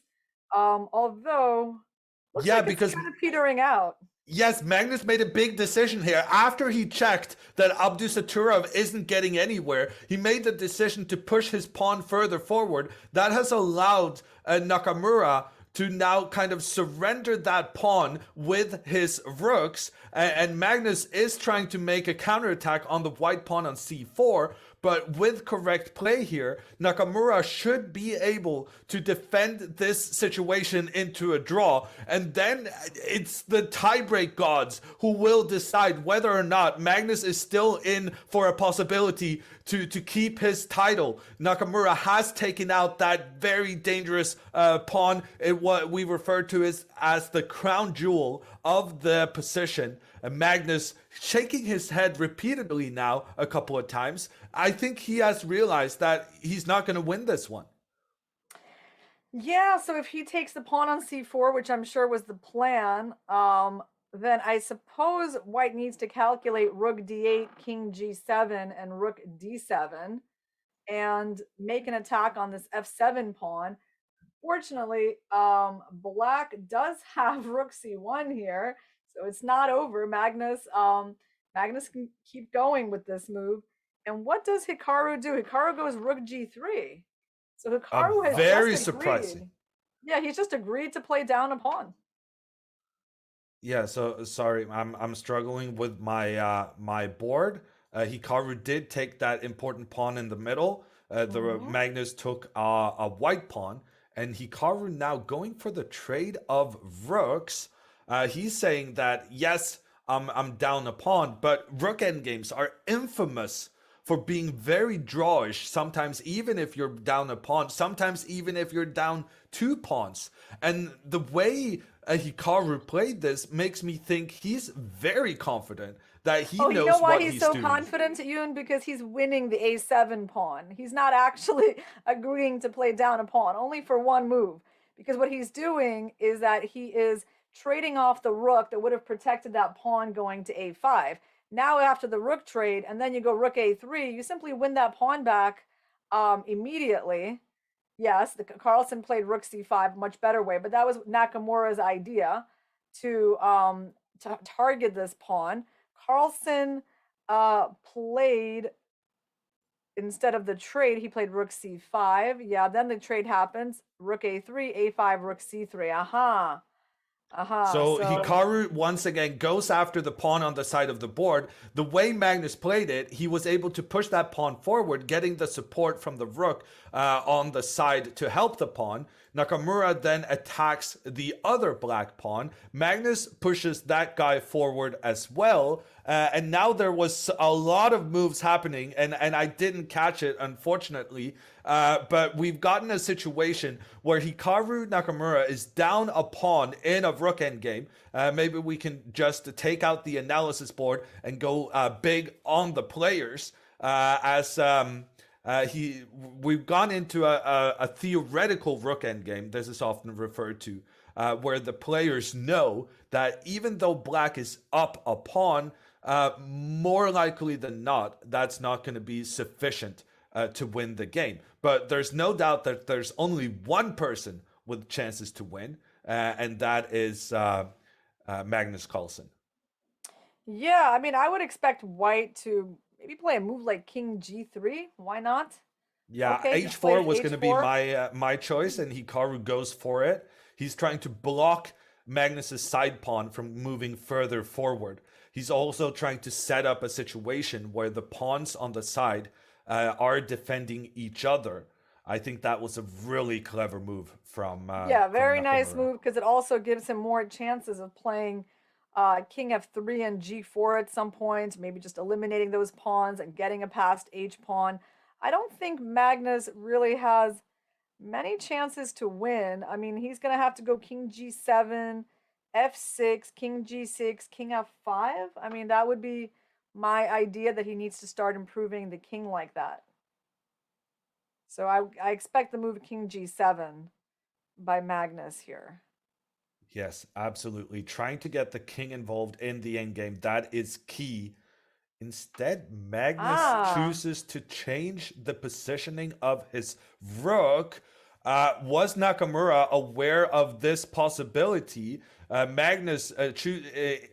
Magnus had his rook in front of his pawn, protecting it. But the problem of being in front of your pawn is that then you're kind of blocking your own pawn from becoming a new queen. So Magnus tries a maneuvering where he puts his rook to defend the pawn from the side, and now Magnus will try to get his king over to the left-hand side to help his pawn become a new queen. Yeah, that's been an interesting change of the rook's position.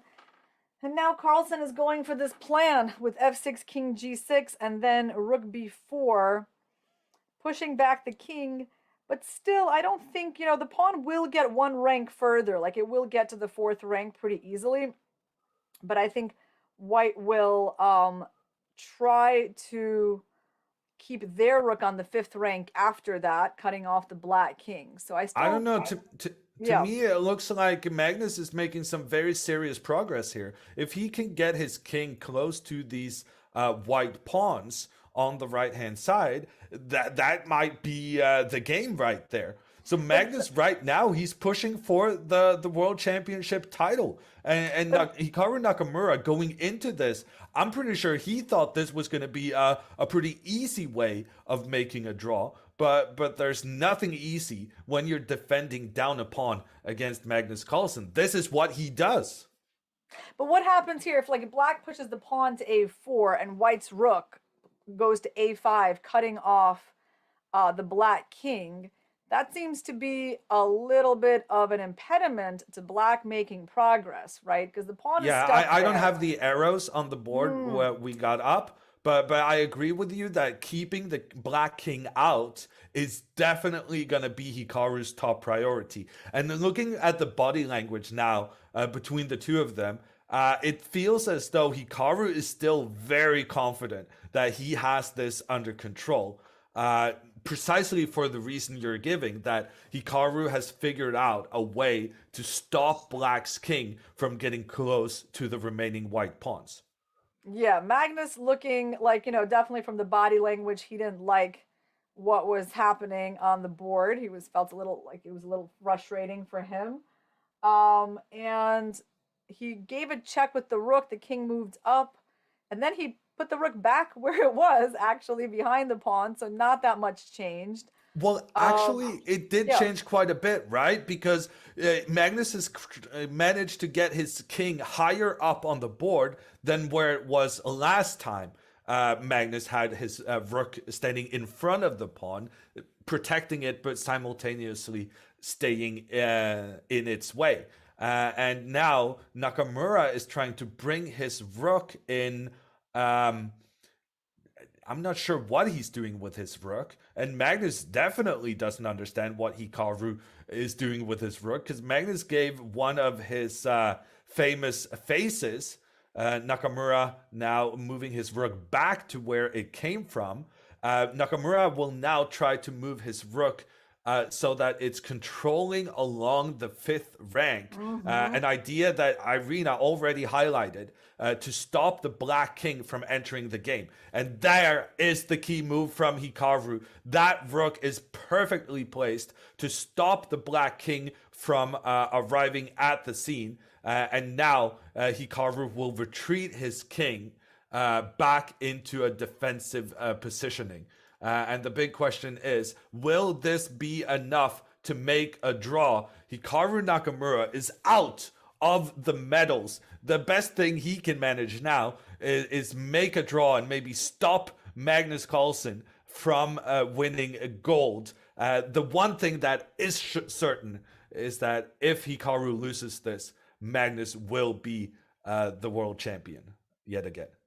Yeah, well, I have to tell you, a lot is going to depend on the result of this game, Abdusattorov versus Duda, which apparently now is looking not so bad for Abdusattorov, which is kind of incredible, as he was in big trouble earlier in that rook endgame. Now it looks like it's probably going to finish in a draw, which is crazy because that means, so Abdusattorov is definitely going to be in the tiebreak in that situation. And is it going to be Nepomniachtchi or Carlsen who is going to join him? So a lot of that's a big that game. That's a big result for Carlsen in a negative way, because Abdusattorov is one of few players who definitely has better tiebreaks than Carlsen. So that game ending in a draw is very bad news for the Norwegian. He probably now needs to win this endgame to get his title. But still, when you're saying there's a turnaround for Abdusattorov, he's not going to win still, right? No, he's definitely not going to win. Yep, they're basically in a rook and pawn endgame, with each one having, Duda having 2 pawns and Abdusattorov 1. So Abdusattorov is not going to win, but it's way better for him than it used to be, and it looks like he's within reach of a draw. And this position looks pretty drawing as well. Yeah, Naka moved his king back. Now he'll probably put it on h3. And, Carlsen can't really abandon the king side pawns to bring his king over to the queen side. So it looks like this game is going to... You're getting ahead of yourself. Magnus has not given up on this. He is of the opinion that White's king is now very cramped on the side of the board. And so using a Zugzwang technique, forcing the white rook to move away from its optimal position, Magnus is now able to infiltrate with his king. And that's causing a lot new problems for Nakamura. And once again, Nakamura's rook has to move away because he's kind of trapped his own king on the side of the board. And Nakamura chooses to go away from the black pawn. A huge decision from Nakamura here, leaving that control of the dangerous pawn on the left-hand side of the board. He's trying to make the counterattack on black's pawn, but... that is a very smart strategy, actually, because if he can eliminate both of Magnus's pawns, there is no problem that Magnus maybe will get a queen on the other side. Because once the black pawns are eliminated, Hikaru will create, try to get a queen of his own on that right-hand side.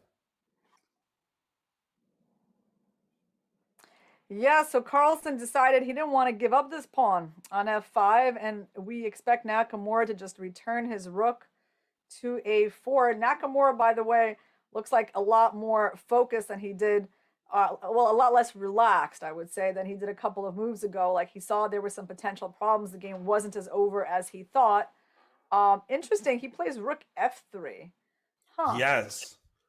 So that's he's an deciding... interesting square for the rook. Mm-hmm. Yeah, he's deciding to attack the rook, the black pawn from the side. The idea being that once again, Magnus is struggling with the fact that his rook is kind of blocking his pawn's path. Magnus wants to push his pawn further forward, but cannot do so with the rook blocking. And so Hikaru has decided as long as I'm attacking the pawn, I'm doing a good job of stopping it. And Hikaru is saying it doesn't really matter where I'm attacking from. Both attacks will cause trouble for Magnus's protection scheme. So, well, we know Hikaru needs to take the pawn on f5 now, right? So Magnus just abandoned it. And at this point... Well, it's Magnus's turn. It's Magnus's... Oh, okay, sorry, yeah. Sometimes I get that mixed up. That's right.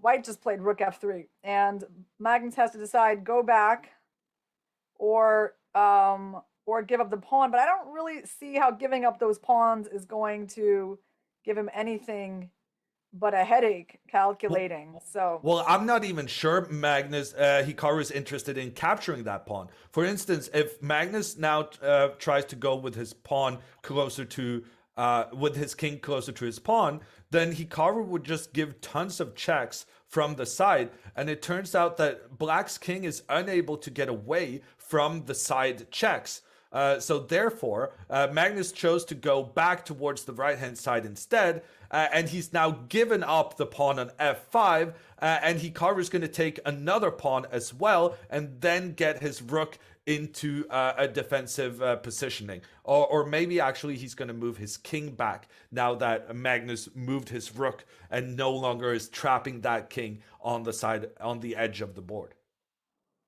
Yeah, I mean, rook a5 is a pretty good move, but also king g2, as you said.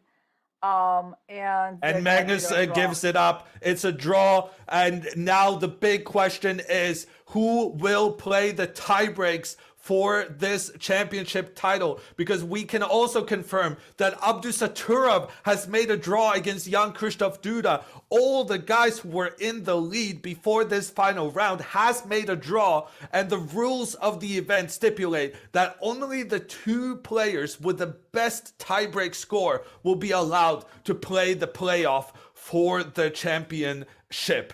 That means we should now try to take a look at how the standings were before the round started. That is quite significant, actually, because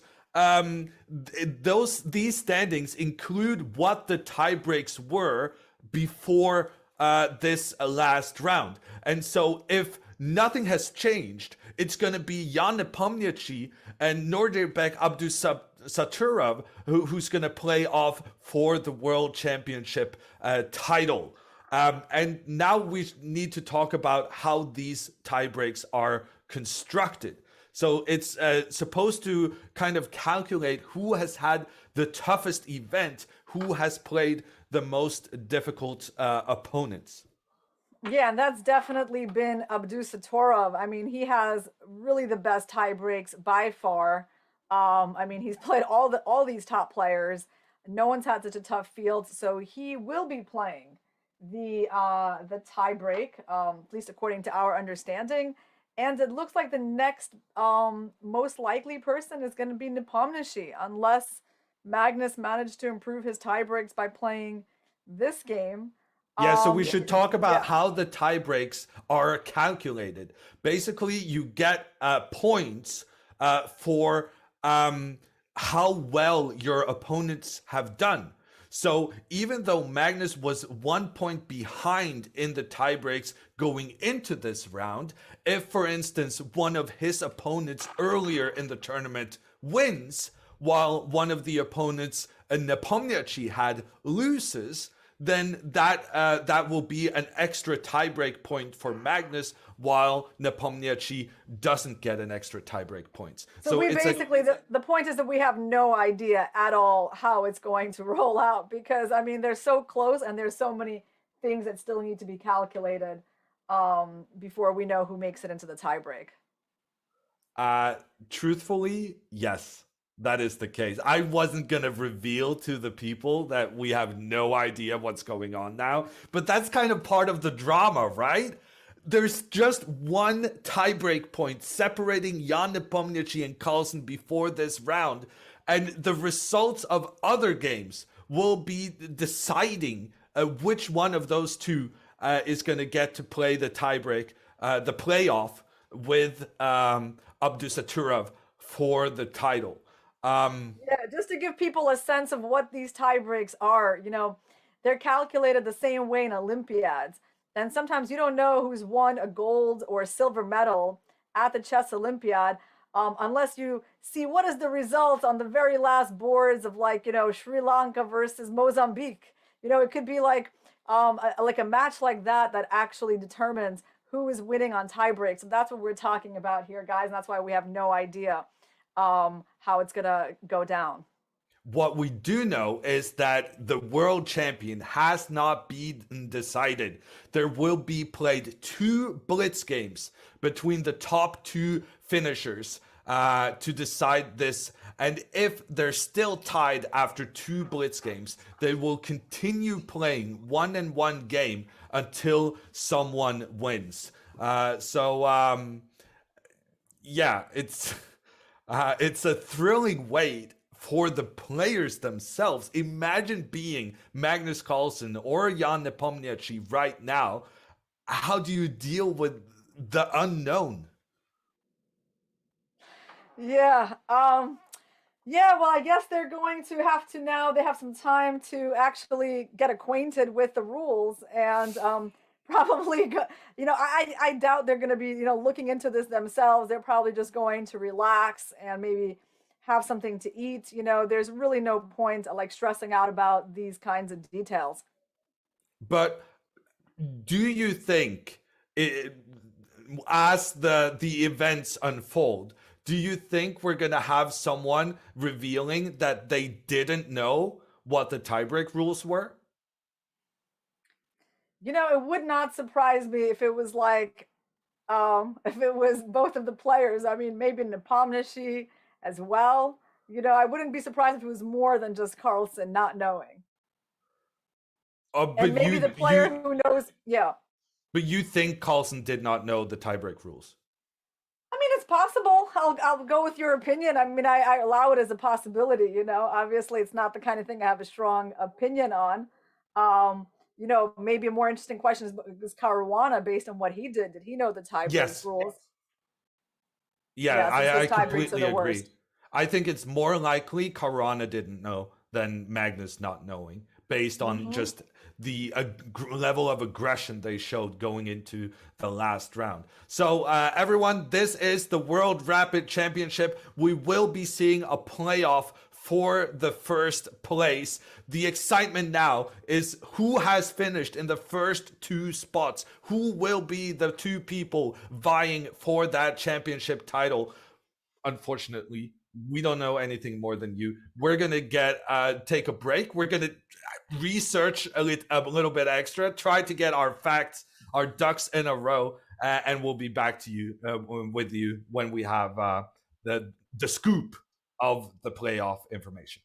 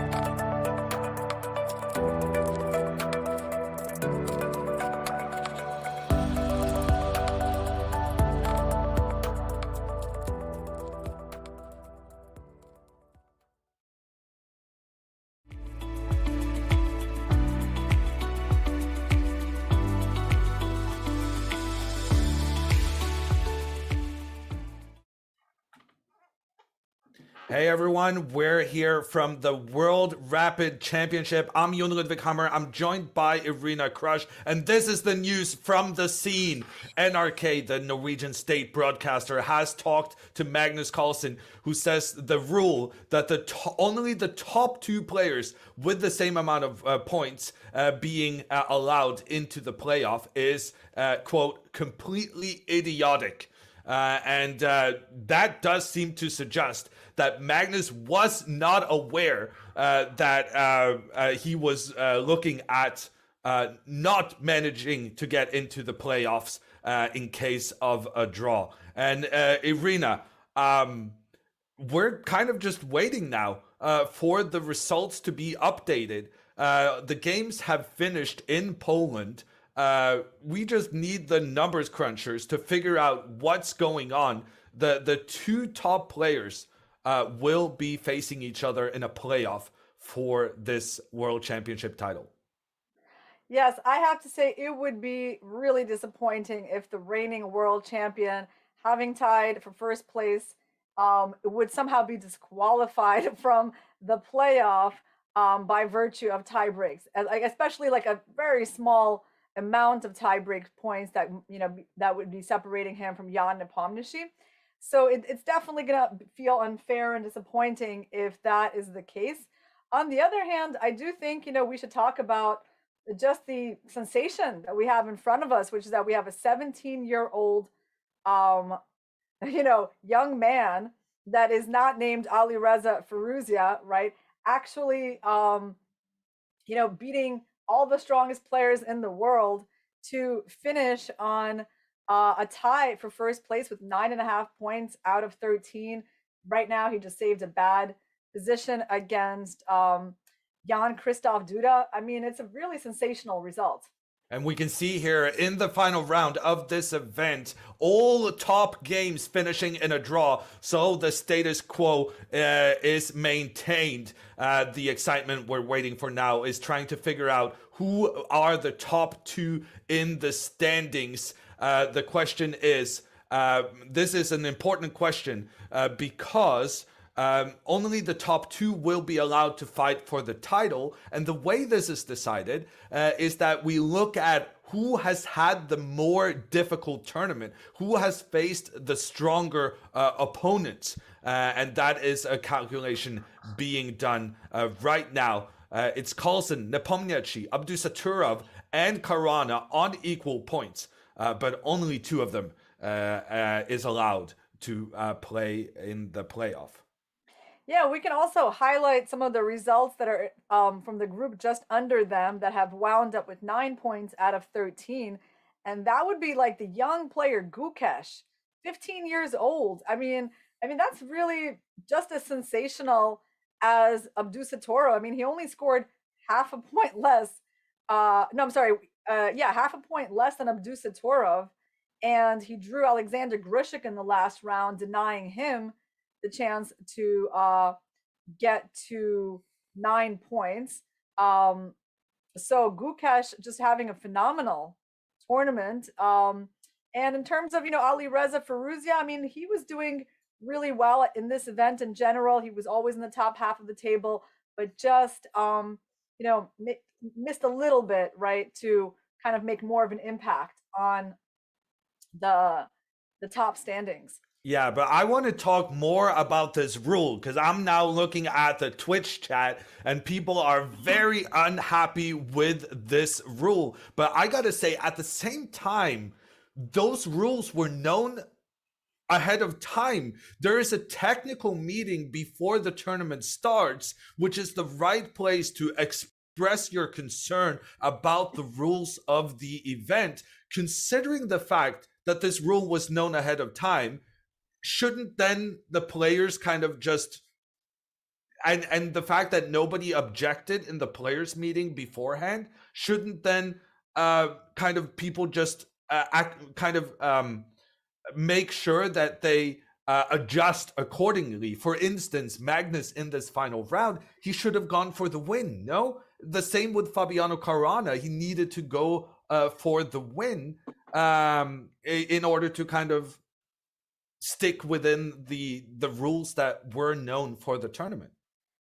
Yeah, well, Magnus, if he kind of makes it to the playoff, I think he'll be satisfied with how he played the last round against Nakamura. I still think it's reasonable no matter what. I mean, it's hard with the black pieces to just, come out and try to win against Hikaru right from the get-go. I mean, that can backfire as well. I think he played a fine game against Hikaru. It's true he could have chosen a more risky opening, but overall it was a decent game. In terms of speaking up at the players meeting, I mean, who would do that? Only the people who are expecting to be in first place.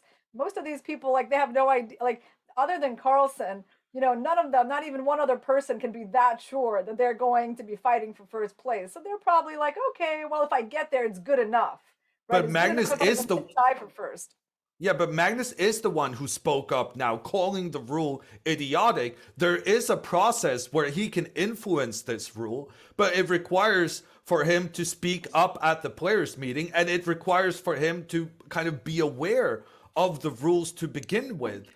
Is this the fault of the organizers having a rule that is designed at making the playoffs more manageable? Having a playoff with 4 players, that would take at least an hour. So this rule is there kind of to make it easier to kind of organize the event. It's there for a reason. And if the players feel that reason is not important enough, shouldn't they be the one to use the systems in place to change it?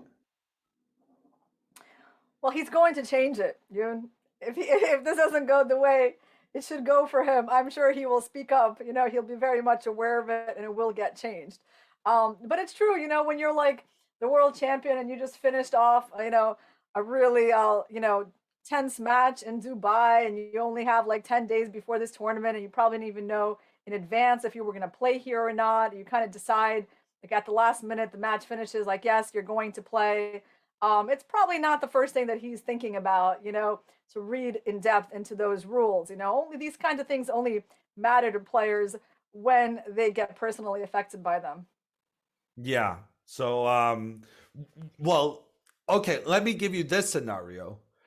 Given that if everyone agrees that the rules are silly, would you then allow the players kind of change your mind now and say, okay, Magnus doesn't like it, so we're gonna have all 4 play against each other? That's really interesting, actually, and that kind of would be a very gentlemanly, sportsman-like thing to do, and that would be in the hands of the other players if they do wind up with better tie breaks, right? I actually think there's a decent chance the players would agree, because I think those guys are gentlemen.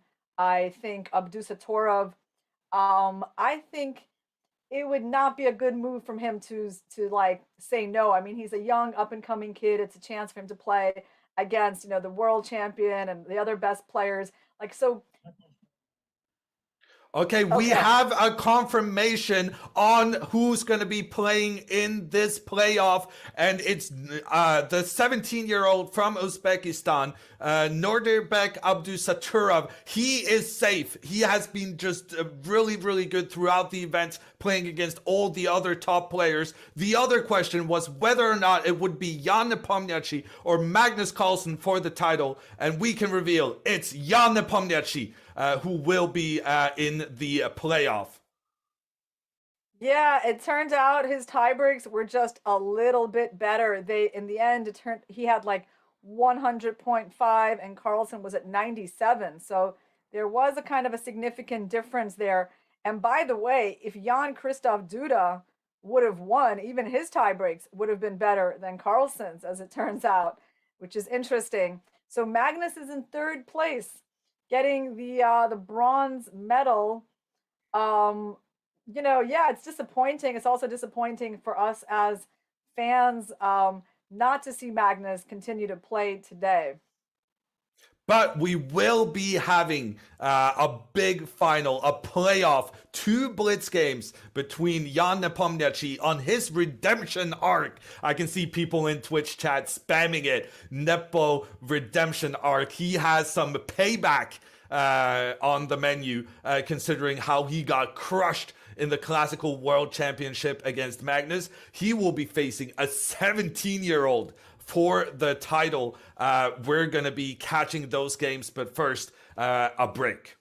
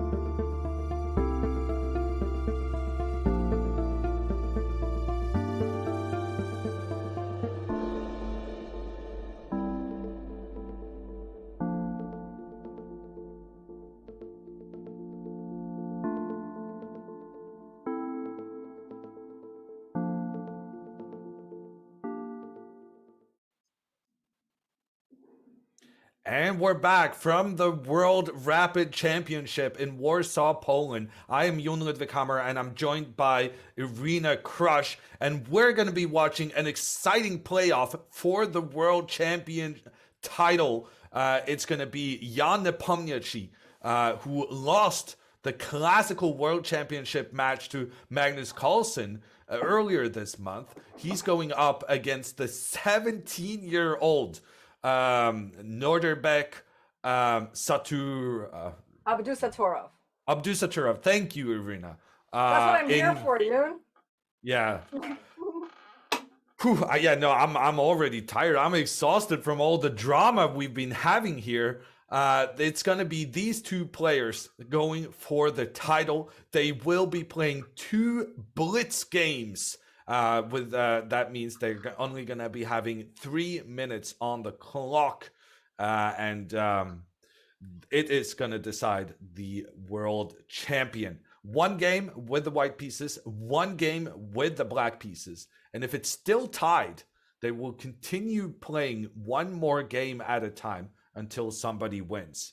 And we have more information coming in from Warsaw. The match will start in 10 minutes. So 10 more minutes until the games start.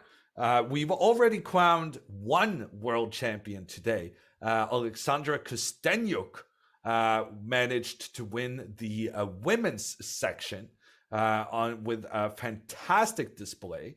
And we congratulate her on that amazing achievement. She is well known to the chess.com audience with her username Chess Queen, and she proved it that nickname worthy. Yes, congratulations to Alexandra. I'm really happy for her. She's someone I have known from my very earliest days playing chess, when we were still playing like the world under 10s and under 12s. And it is great to see her have such a long and successful career. And she's been just really dedicated to chess. I mean, even as she's not, you can consider her one of the veterans. I mean, she's not one of the youngest players anymore. And yet this year she won the World Cup, taking out Garyachkina in the final, now becoming the women's rapid champion. And this dedication, devotion, and passion for chess, it really pays off for her. So, age, yes, is not the only thing. It's very important. We do see the players coming up, like Abdusattorov, 17 years old. Who would have thought that he would be playing for first place in such a tough field? But here he is playing Jan Nepomniachtchi. And this is really a great story, I think, for both players. So on one hand, we have, Abdusattorov's breakout moment. On the other hand, we have Nepomniachtchi's redemption from the World Championship match and just trying to put that behind him and show that he actually is, one of the best players in the world.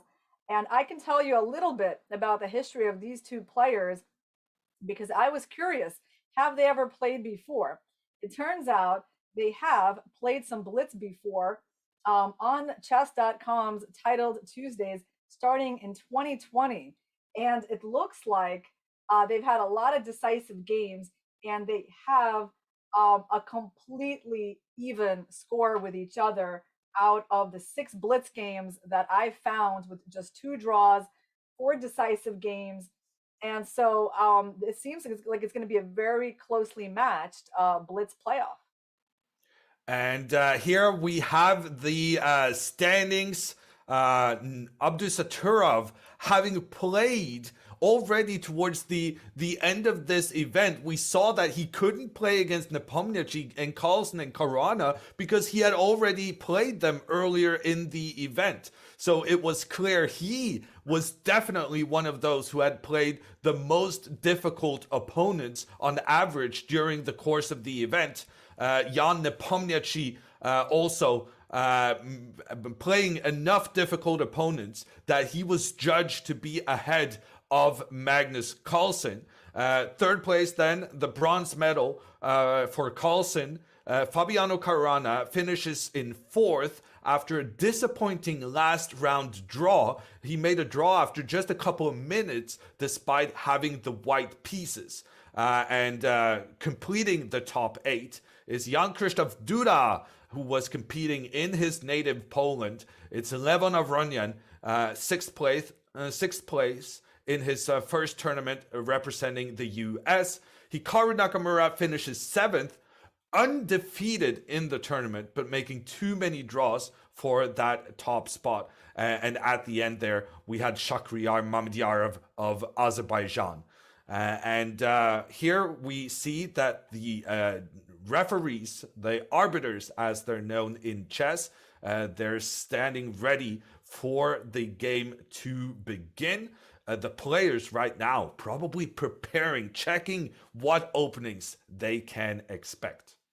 Yeah, well, speaking of openings, in the games between the 6 games between them, White has always opened with e4, so that's really interesting. I mean, both of these guys are primarily e4 players, and we've actually seen a good amount of Sicilians in those games.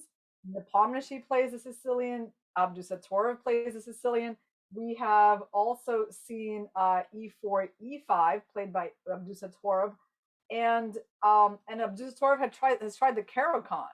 So it seems like it's kind of a mystery what he's going to answer with. What is his preferred move these days?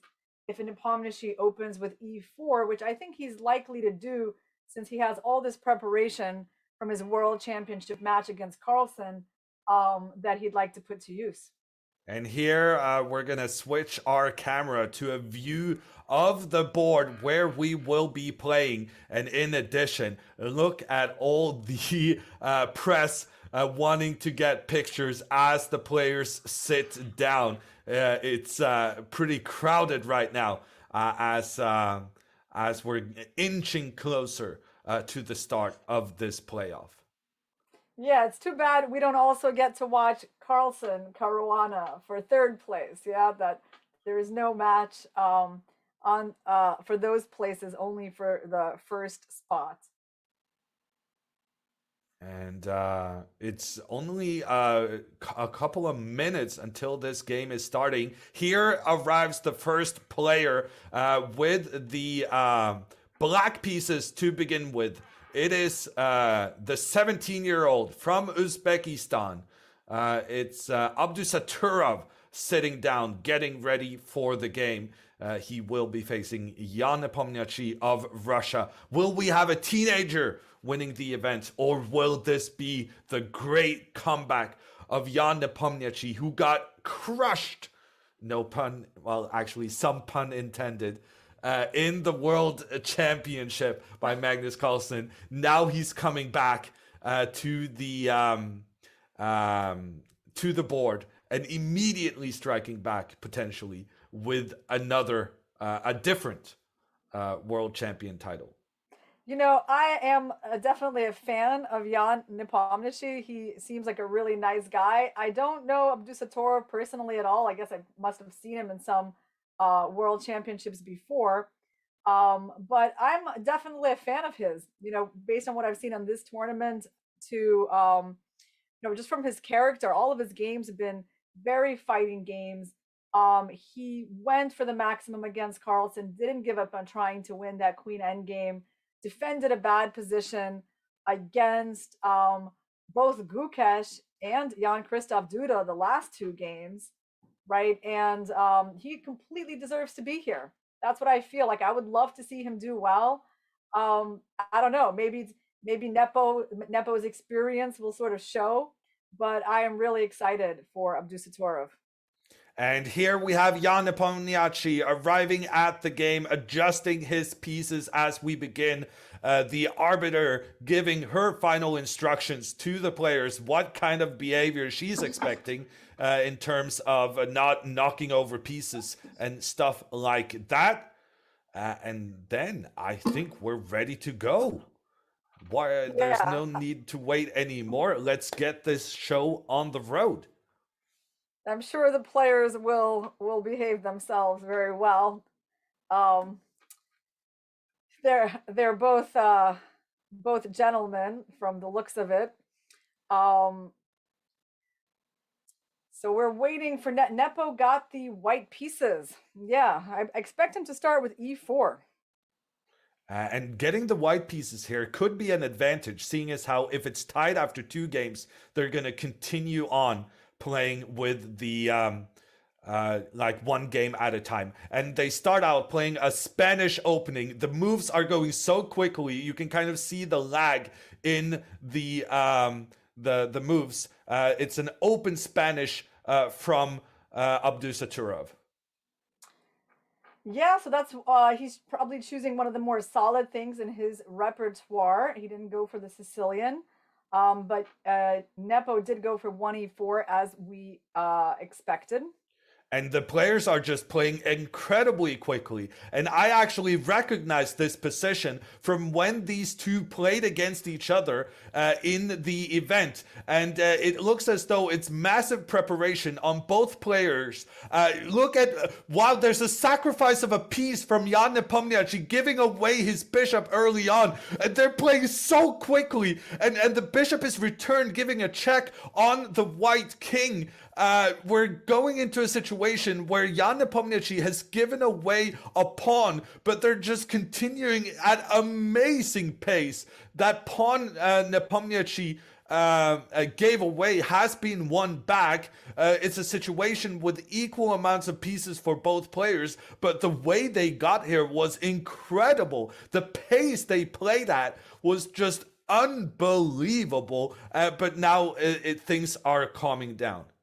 Yeah, that was so fast. I mean, these players had incredible preparation for this game, and it's kind of nice for us that they've slowed down a little bit so we can actually try to understand what's going on the board, because they're about to enter an end game, right? So right from the opening, there's like all this skirmish, a tactical skirmish, and now there is a queen trade that cannot be avoided by white. White just played b3, protecting the pawn on a2. And I guess White's trying to say that, you know, the c6 pawn is a weakness, a long-term weakness that he'll try to attack and win, and that he has a bit more coordination than Black does because Black's rooks are separated here.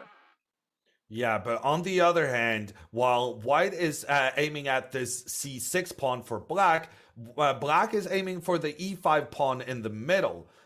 So it's not clear who's going to come out on top in this kind of trade-off of disadvantages. Yeah, I mean, we see that Noderbeck is the first one going in for a think, and he's actually been thinking for a while. So I think, you know, Jan was a little more successful in his opening preparation. It gave him like a big edge on the clock. And Noderbeck makes this big decision. Bishop d5. Yeah, that's a huge decision to challenge the bishop, and we can expect, yeah, trade there to happen. The c file will be opening up. I was a little concerned about that for Black, you know, because White is going to get that whole c file. The question is he going to be able to use it? So what Irina is saying here is that Noderbeck needs to take back with his pawn this bishop, because if he had taken with the knight, then the knight would no longer be protecting the black pawn. And here, there is a black pawn in the middle that can be a weakness. There's a white pawn in the middle that can be a weakness. Right now, it looks as though it's Noderbeck who has the easy pressure towards the middle of the board. But if this black rook is pushed back by the white pawn, then there's no more pressure for Black towards the white pawn, while White can easily create pressure with his rook in the middle towards the black pawn. Yeah, so White's rook is on this open file, and it's like quite awkward for Black, actually. I suppose he wants to put his king out on d7 at some point, and okay, he does the opposite. He puts the rook there. Okay, a little surprising. I mean, the rook is standing behind the pawn, but I'm really feeling like I prefer White's position. It's so much easier to play, and the way he's advancing on the king side with h4 and g4, those pawns are annoying for the black rook on h6 as well. So, I mean, I'm liking where Nepomniachtchi is at the moment. And I think Norderbeck's plan would be to push the pawn forward in the center. And there he goes. He's going to try to use that pawn as a distraction because all his other pieces are not making that big of an impression. So the question now, is this pawn just going to continue as far as it can? Or will it then become a target White can attack? Yeah, and the other question is, what is he doing with this rook on h6? Well, he just answered it. He put it on c6. I like that decision, even though I see the eval bar doesn't like that decision. But it did make sense to me because that rook was pretty awkward. Maybe White just takes and puts the other rook on c1, or maybe White can go like king e2, king d3. Okay, he goes for this position. Very interesting. There's a chance that White's kingside pawn majority is going to be dangerous in this endgame. Yeah, the pawns are being pushed forward, attacking now the rook and the black pawn. Norderbeck not making any exchanges, saying that if you want to trade, that's fine, but you're going to do it in a way that allows me to get my king further up the board. It's equal amount of pawns for both players, but actually is the black king in some trouble? The knight coming up giving a check. Yeah, the king had to retreat back because if he would have went forward, there was a fork on e4. This doesn't look terrible for Norderbeck. I mean, he's holding things together, and Nepomniachtchi makes a good decision offering that rook trade because, like I was saying, White's advantage is in the kingside pawn majority, and so the more pieces he trades and the closer he gets to now he's in a knight endgame, maybe to a king and pawn endgame, the better shape he's going to be in. Yeah, but I also think he's going after the black pawns on the queen side. Can Norderbeck avoid losing a pawn here with that white knight making its way over towards these black pawns? It's a very tricky endgame with time running out for both players. Norderbeck actually saying goodbye to his pawn on the side of the board because he's prioritizing going after these white pawns with his king.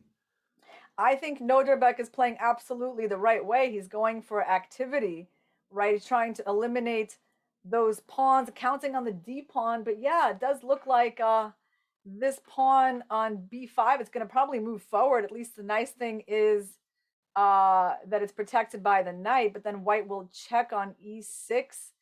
And I think black should play b4, but let's see what happened. Nope, that didn't happen. Norderbeck chooses to get rid of the white pawns while he does have the option to do so. Nepomniachtchi now with two pawns on the left-hand side. Norderbeck has one guy in the middle, one guy on the right. Both players now need to just push their pawns forward, trying to get new queens. It's not clear who's doing very well here because black actually has the more active king and can use the king to support the pawn's advance. And look at Jan Nepomniachtchi just going one step forward at a time. Who's going to win this race? Yeah, I mean, it's actually completely unclear. Like, Norderbeck's king is really good, and those two separated pawns are actually harder for White to deal with than White's pawns that are all in one part of the board. So I guess Jan Nepomniachtchi is probably going to be trying to make a draw here. I think he will be happy with a draw in this position. But he's going for the win. He did have the option there of going back and forth, but instead he's trying to push his pawn forward. Both players now down with less than a minute on the clock. Jan Nepomniachtchi has been kind of leading this entire game, so he kind of feels responsible going for the win. But here he realizes that he needs to go into a drawing mechanism. He sacrifices his knight in order to get rid of that dangerous black pawn, and now he's running with his king to try and eliminate the last black pawn, and black's king is not in doesn't manage to get back to defend the pawn. So Jan Nepomniachtchi is steering this game towards a draw, and that means Norderbeck is going to have the match ball with the white pieces in the next one. We see here Nepomniachtchi getting rid of that last black pawn. Norderbeck getting rid of the white pawns. A knight remains for black, but that is not enough to give checkmate. The guys shake hands, and we're going to take a little break until we come back with the next game.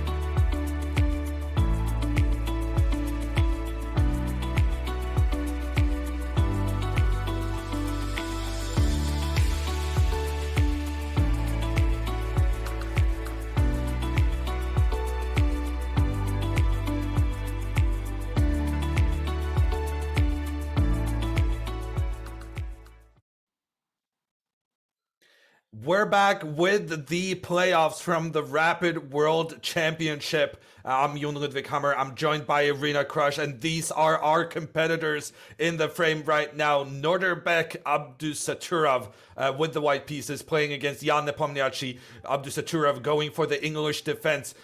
We once again see the moves coming very quickly in from the beginning. Abdusattorov choosing the same opening he used to defeat Magnus Carlsen earlier today. Yeah, I hope you guys are as impressed with Abdusattorov as we are. I mean, you can see that it's not a fluke that he's here playing in this Rapid Championship final. I mean, he defends in such a tough position against Jan Nepomniachtchi, who seemed a bit better prepared for him in the opening in the last game. And so here we are, he's with the white pieces repeating the same opening he did against Magnus Carlsen. I mean, it's a very solid kind of position for both sides. At the moment, all the pawns are still on the board. Now the F file just opened up for white, and white is doing a really typical plan where he's bringing his queen over to the king side. And he will be trying to get that queen pointing down towards black's king. In addition, look at all these pawns in the middle. Abdusattorov just controlling the center of the board right now.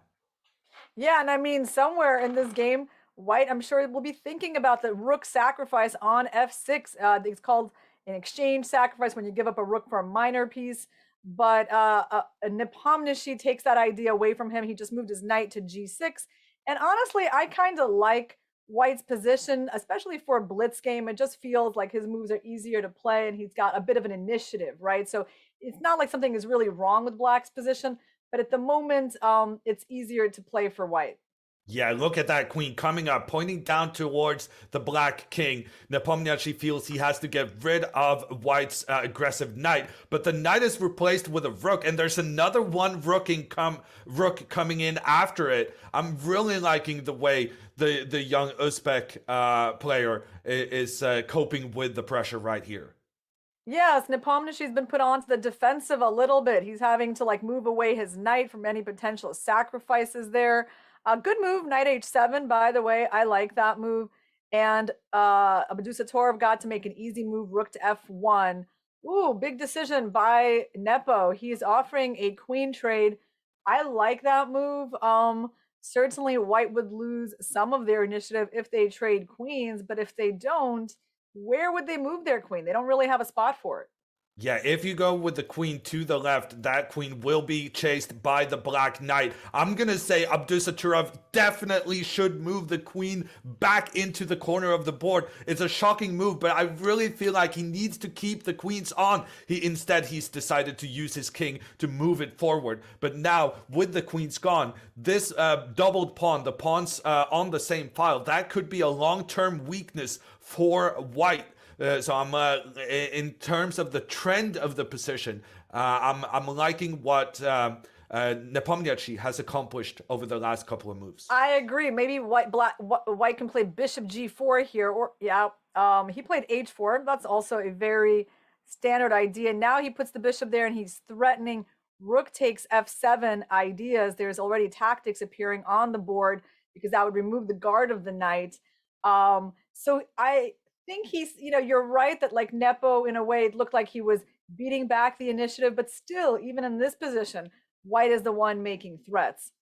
And actually, the knight needs to move, but if it moves forward, that's just going to entice the Uzbek player to push his pawns further forward. I'm looking at the evaluation bar, which is more white than black at the moment, indicating that it's actually the teenager who has the advantage and who could go ahead and become world champion at age 17. Okay, I like Nepo's move f6 because he knew this pawn was a problem. White was having a threat of knight b6 to d7, trying to push away the rook and win the pawn. This was a very smart move by Nepo, and it kind of stops white for the moment. And Norderbek is thinking, how do I break through? He goes in the center. His move doesn't really make a threat at the moment, though. I think he's just going to move his rooks. He's going to get those rooks over and point down towards the black position. He has the tension between the pawns, so he is the one who can decide when we're going to open up and see the white rooks infiltrate. This is a very, very good position for white. Norderbeck could be minutes away from becoming a teenage world champion. He also has a sizable advantage on the clock, more than 30 seconds extra compared to Nepomniachtchi. Yeah, I love looking at him. He's so focused and so confident. You know, just in his body language, is completely into the game, but like not intimidated at all by his much more well-known opponent. And you're right, you know, like the black knights are so cramped, they can't move anywhere. Black would love to move the king out to e6, but he can never do that because of the bishop. And white has a simple plan of just doubling on the d file and putting pressure on the d6 pawn, and that's why Nepo lashes out with this move b5, trying to change the character of the game. And in making that decision, Nepomniachtchi is now down a full minute on the clock. 38 seconds for Nepomniachtchi, 21 minute 27 seconds for Abdusattorov. However, it's not clear how he's going to win this game. He does have that pressure with his rooks pointing down in the middle of the board. But as for now, these black pawns have been are well protected by the knights. Yeah. Nepomniachtchi has managed to make it a little difficult for white to just effectuate his plan of attacking the d pawn. However, there are weaknesses that have been exposed in black's pawn structure. Both the c and the d pawns are potential long-term problems. So it's still really anyone's game. I mean, it's not going to be easy for Norderbeck here. No, and you can tell from the amount of time he's taking on his decisions that he's insecure about the road moving forward. He did have a 1 minute time advantage, but it has now been reduced to just 30 seconds. Yeah, so he pushed his pawn to h5. I think that's a very understandable decision, just trying to secure some more space on the king side. This position, I mean, in these kinds of endgames, you try to get any little advantage you can. There's rarely a direct win, and so every bit of space that you can take anywhere on the board, any weakness that you can create, that's what you're playing for. I like his move bishop e2. He's probably going to try to put the bishop on c4. That's what he did, and now move the bishop away to b3. First he traded on e5 though. Yeah, there's trickery going on right now. The bishop could have been captured, but then it would have been opened up towards the black rook. The pin, the white rook pointing down on the black king, has made Norderbeck, it has enabled him to win a pawn, and with it, his advantage is increasing. A pawn extra for the Uzbeki youngster, and he also remains with a big time advantage. I really like where this is going for Norderbeck, and I feel like in a way the simpler it gets, the better for him. I mean, his rook is perfectly positioned on d2, protecting his pawns. You know, it's very unpleasant for Nepomniachtchi.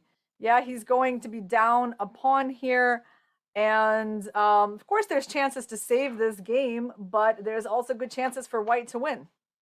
And Norderbeck chooses to push his pawn forward. He's opening up for his rook to attack the other guy on the left-hand side. Here's the choice for Nepomniachtchi. He chooses to save his pawn, but that means the white pawn in the middle is just pushing further forward, and that move was definitely not played. He probably went with his rook up so that he's both defending his pawn and attacking towards the black pawn. Norderbeck is about to become the world champion. There's a check on the white king. The king escapes. The black king is in dire straits on the side of the board. Norderbeck just needs to find a couple of good moves now, and he does have the time on the clock to figure it out. He has actually he does not. Checkmate. Rook e5, king h4, rook g4. Wasn't that pretty good for white?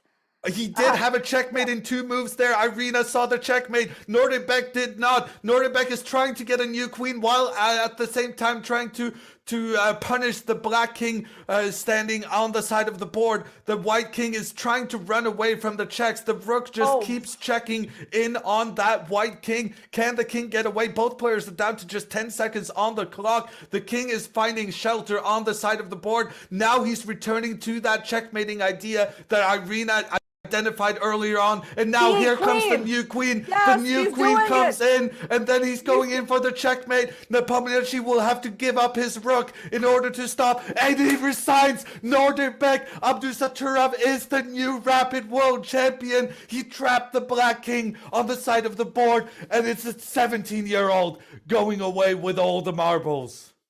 Wow, this is an amazing, amazing turn of events. I mean, what a special moment that we're witnessing.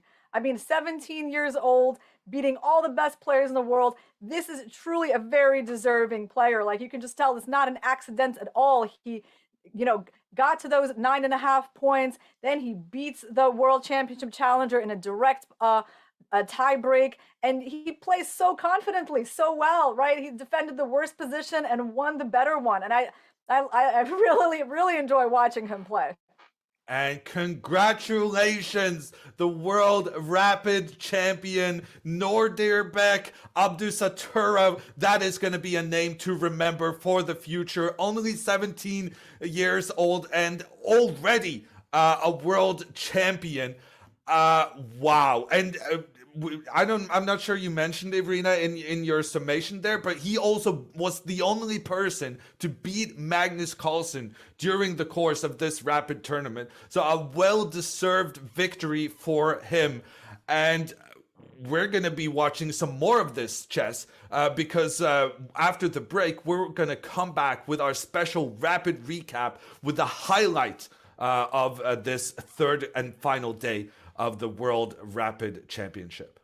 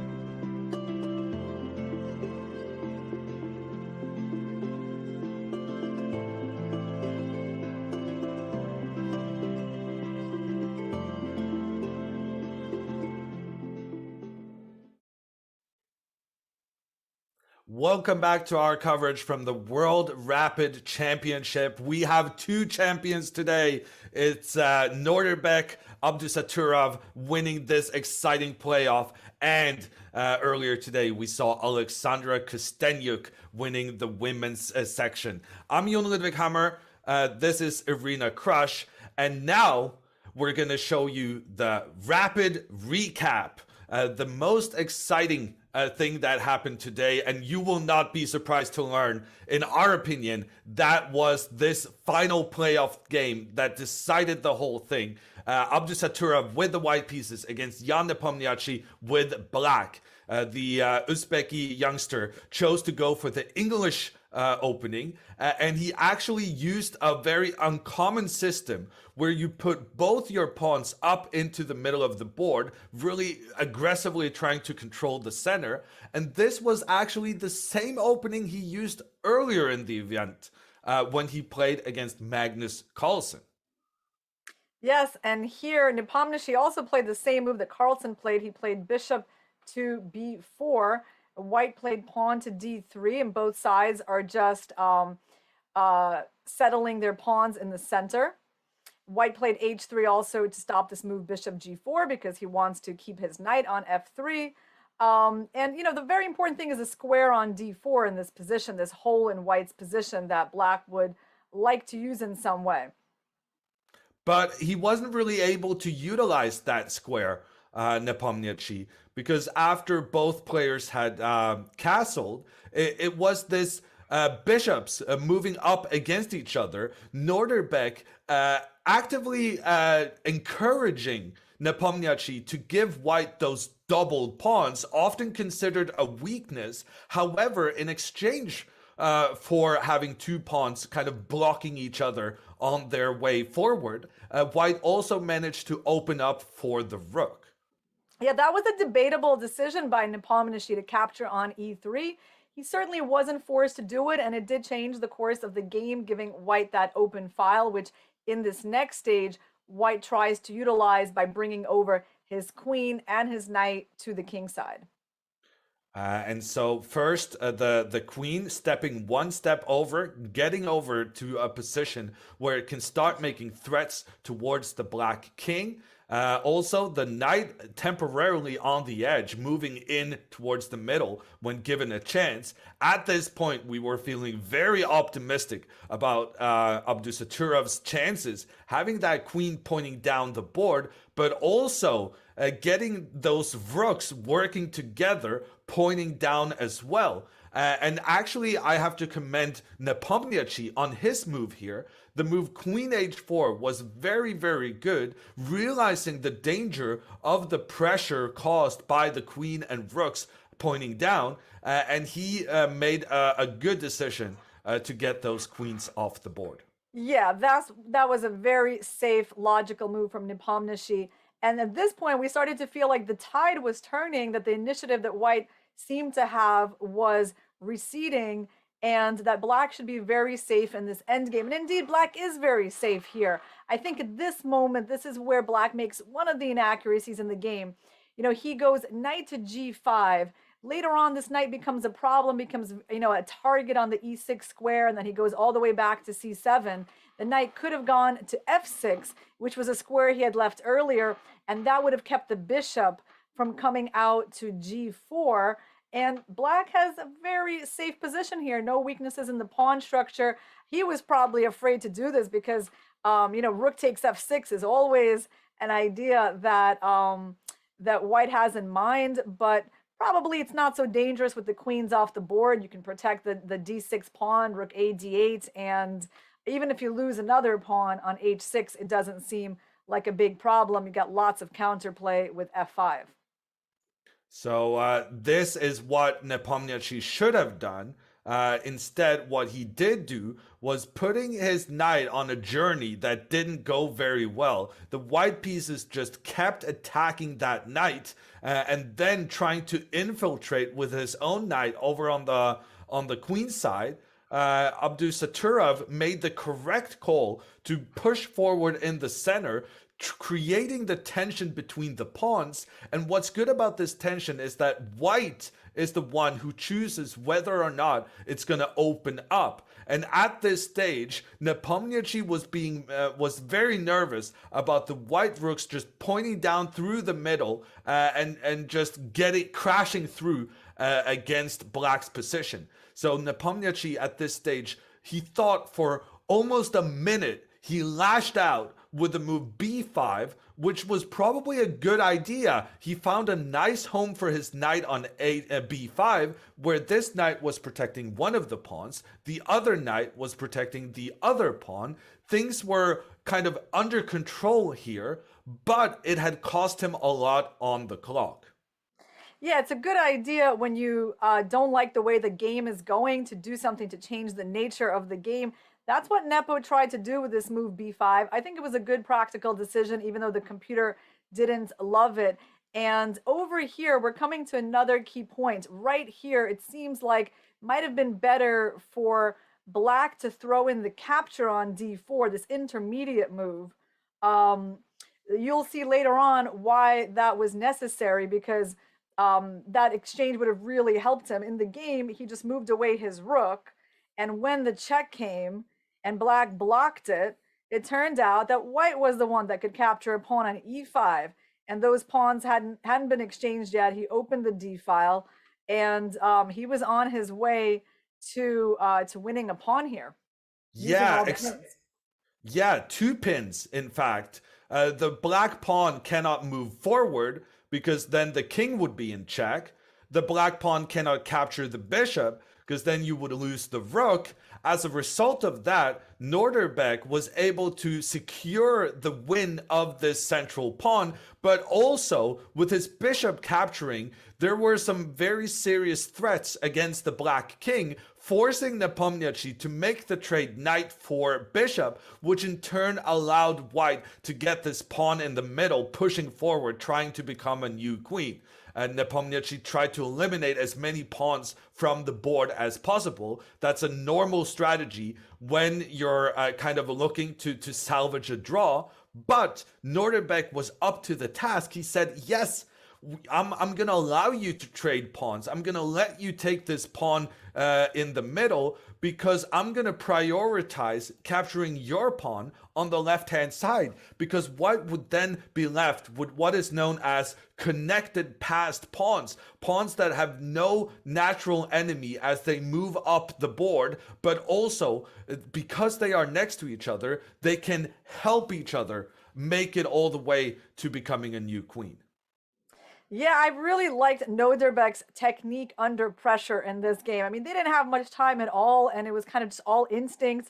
It's easy to mess up rook endgames. As we know, rook endgames are the endgames that tend to end in draws the most, but he used his one pawn advantage and he didn't relinquish it. So some exciting things happened with regards to black's king in this game. Yeah, Nepomniachtchi tried to keep his pawn so that he had one pawn trying to stop these 2 pawns for white on the left-hand side. But as a result of that, Norderbeck was able to get his pawn forward 1 step away from becoming a new queen. And in addition, he got those 2 rooks working together, both protecting his own pawn and attacking against the black pawn. Yeah, I mean, at this point, it's starting to look really, really hopeless for black, I would say. And what did Nepomniachtchi do here? He gave a check. Yeah, soon he's gonna lose the g7 pawn, and at this point, his king is gonna be in a mating net. After In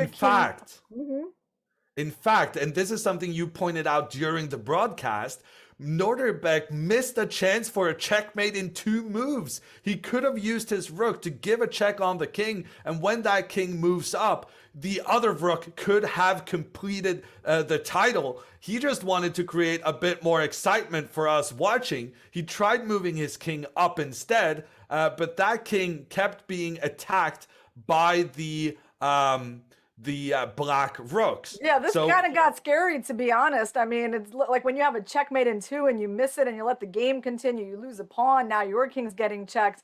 Actually looked pretty scary, like maybe white even messed up the win, but then somehow the king got back to safety on g3. yeah, the king managed to hide on the edge of the board. And yes, now this pawn could have been captured. But at this stage, both players were aware of the problems black's king on the side of the board was facing. So instead, Jan Nepomniachtchi tried to move his rook just one step back so that if this check comes, then the rook is ready to capture it. However, there was a nice deflection here. Yes, white played d8 queen, distracting the rook on d5 and allowing his rook to get that big check on e5 and finally weaving that mating net, forcing black to give up a rook. And Nepomniachtchi just threw in the towel since there's no point playing down a rook without any counterplay. So yeah, amazing game by Abdusattorov and really, really exciting for the fans. And that was the way the 17-year-old managed to get his World Rapid Championship title. And this was the Rapid recap. And that means also we're done for today. We're done for the World Rapid Championship, but we still continue tomorrow because tomorrow we have the Blitz championship starting out. Starting at 6 a.m. Pacific or 1500 hours in Warsaw, Poland. That is when you need to be ready for the even more fast-paced action. Yeah, if you thought the Rapid was exciting, guys, the Blitz is going to be even more exciting. You know, just 3 minutes per side plus 2-second increment for the players. So many blunders, so many attacks. This thing's going to be spectacular. And thanks for hanging with us for these last 3 days. It's been a lot of fun for us commentating on this Rapid Championship. And we're really looking forward to seeing the top players back in action over the next 2 days.